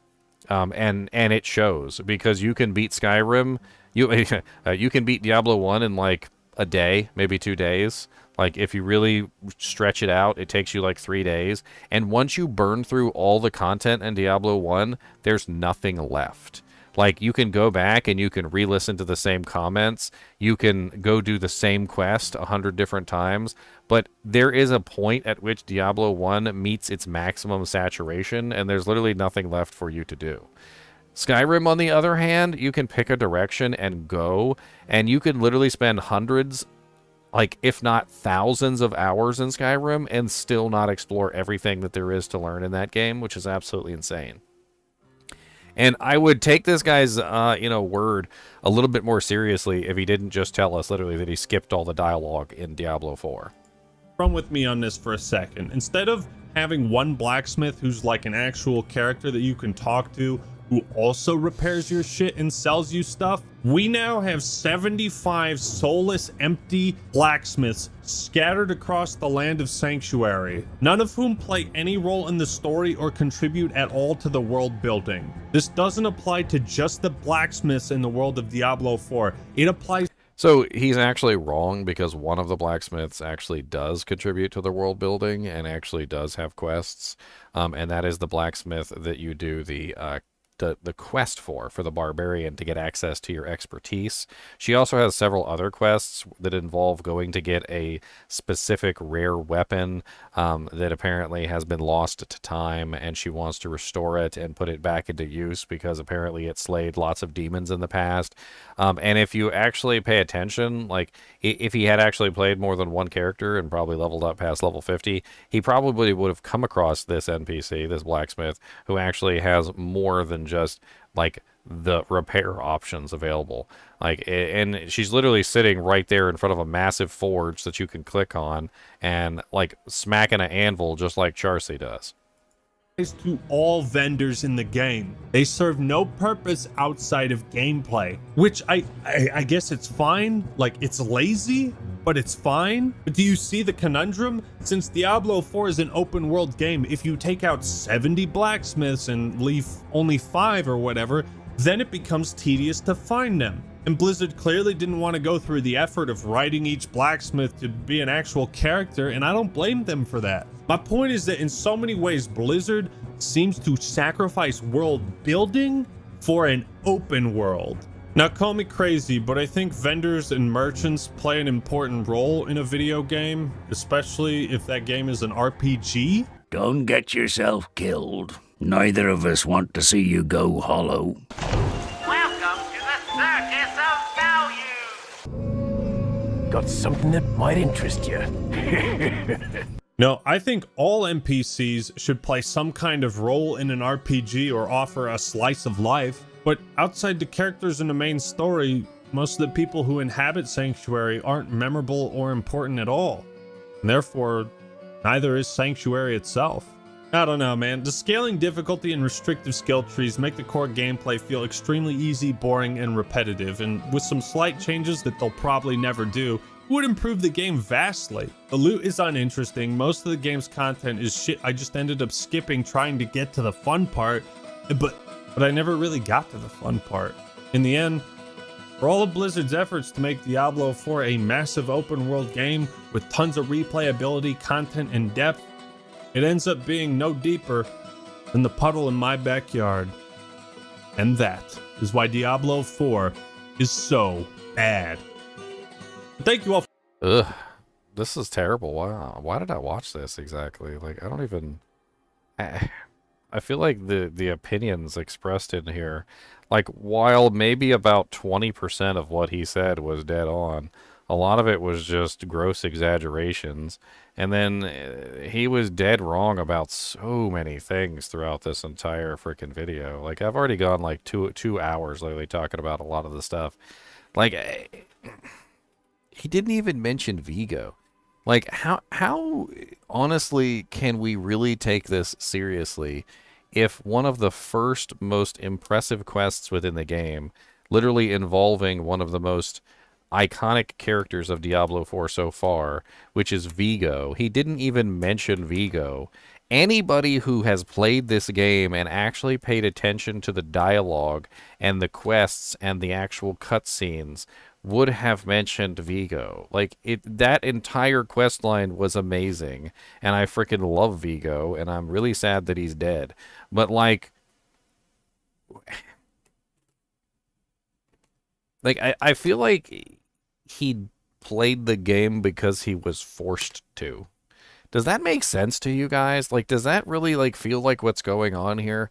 Like, that someone, like, held a gun to the back of his head and, like, made him play the game, and that, like, the only reason he played it was because the guy with the gun was there, and then after the guy with the gun left, like, he just, like, made a video about how much he hated it, but, like, the entire time he was playing it, like, like he was forced to play it. That's how it comes off with, like he was literally forced to play the game and he didn't have another choice in the matter. And I've played games before where someone has accused me of that, and I'm like, no, I generally wanted to play the game and it just sucked, right? And so it felt kind of crappy when somebody said that to me, that basically, like, I was just forcing myself to play the game for views. But I can give you an example. I absolutely hated Last Epic. That's right, I'll even type it in.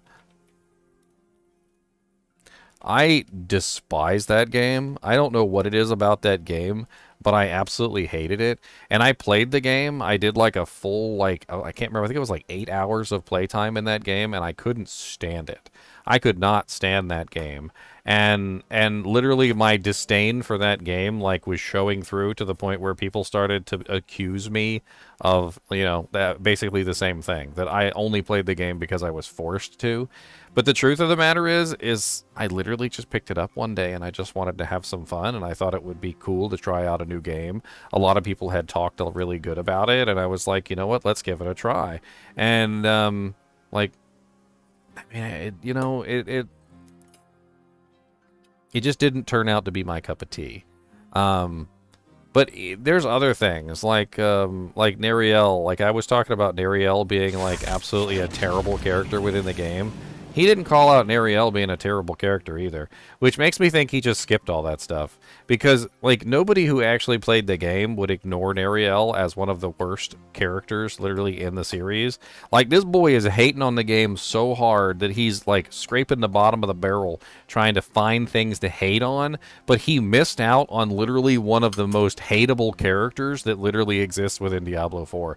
Nariel is a hateable character. She is super hateable. Like, I don't care who you are. Like, Nariel just, like, constantly did things wrong all the time. Was constantly in trouble, constantly running off, and constantly doing stupid things. Even till the end of the story where she literally just did the most ridiculously stupid thing that she could ever possibly do. And she was just a terrible character. Like, I did not like Nariel, and yes, I feel like she was kind of shoehorned into the story.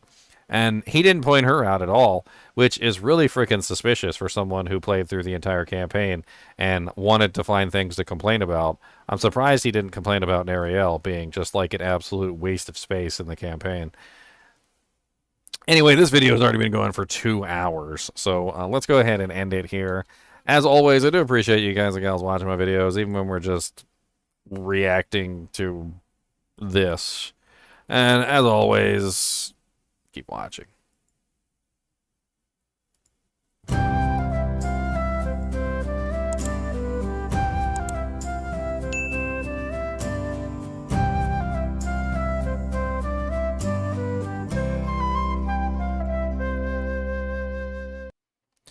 Alright, well that's that video. I don't know how I'm going to post that video on there. I didn't realize that this boy literally cursed like a drunken sailor. Like, this guy dropped more F-bombs, S-bombs, A-bombs, like everything in the world, B-bombs. He dropped more bombs during this video that when I upload this, and I'm sure that this video also is going to get demonetized because of it, they literally, I don't think there's any way, like, I'm going to be able to actually upload it and make any money off of it whatsoever, because literally he curses so much that I'm going to have to, like, spend 3 hours going through my 2-hour video bleeping out literally every single curse word that he said, and there's hundreds of them. Like, for a video that has 1 million views, he certainly doesn't seem to care very much about any kind of monetization, which is kind of weird, considering that 1 million views equals a lot of money, by the way. If I were to pull up my CPM right now, just to give you guys an idea of what I'm talking about, I could pull up my CPM, and I could show you basically about how much I make per 1,000 views. And if I applied that to his 1 million views on his video, you would understand just how much monetization he is literally missing out on. So, let me see here. My current CPM... Where is my CPM?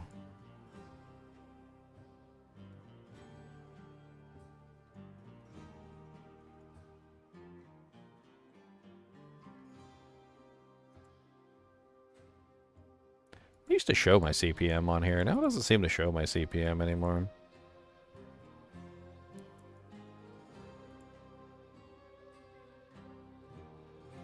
Well, I'm pretty sure I remember it from you know, just my knowledge. I'm pretty sure I was sitting somewhere at around 6. It's like about $6 per 1,000 views. And I think it was pretty like 6.5. So I have like a it's not CPM, my RPM, which is different. So CPM is your total, RPM is what you actually take home. So my RPM is about $6.5 per 1,000 views, right? So we take 1 million views and we divide that by 1,000. And then you multiply that by $6.5 and you get $6,500. Like, this boy literally cursed so much in this $1 million view that he probably didn't even get anywhere near that amount. He got, I'm 100% certain it got demonetized. Not like completely demonetized, but probably limited to the point where literally it's probably more like $1 per 1,000 views, which means he's probably got like maybe if that like from 6,500, he got reduced down to like maybe 1,000. Let me put Mr. Dusty Buns up. I think he wants to go back in his house. I'll be right back.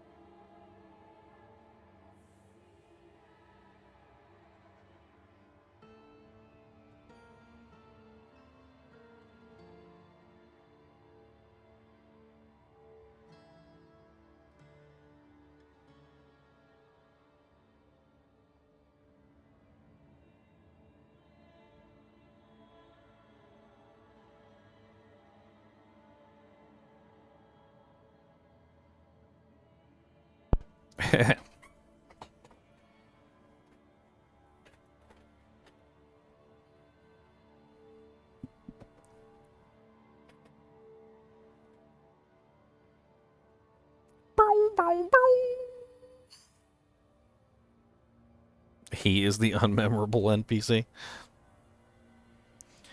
Yeah, maybe I'll post that eventually with a whole bunch of bleeping. Man, that's going to take a lot of work to bleep out all that stuff. All the bleeping in all the world. I don't think is going to be enough bleeping to bleep all that out. Half the video is just going to be bleep, bleep, bleep, bleep, bleep, bleep, bleep, bleep, bleep, bleep, bleep, bleep, bleep, bleep, bleep, Diablo 4. Bleep, bleep, bleep, Diablo 4. What? Oh, yep. Gotta unmute myself. That guy makes a sailor look clean. What's up, guys? Hey, hey. Yeah, yeah, exactly. Yeah, that was cringe. Hey, gold is completely useless, guys. Don't pick up gold anymore in Diablo 4. Absolutely. Don't pick up. Got some memes out of that. Don't pick up. We should just call him White Monarch. Don't pick up gold anymore, guys. It's useless. It's useless. What are you doing? Stop picking up gold. Stop picking. Don't open chests. Don't open that chest. Don't you dare open that Nothing chest. in there you need. There's no unique in there. That boy didn't even make it to World Tier 3 to find his first unique. The only unique he had was literally Mother's Embrace that he got from killing Lilith. Yeah, it's one of his comments that I liked the most when you were going through it was, you know, he's like, I'm rushing to get to the fun. I'm like, well, you're going past everything that is fun. You're going past the fun to get to the fun? What, you're rushing past the fun to get to the fun, the fun? Exactly.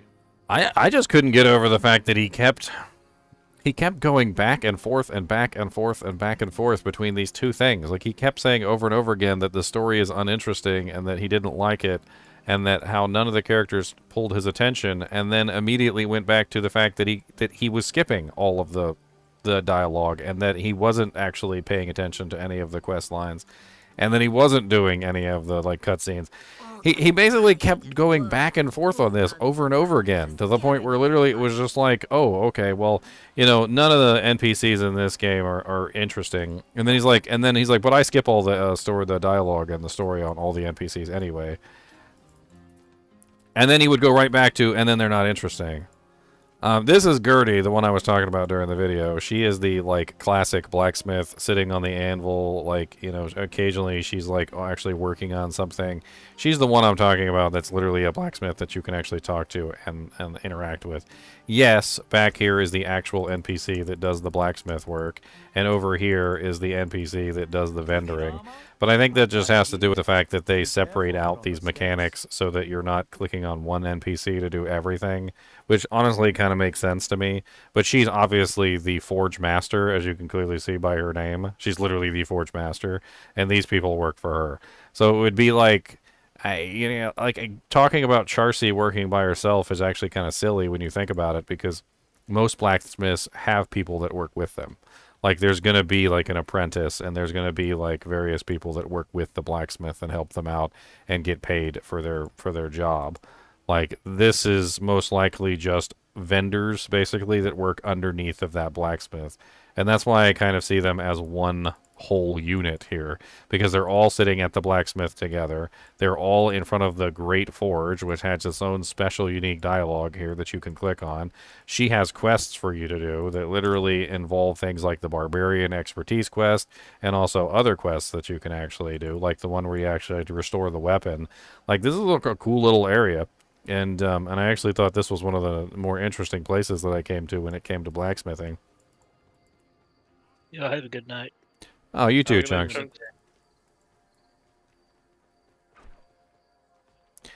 No, I can see why that particular content creator isn't being offered up to. Not of interest to me. Oh, man. But, like, how does a video like that get 1 million views? That's what confuses the heck out of me. Well, what confuses me is the guy who literally wanted me to watch it in the first place, Trey Randall, like, literally spent the entire time, like, just bad-mouthing me while I was talking about the stuff that he was talking about. Mm-hmm. Yeah, a little unfortunate. It seemed like he seemed like maybe he was a fan. A fan of that particular content. A fan. Yeah. He's a fan. I was making fun of his boy. That's basically how it works. And that's unfortunately what happens when you make fun of a content creator is the people who really like that content creator, of course, get upset in the process, which is one of the reasons why reaction videos are, I think, so popular, because it's just, a bunch of hate floating around. And I don't really feel like I was very hateful. In fact, I agreed with him on a couple of his points, like the zooming and the iconography of the older games. I do feel like the iconography of the older games is better, and I actually pointed that out myself. In many of my videos, I talk about how the iconography of the original games is so much more pronounced and so much more amazing, in my opinion, than what we have here. And and I even said that this preview window right here needed to go away, because I feel like the iconography is more important. Like, I would like to see a window very similar to Diablo 1 and Diablo 2, where the iconography is very visible and very upfront. And it's not that the iconography of the game is bad. I feel like that's a misnomer, because the iconography of the game is actually quite good. It's just how they represent it is very bad. If I were to give some examples here, I actually have downloaded, like, some of the iconography of some of the items, and, like, let me see if I can actually, this is kind of a bad image, but this is the Windforce bow. It actually is kind of an interesting looking bow with multiple spikes on it, and it has, like, some interesting artwork on it. There's a couple different items that I've got, like, over time, and it might be easier if I show them off directly through OBS. That might make them look like less garbage. Let me see if I can pull them up on OBS, and I can actually pull them up individually, and we can look at the iconography of some of the items. They're actually pretty good. Like, here's Battle Trance. This is the Barbarian Amulet, right? And look, it's pretty much the exact size that it is in the game. I'm gonna make it bigger. These are really freaking cool, right? But we can't see it. Like, why are the icons of the items so small? Like, I totally agree with him on this. Like, they have taken the iconography that is very interesting and very amazing to see, and then they've taken this iconography and shrunken it down so small and put, like, gem slots over top of it and everything, and it just kind of, like, really kind of falls under the bus. I mean, take something like Isadora's Overflowing Cameo, which is pretty amazing. Or we also have the Deathless Visage, which is a freaking awesome looking helmet. I mean, even like the scythes and stuff like that, and the daggers have really cool look. Like, there's Condemnation with, like, spikes all over it, like it's made out of some sort of, like, animal. Doombringer is pretty darn cool looking with the blue hue to it. And quite honestly, they did a good job on the iconography. They just muted it somehow. Like, they hid it away from us so we couldn't see it. And by hiding it away from us, they made it so that it was a lot less cool than it would otherwise be. And I don't really know why they decided to do that. It doesn't make much sense to spend all that effort. And I remember saying this before. It really does not make sense to spend all that effort on the artwork and design of these icons and items only to hide them. Why are we hiding them? Like, why spend all that effort to make these really cool items and then hide them? It just seems dumb. Speaking of really cool things, I'm going to share something with you guys that you may have never seen.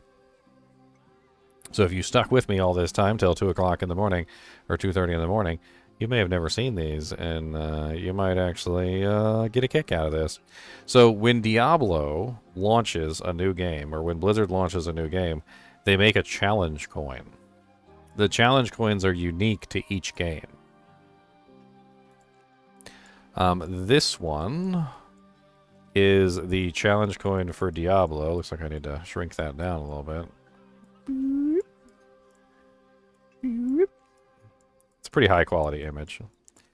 This is the one for Diablo 2 Resurrected. This is Malum Super Test. And it has it all over it, and of course it has the Wanderer on the back. Let me see if I could just transform, fit to screen. That's a little bit better, although I would like that to be a little bit bigger so you guys can get a good look at it. So this is the Super Test coin, and the Super Test coin is pretty neat. That's the front of the Super Test coin, and then this is the back of the Super Test coin. And they're even numbered, which is pretty cool. That one's got 659 on it, which is pretty neat. There's also a coin for each one of the games when they launched. So there's 3 of them total. This is the 3 coins, the 3 challenge coins that are for the launch of the game.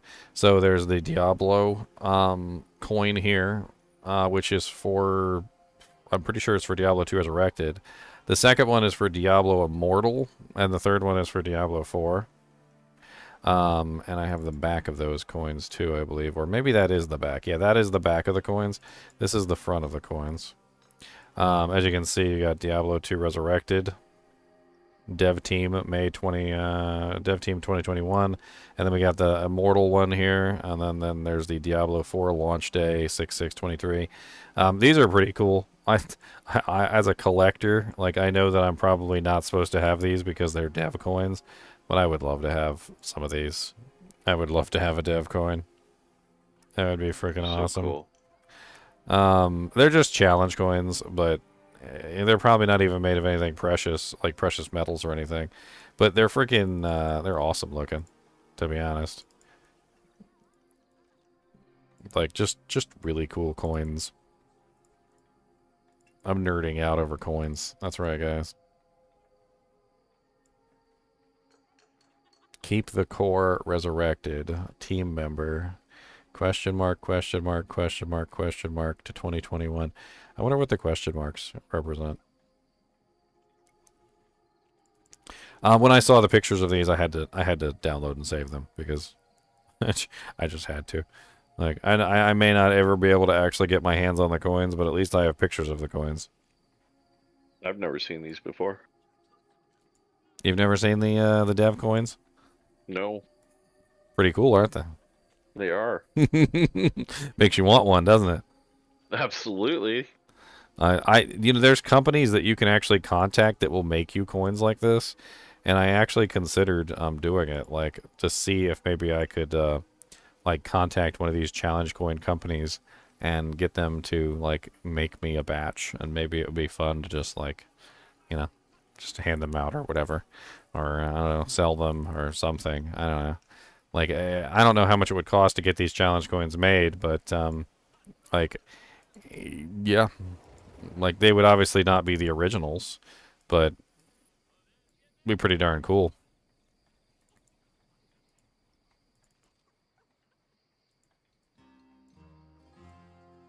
That sure would be. Make a Ginger Gaming Mentor challenge coin. Yeah, that's kind of what I was thinking. I was With like, my big old cheesy face on it. make one using your logo and stuff, yeah. And a hidden Mr. NiNi somewhere. Pubis. So put a chinchilla on the back.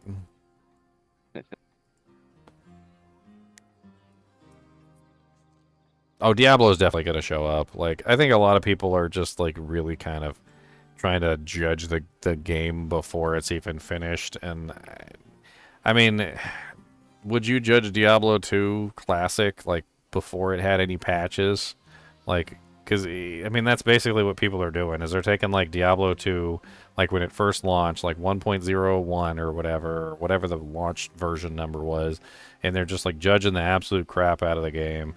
And then, like, you know, all the patches happen. They add in the expansion, the Lord of Destruction expansion. Like, Diablo 2 Resurrected happens. All the quality of life features get added in. Thanks. And Diablo 2 Resurrected is, like, the definitive edition at this point.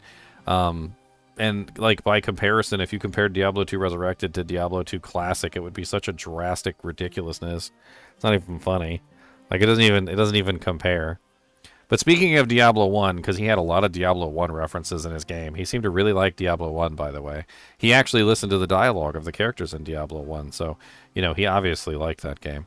Diablo 1 would be amazing resurrected. I would pay $70, $80. I'd pay $100. You know what? I don't even care. I'd pay $100 for a Diablo 1 resurrected. Give me a Diablo 1 resurrected any day of the week. I'd be in on that, too. I would absolutely love Diablo 1 resurrected.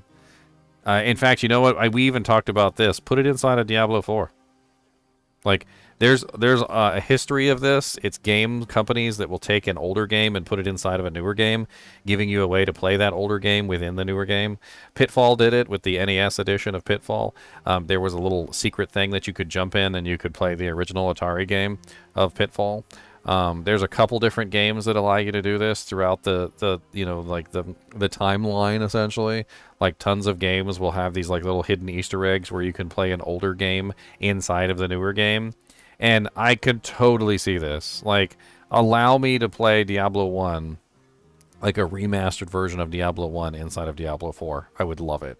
Like, just have, like, some well or something in the middle of nowhere that resembles, like, the Tristram well, and then just have my character, like, walk into the Tristram well, and I jump in, and literally jump into the well, and all of a sudden I'm in Diablo 1. And I'm just, like I got the music and everything, like, and I'm just, like, you got Cain standing there by the well, and I'm just like, oh, man, am I playing Diablo 1 right now? And they're like, well, they're like, you playing Diablo 4? You're like, yeah, no, I'm actually playing Diablo 1. You want to come play with me? And they're like, hell yeah. And they jump in the well too. I think it would be a massive win for them, just in general, to remaster Diablo 1 and include it in Diablo 4, because number one, it would increase the player base of Diablo 4 dramatically. Like, everybody who wanted to play Diablo 1 would literally hop onto Diablo 4 just to play Diablo 1. And then in the process, it would also increase your active user base for that particular platform. And it would also bring back a classic into the genre and allow people to experience the classic in a way that is more befitting of, you know, a game of that stature, to the point where literally, like, they could even, you know, maybe increase the player count. That'd be kind of fun if they had, like, you know, like, maybe like 8-player Diablo 1 would be kind of fun. And, you know, even include, like, the multiplayer section in there so everybody can play together in the multiplayer version. Like, not just the single-player version, but the multiplayer version.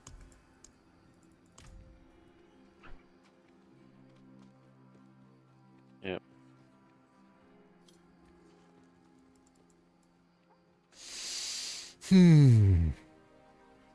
I can't believe I just spent 2 hours going over some guy's video that curses like a sailor and didn't even really have a lot of good points. Yeah, there was a few small things here and there throughout everything else that he just got wrong. I hope it was entertaining for you guys. Like, I really do. I hope it was very entertaining. I'm not ready yet. Oh, I donated for it. Well, that's worth it. There you go. Done. I was wondering why it was 38.19. That's because it's Canadian, isn't it? Canadian It's because it rubles. converted. Because it converted Canadian rubles. Yeah, $50 Canadian equals that. But yeah, I figured your monetization of that would probably be way down. So if you could, Oh yeah, I'm probably not going to get any money from this video, not with that much cursing in it. Like, and there's no way to edit it out too, which I don't really like. So like, they go through the process of telling you how terrible it is, but then like if your video goes over a certain number of hours, they basically just don't let you edit the video. Like, because there's editing functions within YouTube. Like you can edit a video within YouTube, but if the video is longer than a certain time frame, you can't edit anything out. So you're just screwed at that point. yeah. I've had a couple like really long videos, like 10, 11-hour videos ruined because like a song played for like 2 seconds and it was a copyrighted song, and now my 11-hour video is now unmonetizable because a song that is copyrighted played for 2 seconds literally within the video. And I'm like, well, I want to edit it out, and they're like, well, we can't edit it out because your video is too long. And I'm like, this does not make any sense. Like, at what point does a 2-second little tiny clip of a song have to do with my 11-hour video? And half the time it was usually at the end of the video, and that's what used to really piss me off. Because like it would usually be the credits. So essentially 99% of my video was like free of any kind of copyrighted material, but then the credits come on and the credits are copyrighted, and I literally kill the credits immediately because I recognize it as copyrighted music, but it now makes my entire video demonetized, which is just the silliest thing in the world.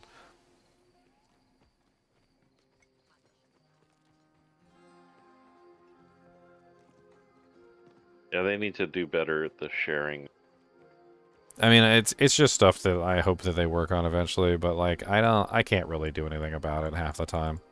It's one of the reasons why you'll often hear me like say like, "Oh, hitting the 12-hour deadline, like gotta quit it out." Because the last thing I want to do is record like freaking 24 hours of video and only have like 12 hours of it show up. Yeah, those challenge coins can't be too expensive. I'm seeing some on a couple of other sites. They're selling for like $20 for the coin, so they got to be making profit on at that point still. Oh yeah, the That might be challenge something you coins. could do. I was looking up the challenge coins, trying to figure out like if I could just type in like custom challenge coins. They usually have a minimum like that you're allowed to order, and that's probably what happened with them. They probably ordered like 1,000 challenge coins or something. That's why they're numbered. Yeah. But like, I mean, I could probably at least get a quote and see how much they charge. Could be interesting. I mean, who knows? Maybe I'll even find the same company and they actually have the molds. That would be so crazy. They'd be like, "Oh yeah, we got those molds. Yeah, we made that. We can do that. We can do that. That's totally fine." I mean, I don't even think they'd really have much of an issue because like I literally have pictures of them. So like. The only one I'm really interested in, to be honest, is I like that super test one the best. The other ones are okay, but that super test one is really neat. I really like that super test one. It's got the Wanderer on it, and just Bring that one back looks up. really cool. The super test one, that's the one that has the brass. The other ones don't have the brass. This was one I really liked right there.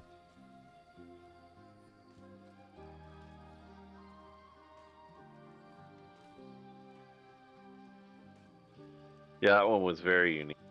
Yeah, I think this one's probably the best one. It's also numbered on the back, so it has like a count.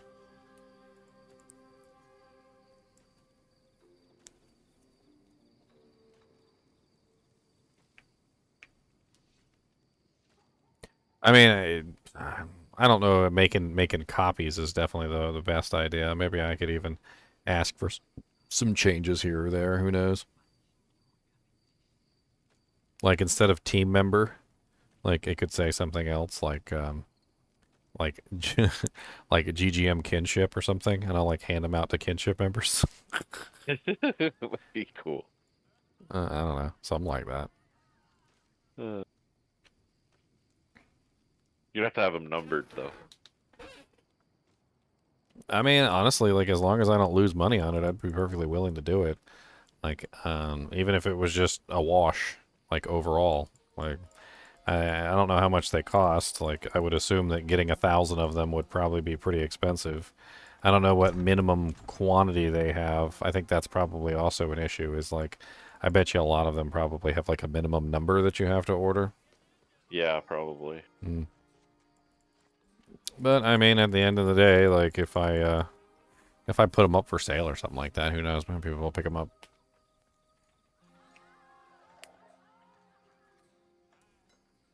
Sell them at cost.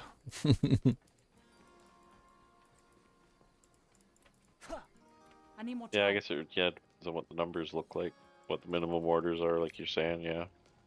Yeah, I'm not really sure what the minimum orders are on these websites.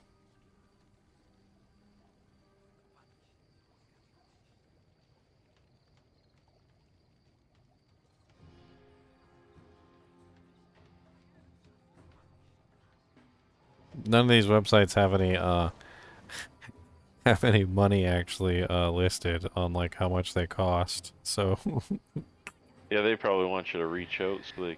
oh yeah, they're gonna try and get you a quote and try and figure it out. They're like, Although this website does have one thing written here, which is as low as $2.01 each. So that's their minimum, which I'm sure it would be a lot more than that. So $2.01 per coin. I mean, even if we assume that they have like a minimum of like 1,000 coins, that's still 1,000 times $2.01, which is $2,010 for 1,000 coins. It's a lot of coins. Yeah. It's a lot of It scratch. Maybe we do a little. Maybe we could do a little fundraiser, and we'll like anybody who donates will get a coin. That could be interesting.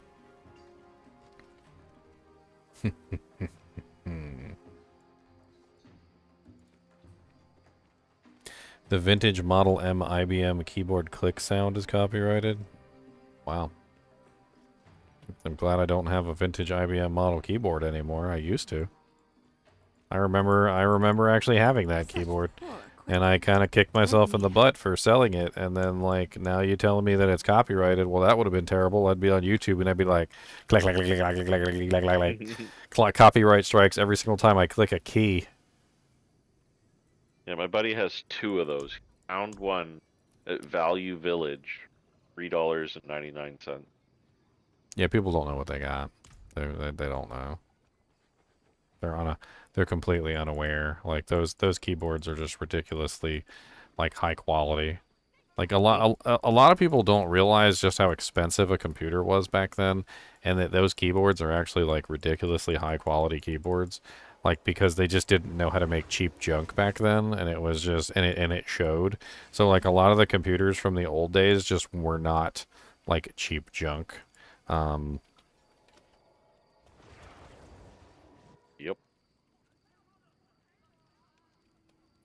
Let me see if I can find like a computer from like the 80s.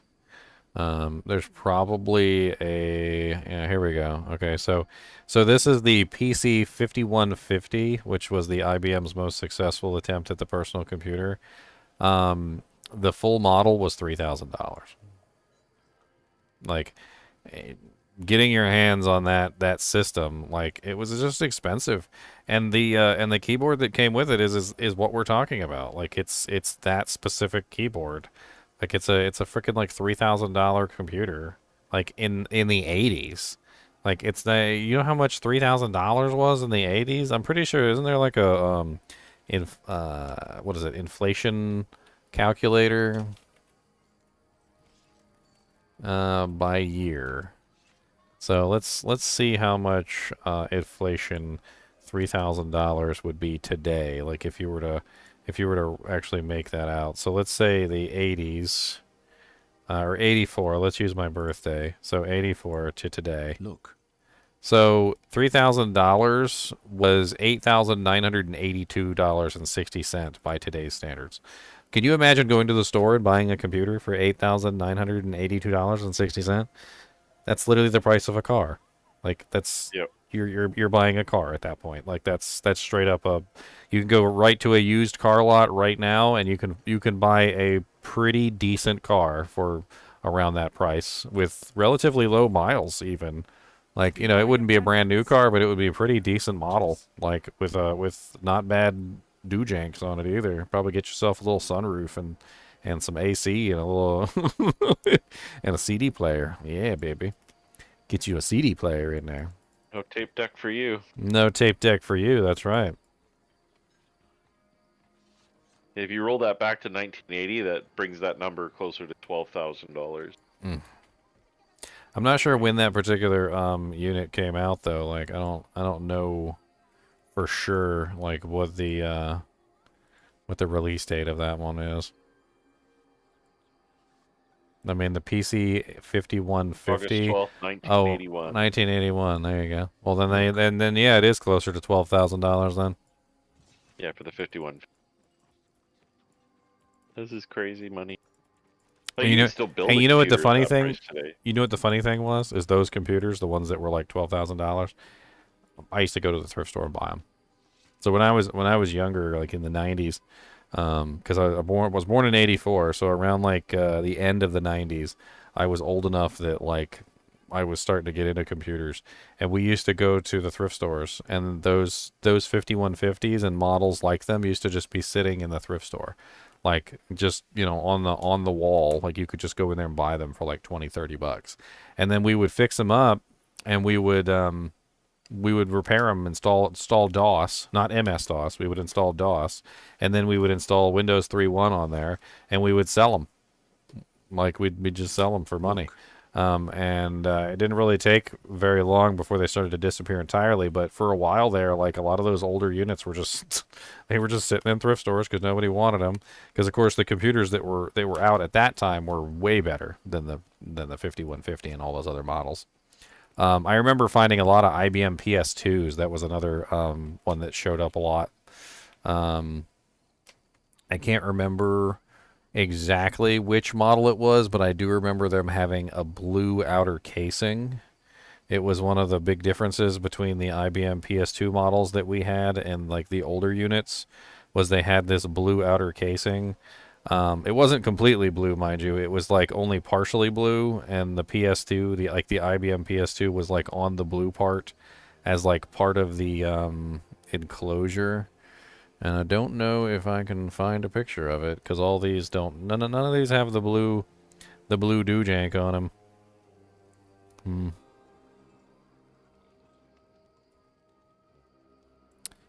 If I can find one of these.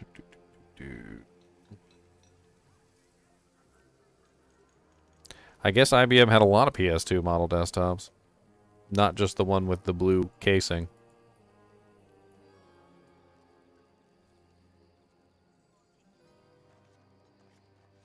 IBM PS2 model 77. That looks familiar.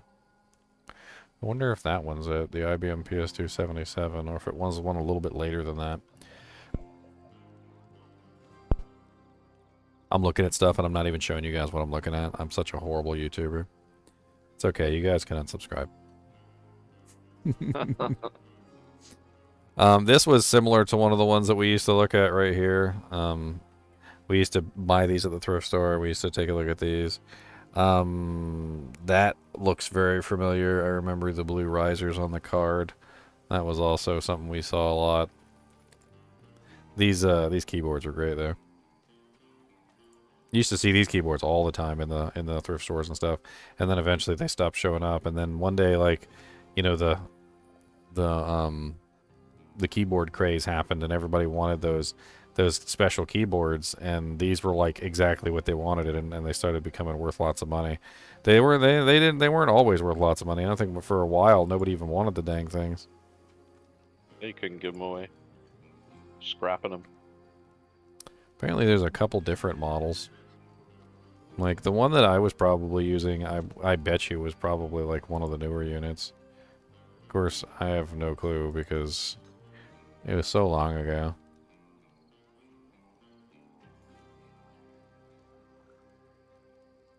I remember that thing. We sold a couple of those. No mouse. Really weird. Some of the earlier laptops just had no mice on them whatsoever, which was a little strange.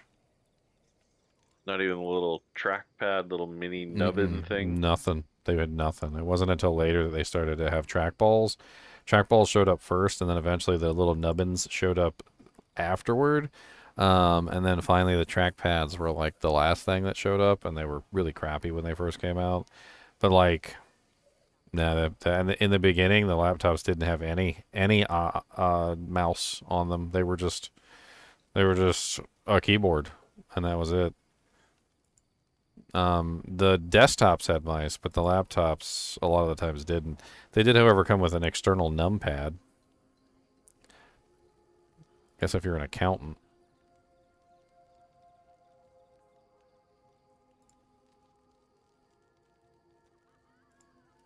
It's always fun to look back at some of these older computers. And whenever I find one, like, it's neat to just look at them. A lot of these older ones are actually worth money now because people want to play older games on them, and they set them up and get them all working, and then they put like really old games on them, like freaking like the original Doom and like you know, like Wolfenstein and stuff like that. They'll throw like really old games on these things and make them run. Yeah, there's a company that its sole business is to Buy make up old parts. Windows 98 machines for shops and places that have these things deployed in like CNC cutting machines that need those old computers to function, like old ISA cards and stuff like that. That's their whole business. Could play King's Quest. That's right. How else are we going to play King's Quest? Come on now. It's a fun game. You got bust out the Leisure Suit Larry. Yeah. I was looking at some of these ones. A lot of these were so proprietary, though. I remember when we were working on them, ridiculously proprietary, like ridiculously so, to the point where literally like none of the parts from one would fit into another unless you had like a very similar model. I mean, it was really bad. They started to get less and less proprietary as time went on, and the parts were a lot more interchangeable. But there were a lot of these earlier units where like nothing from one unit would fit into another.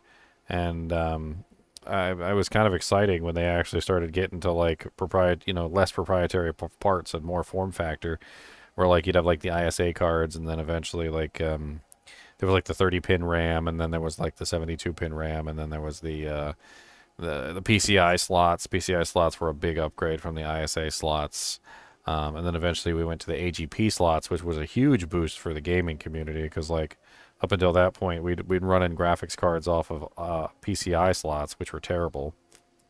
And oh my god, there was a whole time period I remember where literally people kept coming in trying to get video cards on PCI, and we're like, don't do that, like it's terrible. Why? They'd get like a really nice video card, but it would be like a PCI slot, and it would just completely nerf the card to the point where it wouldn't work very well at all. Like, could you imagine right now if you went out and bought like a GTX 1080 or something, but instead of it being in a PCI Express slot, which is a, like a 16X slot, you put it in like a regular PCI slot, and it just has like no speed whatsoever. Like it's like half the speed of like a PCI Express X1. And you basically get no performance out of it. Like, you completely bottleneck the card to the point where the card is basically doing nothing. Like, it can't handle any kind of throughput. And you're wondering why it's not working the way that it should be working. And the reason why it's not working the way it should be working is literally because there's the interface is terrible. Zero throughput. Stones. Goodbye then. Like trying to drink a drink through one of those stir stick straws. Stir stick straws. Well, I didn't make much progress on my character today, but I had fun making a silly video that I'm going to have to edit up.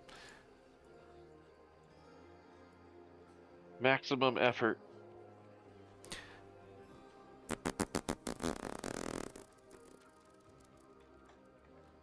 It's alright, I made it to level 7. You made it to level 7? 7-0. Oh, level 70? Nice. That's like, that's where things start to get good and your character actually starts to make sense.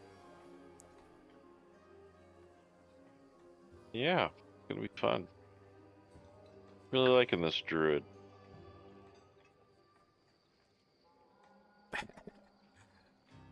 I just saw your post in the Kinship Captain's chat. Yeah, he was just No, I actually timed him out once or twice, like, and then he kept coming back with the same really ridiculous comments. He's not banned or anything, but I doubt he's probably going to come back after I timed him out like 3 times in a row. Mm-hmm. Yeah, you literally like beat me by a millisecond. It was just like, it's also appearing on my stream too, and I don't like that kind of stuff. It's like, it's just, if he wants to make an actual argument, like, he make an actual argument, but he just like was like, you're a liar, or like, you know that episode of Family Guy where the guy's just like, you're a big fat phony, and he just follows him around telling him he's a big fat phony and doesn't give him a chance to explain or anything, or even like talk about what was going on, just like spamming big fat phony over and over again. Like, that's kind of what it felt like every single time he made a comment. He was like, that is just a lie. Like, why is it a lie? It is. You're a phony, a big fat phony. Like, okay.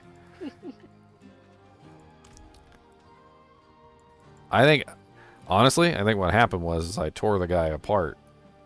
Literally to the point where a lot of the stuff that he said just didn't make any sense whatsoever.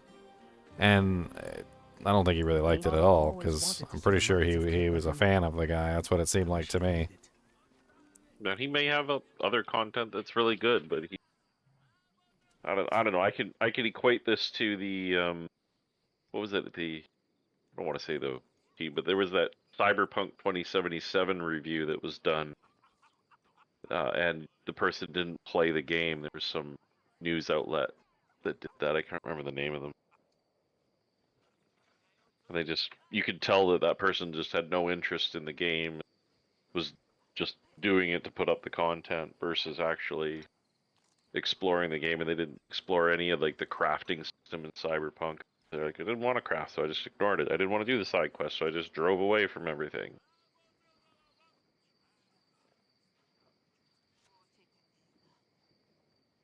They're trying to pass it off as a legitimate review of the game.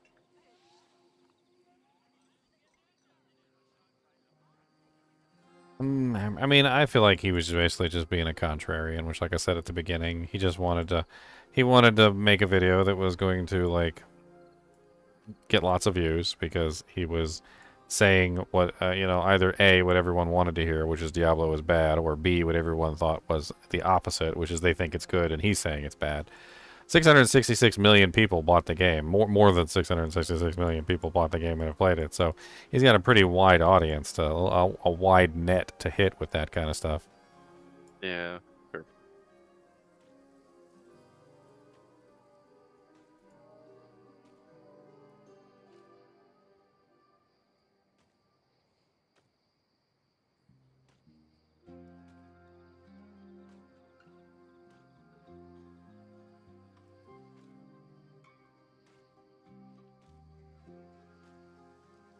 Batteries. Headset's finally cooked.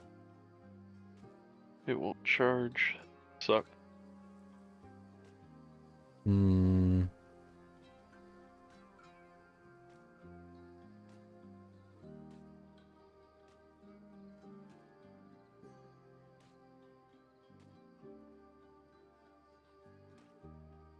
Legion events coming up. Nope.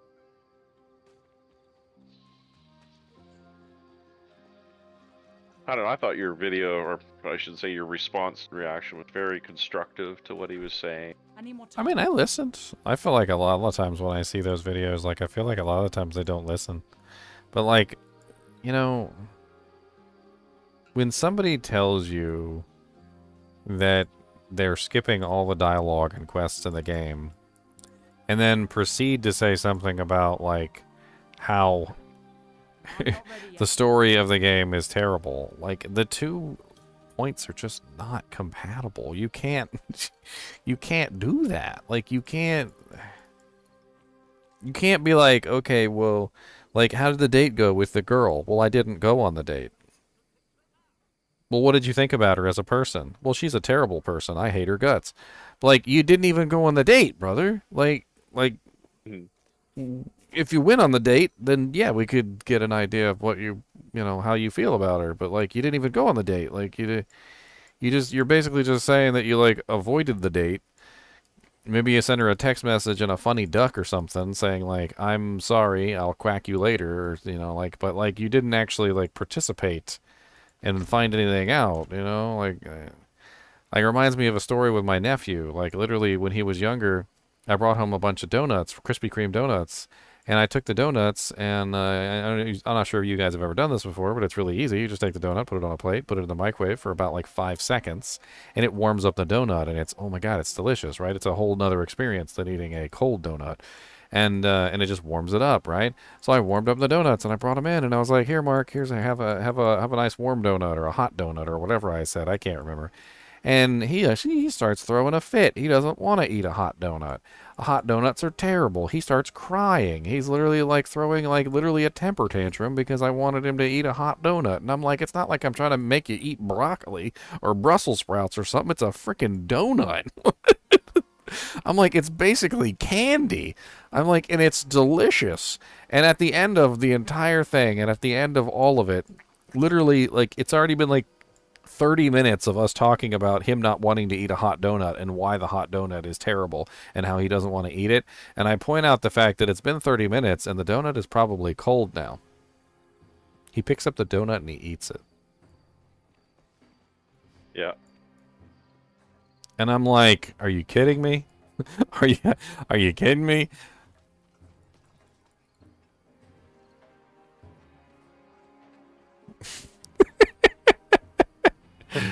Oh man.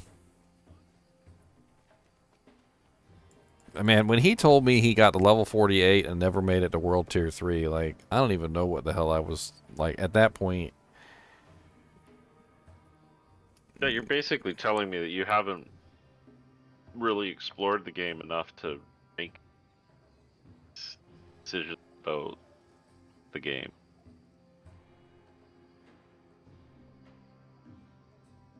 You've experienced,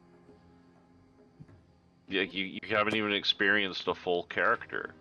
Like, I mean, when you started commenting on the points with the renown system and the fact that he wouldn't have finished any of the renown.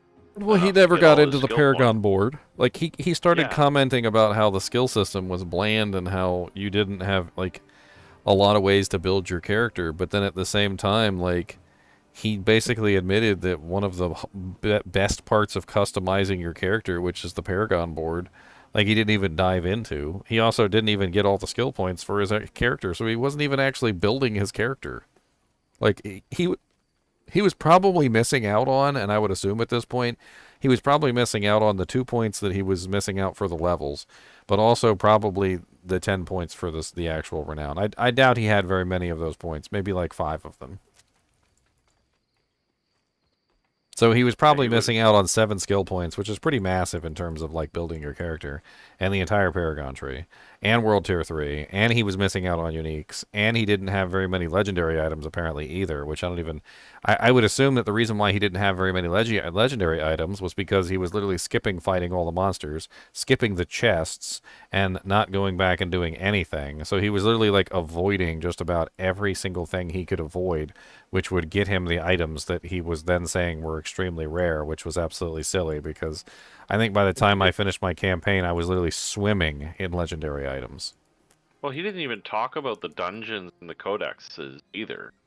Like, I'm just realizing that now. He didn't even touch on the codex. Can you talk about Vigo? How you going to say there's no memorable characters in this game, but you ain't even mentioned Vigo's name? Vigo's name didn't even leave his lips, not even once.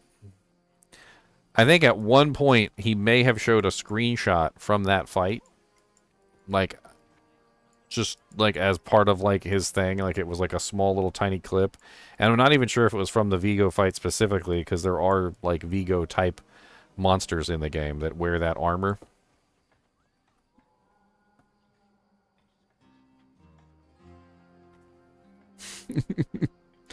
I still remember so distinctly though when the armor opened up for the first time, and like I had no clue what was going on. I didn't know who this guy was. Like, it was just a big giant suit of armor that was helping me. I had no clue. And then, like, finally you defeat the boss and you end the fight. And you open up the armor, and inside is Vigo, and he's been stabbed, like, what, hundreds of times by, like, the Iron Maiden, which is basically inside the suit. And, like, I just remember I was like, man, Vigo, I was like, you didn't have to do that. Like, you didn't have to sacrifice yourself, Vigo. We could have figured out another way, man. I'm like, dang. Rest in peace, Vigo.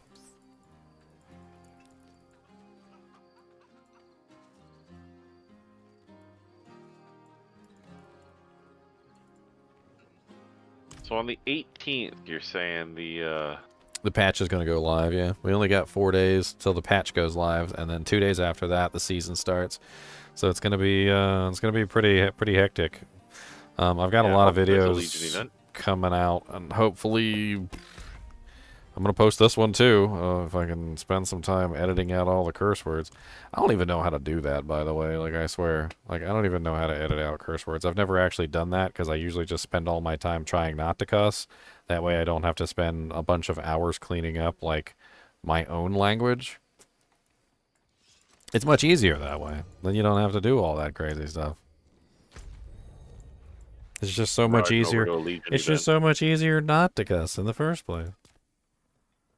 Yeah, I had I known the amount of language that was in that video, I probably would have been like, yeah, it's not worth your time. Dude, I don't even know. Apparently there's some sort of app. I was actually going to download it. It's like some sort of like little thing that you can download that will like automatically censor the words for you. I want to see if it works. I'm going to like play the video and then like re-record the video over itself and see if it'll like bleep out everything. That would be so cool if it works. Cool. Works. By the way, I couldn't figure out his horse complaints. Like, he had this thing where, like, his horse was just, like, not moving for several seconds before it started running, and I've never had that issue. It happens to me all the time, like, every time I mount. I have an issue where, you know, I don't like how slow the mount is in town. Like, I definitely will complain about that. It's very slow in town. Time to do that. But... yeah, no, I have that hitching, glitching when I get on my horse is every time. About... yeah, Steven, Steven's commenting in your chat too, that it happens to him. Maybe it's something to do with PC. I don't know. Like, or maybe. Oh, it like... has to be, because like, as soon as you're on controller, it's fine.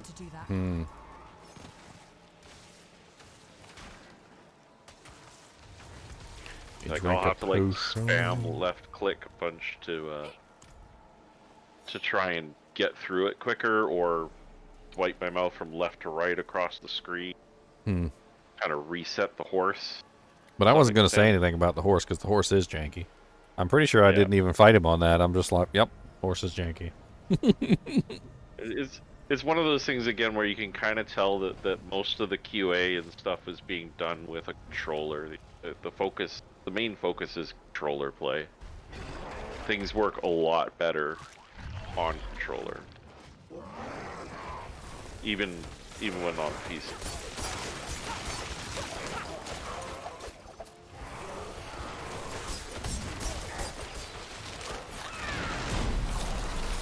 By the time my rain of arrows went off, everything was dead.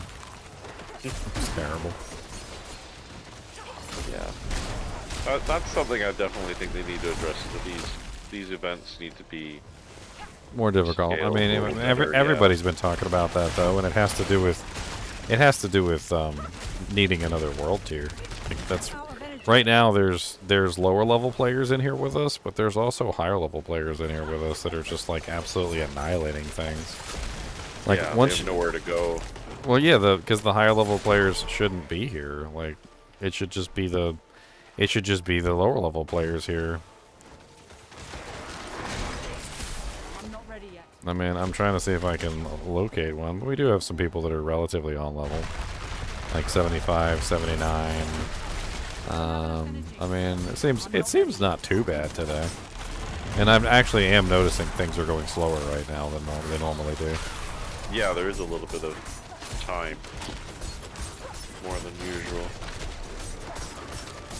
Allow us to move the camera back. Yep, that would be a simple one, but I think that would have some unintended impact. So, can we talk about him talking about that there's a zoom feature in the game? So he said... Yeah, that was kind of funny. So there is no zoom feature in the game. I don't know what he's talking about. That zoom thing that he highlighted only zooms your character in. It doesn't zoom your character out any further than normal. Correct.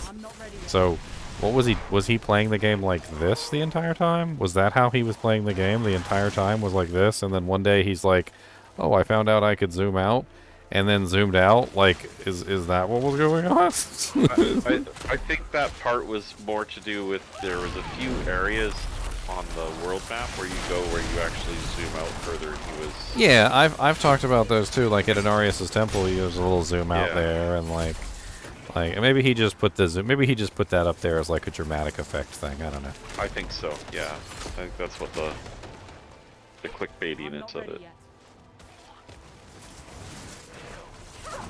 I mean, I agree. I think the zoom needs to be further out too. I also feel like the zoom is further out. Like, I need to actually go back and compare some of my footage from like the beta, but I do feel like the zoom is slightly further out than it was in the beta, and I can't confirm that because like it's just my perception of it. But like maybe if I actually pull up a like a screenshot, like a side-by-side screenshot, it might actually reveal the truth. Because I remember during the beta, I was constantly hitting that scroll wheel. Like, it was like an instinctive, like, I need to scroll out, I need to scroll out. Like, why can't I scroll out? Like, I'm too close, scroll out, scroll out. And ever since the beta, like, I do feel like things have changed where I'm not constantly spamming the button anymore. Like, it feels like I'm less hitting that scroll out all the time than I was before. And I don't know if they actually increased it, or if it's just my imagination, or maybe I just got used to the horror. But yeah, it does feel like I'm scrolling less. I'm trying to zoom out less. OWIM, it's quite possible that he was just memeing that entire video too. That could explain some of the contradictory nature of his video. I don't know. If it is, it's good acting. Don't have enough energy. I have no clue.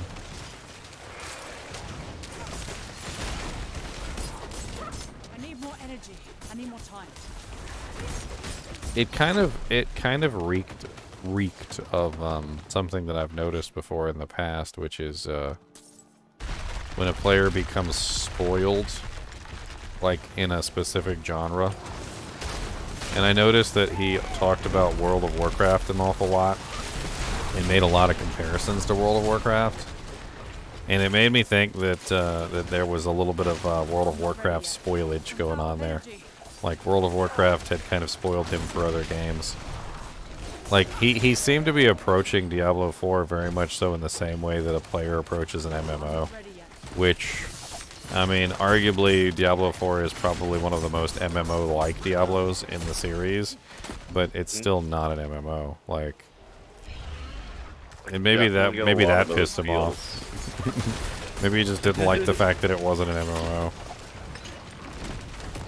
Well, I know a lot of people I know were wanting the ability to move like they move in World of Warcraft with the WASD.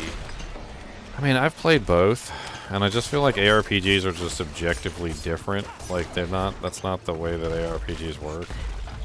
Like, and I know that that's what they want, and that's what they're used to from World of Warcraft, but that just really goes to exemplify the point that I'm making, is that I feel like the people are just kind of like wanting exactly what they have in another game, even if that game isn't really the same game.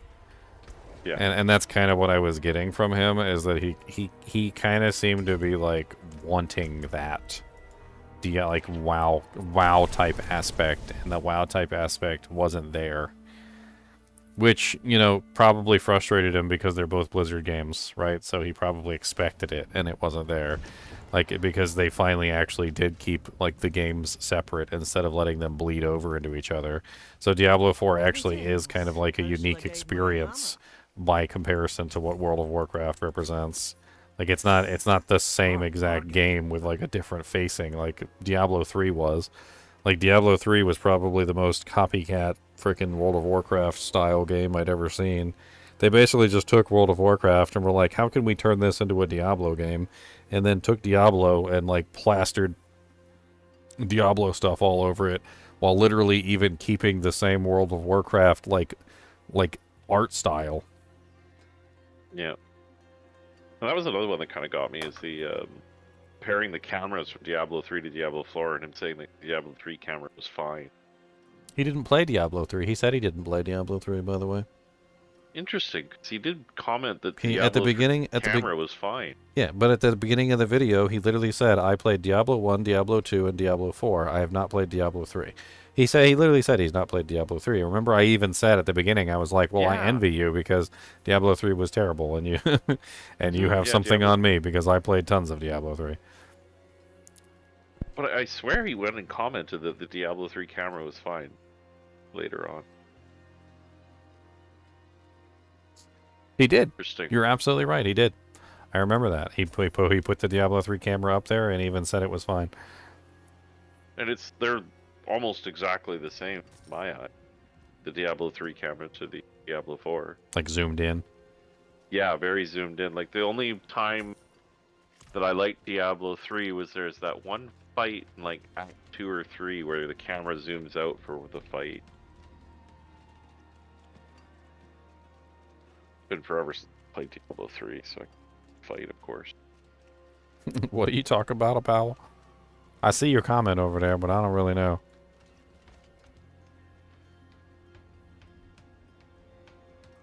I don't know. I thought he said he did. He kind of avoided Diablo 3 entirely.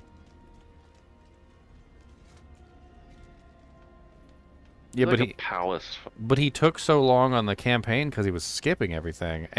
It's like Schrodinger's cat over here. Like, I don't really know what to believe when it comes to what he's saying, because he would show stuff, and then he would be like level 37 fighting like a level like 50 some odd capstone boss, and I'm like, how much stuff did you skip to get to the point where literally you're fighting the capstone boss at level 37? Like, what level did he complete Lilith at? Like it I don't really know what the hell's going on. Like, I feel like he's simultaneously saying the game was extremely easy, but then also at the same time, like, it looked like he was doing content like way sooner than he should have been doing content. Like, because he hit the World Stone capstone like way earlier than I think just about anybody ever did. Like, most people were usually around 44 or 45, like, 48, like something like that by the time they hit the capstone boss. And he was fighting the capstone boss like a way under level, which means he had to have like skipped everything. Like, if he did the quests and he actually did everything, and let me exemplify this, by the way, because like when I started playing the game, I skipped everything except for the campaign. So that was our goal. Our goal was to complete the campaign as quickly as possible, but not skip the campaign. So we did the entire campaign, and we might have done a couple extra quests here or there along the way, but for the most part, we only did the campaign. And we were like level 48 by the time we finished the campaign. Like, I don't get how he was so low level by, finishing the campaign. He must have skipped everything. Like, he must have skipped every single quest, every single everything to hit the point where he literally finished the campaign at, like, level 33, I think is what I saw. Like, in one of his videos, he was, like, doing a dungeon, and he was, I'm pretty sure it was one that was past the campaign, and he was, like, level 33 or something. I mean, I'd be interested to actually see, like, what level he was when he completed Lilith. Because I think that would tell a bigger story than the entire rest of everything. Because if he was like level 30 some odd when he completed Lilith, that would probably explain the fact that he literally skipped the majority of the game. I mean, he said he was a druid. Most of the clips, it was a druid. He said he wanted to be a storm wolf, which was probably the stupidest thing ever. Because he's like, and you can't even be a storm wolf. And then, like, you totally can be a storm wolf. But he didn't actually play the game long enough to find that out.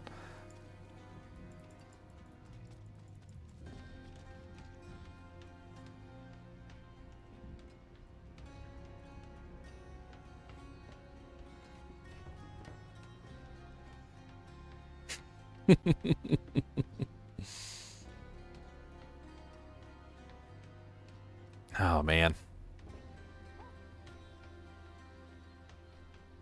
I really didn't stream long enough tonight. I still got a late start. I've only been streaming for like 5 hours. I usually do like at least 8. Yeah, I was surprised you weren't on early. Yeah, I Normally mowed. you're on at around noon. I my mowed the time. lawn, and I made a couple videos. I recorded some doojanks, and then like I ended up taking a nap because I was just freaking tired. I did a bunch of stuff today, and then I ended up like crashing. Honestly, though, it's like the Belial fight, the Belial fight. halfway through when Belial gets to half health and he goes into the center, the camera pulls out. Oh yeah, I hated that fight. Yeah, that fight was... The only thing nice about that fight is when Belial goes there and the camera pulls out and everything looks great. I didn't like it from a standpoint of like it's a very small arena and he was basically just like stuck in one spot. It just kind of reminded me very poorly of like a... Like, just, I don't know, just a really poor fight functionally. Like, because he's literally just sitting there. Like, okay, he's like a big blob. Like, what am I fighting? Jabba the Hutt? Yeah, it wasn't a very good fight from a mechanic perspective and things of that nature. It's just like stay out of the green glow. But the camera pull out at that point. It's like this feels like a Diablo game. Did I see DM's reaction? Who's DM? I mean, I honestly, I'm hesitant to even watch more at this point because he basically just cusses a whole lot, and pulling his video back up is just going to add even more cussing.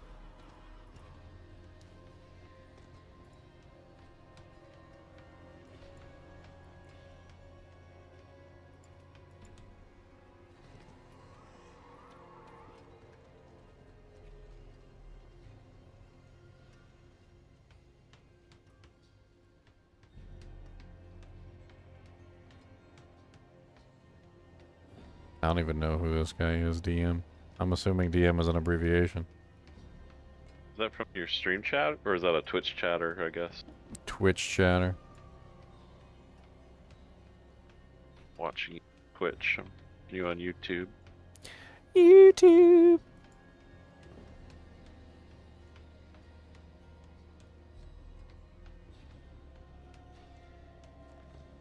Darth microtransactions. That's what DM stands for. Thank you, Riffraff. Appreciate that. Darth Maestro. Diablo Motor Board Commentator Stream.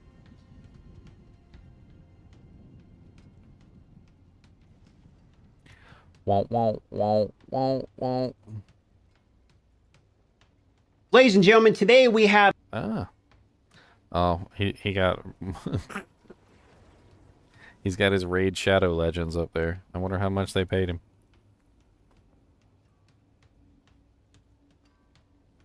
Oh, wow. This guy's got 74,000 subscribers, and he's got, like, no viewers.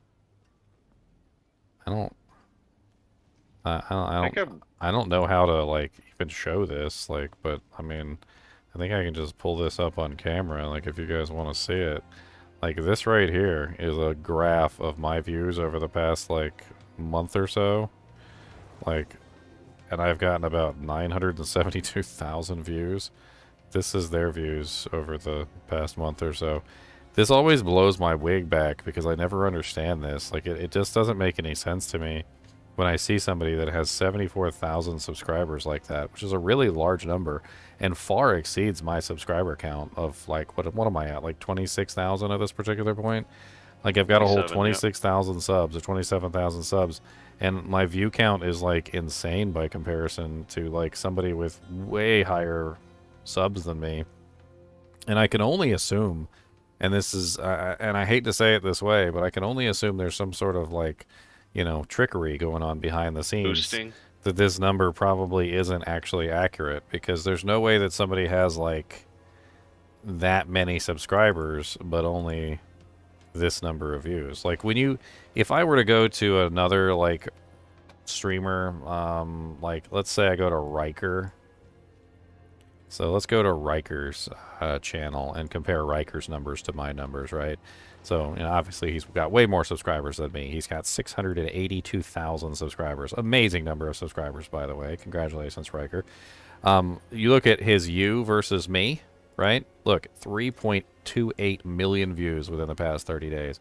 His views dwarf mine. right? I mean, I can compete with him a little bit right here. My 132,000 that I had kind of competes with one of his bottom numbers, which was 102,000. So during that particular day on June 21st, I actually outperformed Riker, which was kind of interesting. And on a couple days, I've actually outperformed him, like, variously here and there. But for the most part, as you can clearly see, he outperforms me by miles. And as he should, as a person with 682,000 subscribers. But then you go to somebody like Darth Microtransaction, which has 74,000 subscribers. He should be outperforming me too. But, like, he's not even close. And, like, I don't know why this is. It's always been very interesting to me because I'm always curious about, like, how many subscribers somebody has, like what their average views are, like things like that, and kind of getting a feel for like how YouTube works in general. Like how does subscriber account like numbers actually translate out to like how popular your channel is and stuff like that. And it just doesn't translate out. Like it doesn't, like your subscriber count doesn't always equal anything. My subscriber count has always remained notoriously low for some reason. I can't get people to hit the subscribe button. Hit the dang subscribe button, you bastards. But like, for some reason or another, despite the fact that my subscriber count has remained notoriously low, my view count and my my like watch time and things like that have always been notoriously high. Like, as you can clearly see, I even have like 132,000 views in a single day. Like, my view count's not terrible. I have almost 1 million views within the past 30 days. But, like, God forbid I get people to actually hit the subscribe button. That's the difficult part. Need that one viral video. Oh, maybe it's this one with all the cursing in it.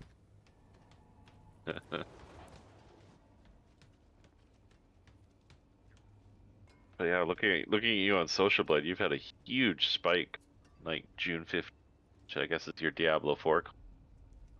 I mean, it's that one video that I did, the super unique video. I think that one was pretty important. A lot of people really like that one.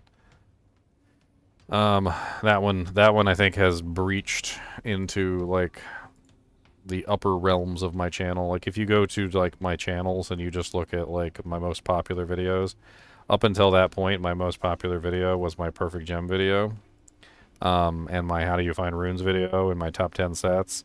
And now this one has like just bypassed all of them like immensely. The super unique monster video just like ballooned out. I don't really know exactly why that one is more popular than any of the other ones that I've put out, but I mean, I try not to clickbait. I try to truth bait. Truth bait is a whole nother thing. Truth baiting is where you use actual real things that can be baited. Like, you know, so that when somebody clicks on it, they actually get what they see. And I think that's I think that's the cool thing about truth baiting. Truth baiting is good. I've even made a bunch of shorts too. Like none of them are really all that popular, but and I make like no money off these shorts, by the way. Here's my chainmail dice bag. I made that myself with my own 2 hands. There's a chickadee. That's cool.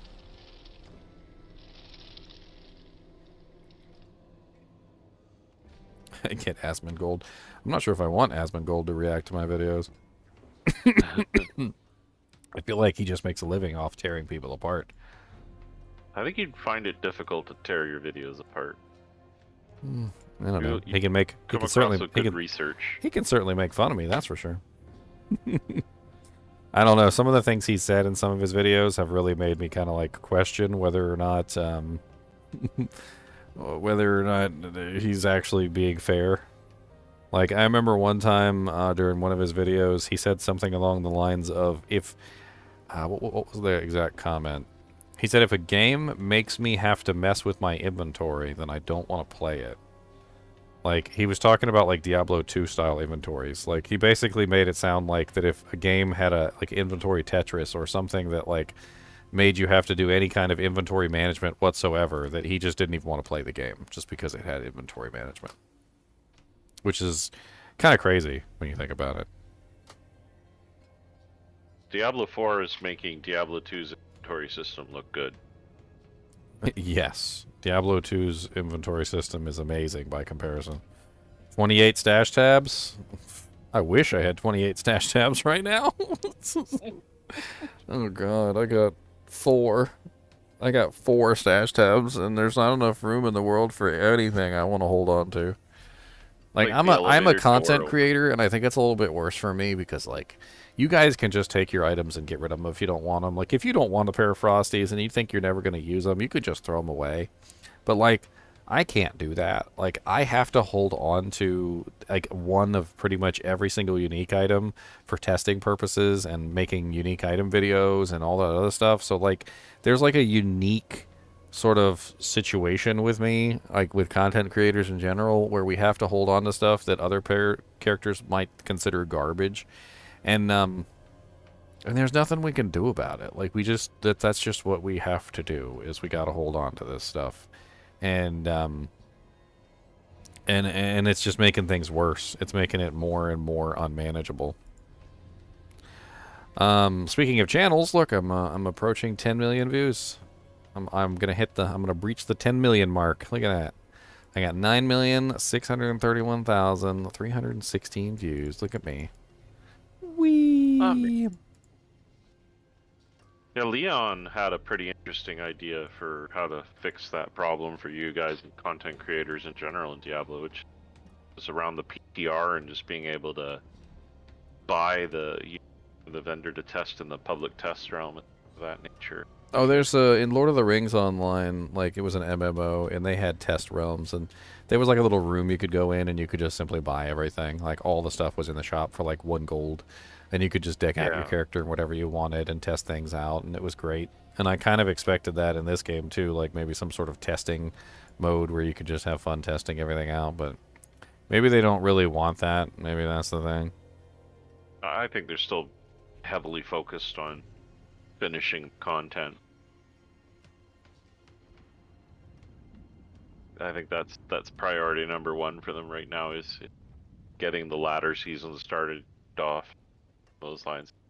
All those nice to haves like a PR and a playground, so to speak, a testing version where you can scan all those things. And Leon said the same thing. He commented that exact game you were talking about when mentioning that. So I think some of those things will come in time. It's just they have to prioritize, target, fix certain things. I'm like I said, I'm waiting until season 2 to reserve judgment on how good they're gonna address this stuff. Like I feel like season 2 is our benchmark because they already pre-approved season 1. So because of the consoles, because of Xbox and PlayStation, I think specifically Xbox with their whole like really long pre-approval process for patches and stuff like that, I think we have to wait till season 2 before we really get a good idea of what they're gonna want to do to help us out. But like once we hit season 2, if they haven't like made any serious effort to fix a lot of these quality of life issues, they never are going to. Like it's not going to happen. So like I mean, I'll call it right here. Like season 2 is going to be our benchmark. It's going to be the point at which we find out whether or not Blizzard is actually interested in solving these problems, or whether or not they're just ignoring them and hope they go away. And I don't want to wait till season 2. I think it's crappy. I think waiting that long to find out whether or not they're going to fix things is a terrible, terrible thing, and it's stupid. But I mean, it's just the way they have it set up, you know. Like it's the way the consoles are. Like I don't. This isn't Blizzard's first console release, though, is it? I mean, for like no. a cross-platform experience. But I think their fault is the fault here also lies with Blizzard a little bit in that they created this situation. So they made a situation where the patch was already pre-approved and done and everything like in advance. So they actually created the problem themselves. So season 1 was submitted way too early. They should have waited a little bit and gotten a feel for, you know, like what was going on within the community. And if they had waited a little bit and got a feel for things, they could have included things in this patch before it was submitted that we, you know, have complained about. But because they were so Johnny on the spot to get it authorized and submitted as quickly as possible, I feel like it's really on them, you know, that it ended up this way, that we ended up with, you know, a situation like this in the first place. because they were trying to push it. They were trying to push it really fast. They wanted to get it in there and just get it done. That's what she said. But they did. They got the Season 1 patch in. They got it approved. They got all that stuff done. And now it's pre-approved. Now they got to wait for Season 2 to make any more major changes. I know, look at all my stash space. You know why I have all this stash space? Because I took every item that was of any value that I felt like could be sacrificed, despite the fact that I knew I could use them on other characters, and despite the fact that I knew other people would like to have them.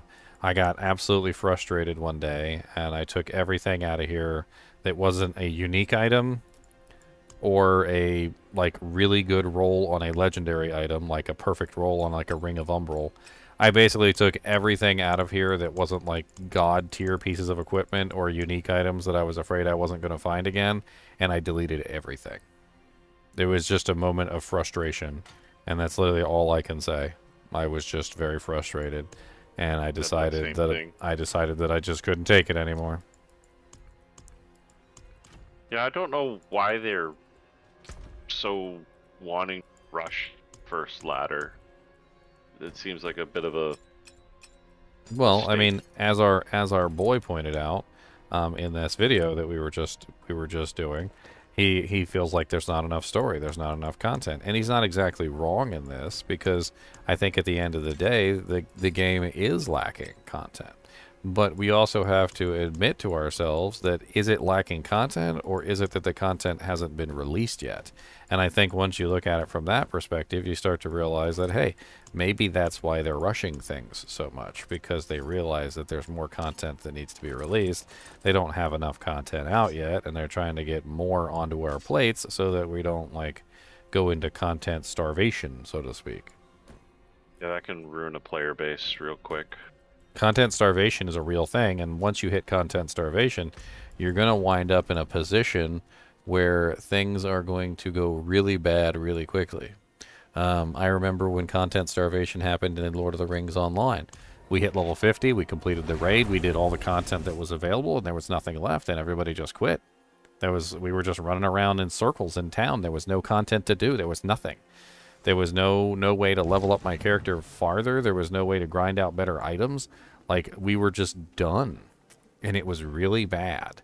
And the last thing that they want is for us to be just done, because that's a death throw for a game.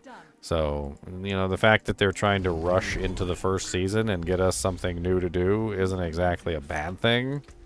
But feels like a reset, though. I mean, I really kind of wish, and this is just my personal opinion, I kind of wish it wasn't so soon.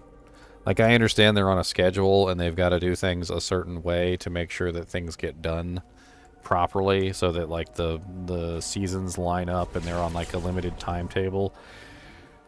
But like, especially as a content creator, I wish I had more time to explore the game fully, level up all the characters, have fun with all the different builds. I mean, there's so many different ways to level up characters and play things and do stuff that, like, I just don't really have time to like completely and adequately explore the game and have fun with it before we're already forced to ditch all of our characters and move on to the next season. I'm at the Legion event if you want to join me. You know what I mean? Yeah. Yep. It's been an interesting experience to watch your videos as you're exploring content versus the content that I have consumed of yours previously, which was Diablo 2 specifically. That's how I stumbled across you. That's how you found me, was Diablo 2? Yeah. During the puzzle thing, or? Oh no, before that. Like, I just started using your videos of explaining item builds, that.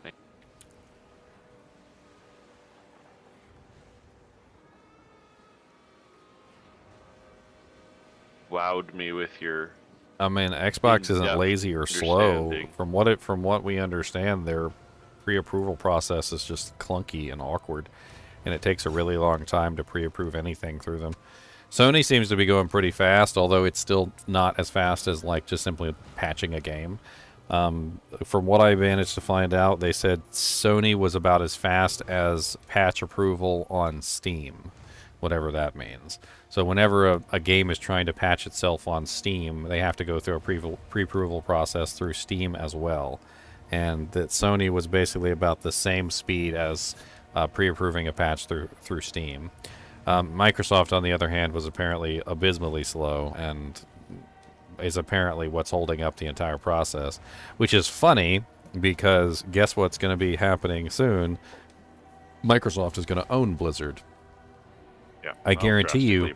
I guarantee you that's going to drastically improve the patch pre-approving process right there. That'll fix so many things that happen. And it's getting closer and closer to being reality.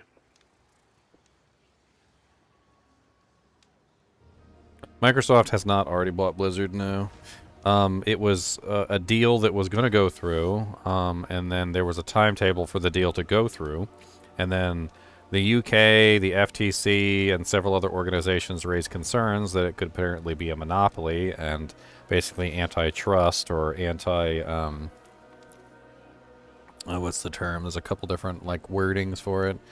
But basically what ended up happening in the long run is Microsoft got approval from just about everybody, and recently won a court case with the FTC, basically making their ruling non-legitimate. So the FTC blockage got unblocked, and I think the only place that is still actively opposing the transition or the buyout is apparently the UK. And from what I understand of a couple different websites that I've read, is that Microsoft can, at this moment, continue without the UK's consent. It just requires a little bit of, legal trickery, but apparently it is 100% doable. So at this point, they have actually bought out Blizzard, and it's really just up to them, do they want to continue without the UK's consent, or are they going to try to seek the UK's consent? And I believe they are going to try to seek the UK's consent, but that doesn't necessarily mean that the deal won't go through. And it also gives them leverage at this point with the UK, because I feel like at this point they can pretty much say, look, we can do this deal without you. So, you're either in and you have some say over what's going on, and we will, hear you out on your concerns, or you're out and you've got no say. And I think at that point, things are going to change on the negotiating table, because now I think the UK is going to be like, okay, well, we probably would rather have a say in what's going on than no say at all.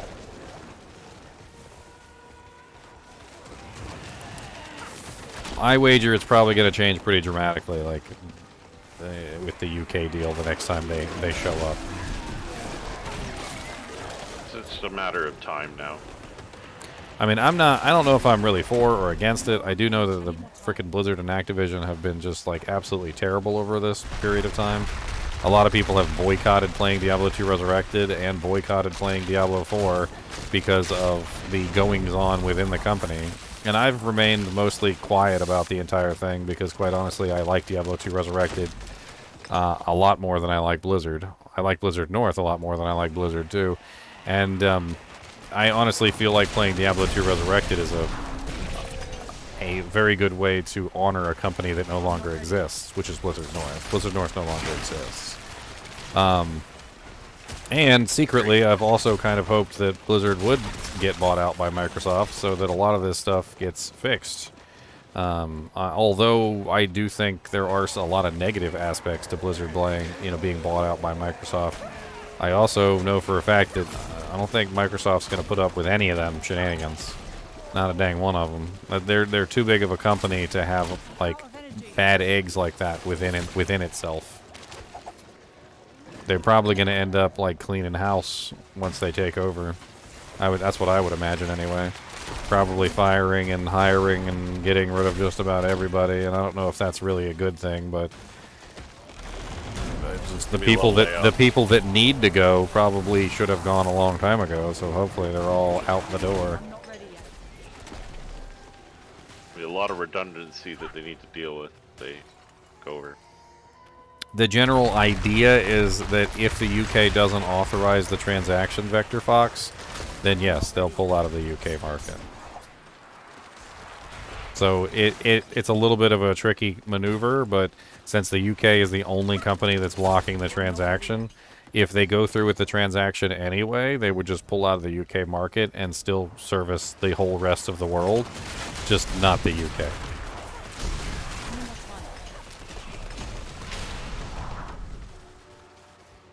It would have been worth so much XP when you got the campfire bonus.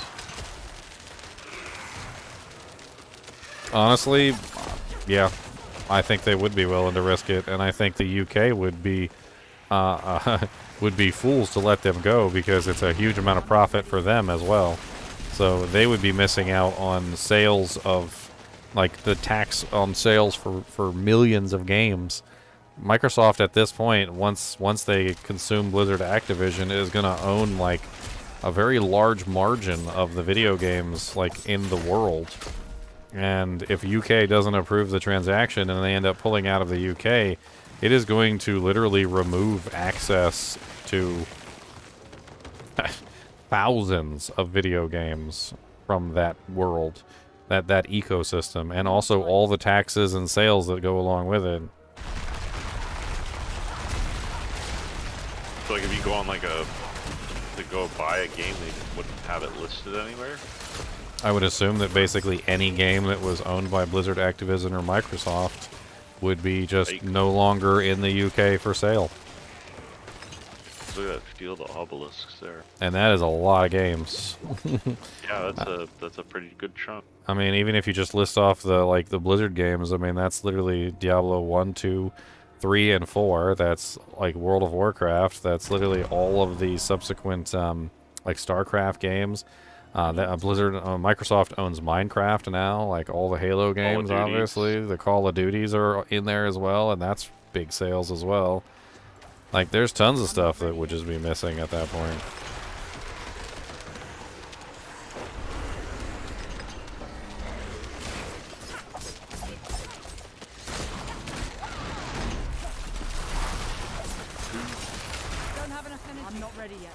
I mean, I would assume if you already own the game, you might be alright, but, like, there would be no future sales. And all the in-game purchases, season passes. Game would slowly become unplayable if you can't play in the season passes of some of the games. I'm assuming live services would also be disabled as well. So, like World of Warcraft, if you were playing World of Warcraft in the UK, would probably just no longer be accessible. Do VPN payment methods outside your country. Oh yeah, be a lot of people VPNing. Be a lot of people trying to VPN around it. Yep. But that also means just loss of money. Like, honestly, like taxes and fees and all that other stuff that the countries get from having those things is pretty massive, and they would just be losing out on all of that business. Not to mention frustrating your citizen base. That's a deal. Like I said, now that it is like successful, I can't see the UK blocking the deal. Like, they have a path, they have an avenue that they can go down, and they're going to take it. And then, so what it really comes down to is whether or not they can convince UK before they end up just simply pulling the trigger and going through with it anyway.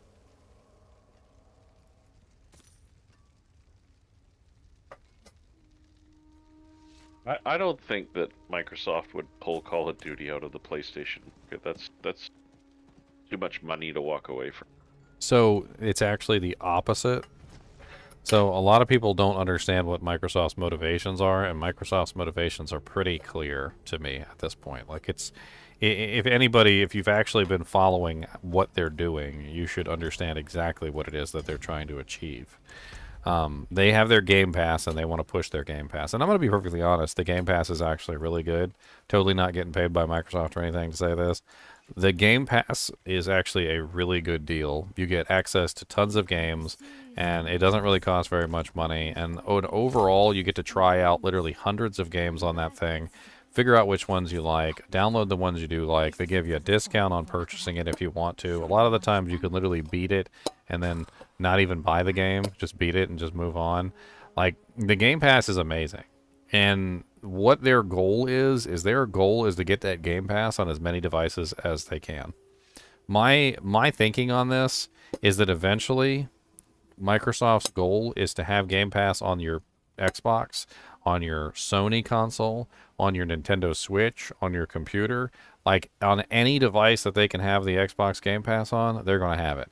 Even if it's on your cell phone or your Steam Deck or whatever. They want Game Pass on every single device possible. Monthly recurring revenue. Yep. And if they have enough leverage over a company like Sony, if they've got enough games, like they'll be like, okay, well, you put Xbox Game Pass on your console, or we are going to pull Minecraft, Diablo 4, Diablo 2, Call of Duty, all the Call of Duties, by the way. We're going to pull, this game, this game, this game, this game, this game from your ecosystem, and you're just going to be without. So either you put Xbox Game Pass on your console, or you can just not have any of these games on your console. And if they get enough leverage, they can pretty much force any of the companies to have their Xbox Game Pass. And what they're doing in a nutshell is they're creating an ecosystem which is massive. The bigger the ecosystem is, the more people that are involved in the ecosystem, the better they're going to be. And honestly, I can really see what they're doing, and it's going to work. Like, eventually, they're going to be able to strong-arm their Xbox Game Pass onto every console that they can get it onto. And the day that you see the Xbox Game Pass appear on the Sony console or the Nintendo console, either one, doesn't matter, or both, that is the day that you know that Xbox has won, that they've gotten what they've wanted. And Rockstar's recently caved back onto Game Pass. It's just a matter of time. Like they've got so many games in their arsenal at this point, with the addition of the Blizzard Activision conglomerate, which is huge. Like, they have access to so many games at this point. I mean, I think I remember at one time, like, when they bought out Minecraft, even Sony was like, "You're not going to pull Minecraft from Sony or from the PlayStation, are you?" And they're like, no, we would never. But you know what they did do? When you log into Microsoft, or when you log into Minecraft now on a Sony console, you got to log in. Like, when you log into, Minecraft on a Nintendo Switch, you got to log into an Xbox account now.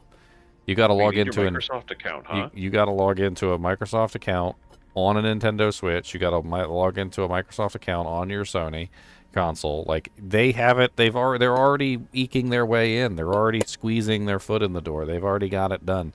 Like, it's just a matter of time before eventually, like, you're logging into your Microsoft account on your Sony console so that you can access your Call of Duty. It's not going to take very long.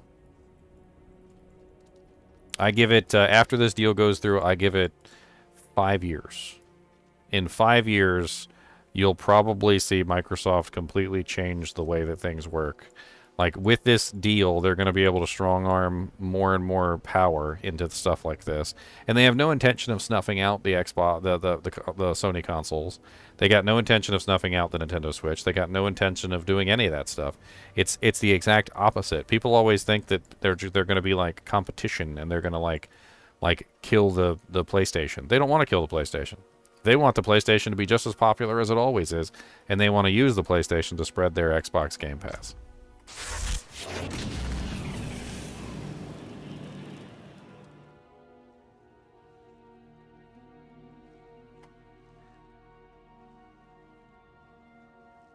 What's to keep them from monopolizing the entire gaming market? To be honest with you, I'm not sure. Like, I really don't know. Like, some games I feel like they've ruined. Other games I feel like they've done pretty good too. I mean, Halo, I feel like they've done pretty crappy to the Halo series. The newest, I think the newest one was a big flop, wasn't it? I can't even remember what the name of it was. But the Minecraft series, I feel like they've done pretty dang good with. Like I've covered some of the Minecraft updates, and I've been honestly genuinely surprised at a lot of the stuff that they've been adding into the game. And Minecraft just keeps getting better and better with every single update, not worse. I mean, I'm not particularly fond of the Microsoft version of Minecraft, but they haven't stopped updating the Java version either. So, I mean, you can honestly play both. Like, but to play online with other people, like, you have to utilize the Microsoft version.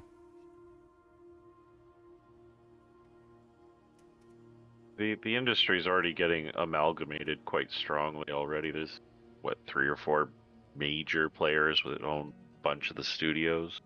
I mean, we still have tons of indie developers, and I think that's where the strength lies. A lot of indie games recently have just been absolutely amazing, and I think indie games as a genre have definitely like skyrocketed. So like I don't think that these big companies are going to completely like dwarf out the smaller ones, because these indie companies have shown us that it's not about having a big giant studio with billions of dollars. Like, sometimes it's just about having a lot of heart. Mm-hmm. Some of the favorite games I've played in the last while have been games. I mean, I could pull up a list of indie games right here. And, I mean, Hades is an indie game. That one's actually been pretty good. Undertale, Cuphead is an indie game. Stardew Valley, Hollow Knight. I've played a lot of these. Limbo was pretty decent. Limbo was amazing. Vampire Survivors. I heard some people actually really like that one. I haven't played that one, though. Into the Breach, I actually played that one. That one was really good. Shovel Knight's amazing. I mean... you checked out Valheim? Valheim? Which one is that one? No, I haven't checked that one out. I think you'd enjoy it. Mm-hmm. Death's Door, Hades, Stardew Valley, Undertale, Celeste. Celeste was pretty good too. Dredge was amazing. If you guys didn't catch my Dredge playthrough, you guys gotta like look up my Dredge playthrough. You know what? Let me actually pull this up, because Dredge is an indie game that came out recently, and I did a playthrough on Dredge, and it was just freaking amazing. I absolutely loved Dredge. Yeah, I've been thinking about going back to Valheim because they've just released a ton of content. And what's cool about that one is you run your own servers. The building in the game is fun. That is my Dredge live stream if you guys want to check that out. It's actually done, I can't remember how that one did. 1,000 views, not exactly super amazing, but 1,277 is not terrible, actually, considering. On a 9-hour video. I beat the whole game. I beat it in 9 hours and 39 minutes. I was like addicted. I had to play it. Like, it was so freaking good. I just couldn't not play it. I have to admit, I like the artwork right out of the gate. Oh, it's amazing. Like, absolutely amazing. Let me give you guys a snippet, shall we? Here, we can have a snippet.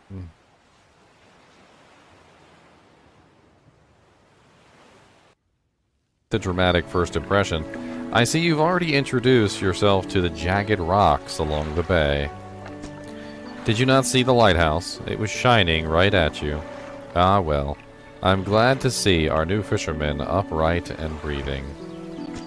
Your boat was hopelessly damaged, but I've had a few of the locals move your things to one of the old vessels. We'll catch up later to discuss more details.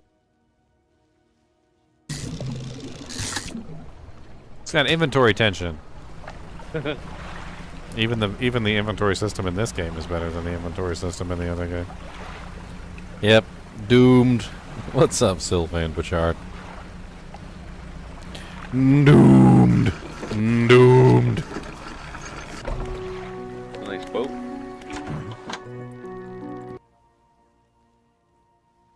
What the hell is this? Steel point material pile. This is where the island and the builder wants materials delivered. Oh, okay. She wants 2 metal scraps and 2 wood. Alright. I know where this is now. Probably get some right here. There's a bunch of... The dusty pontoon. Good. Lumber, I hope. We need lots of lumber.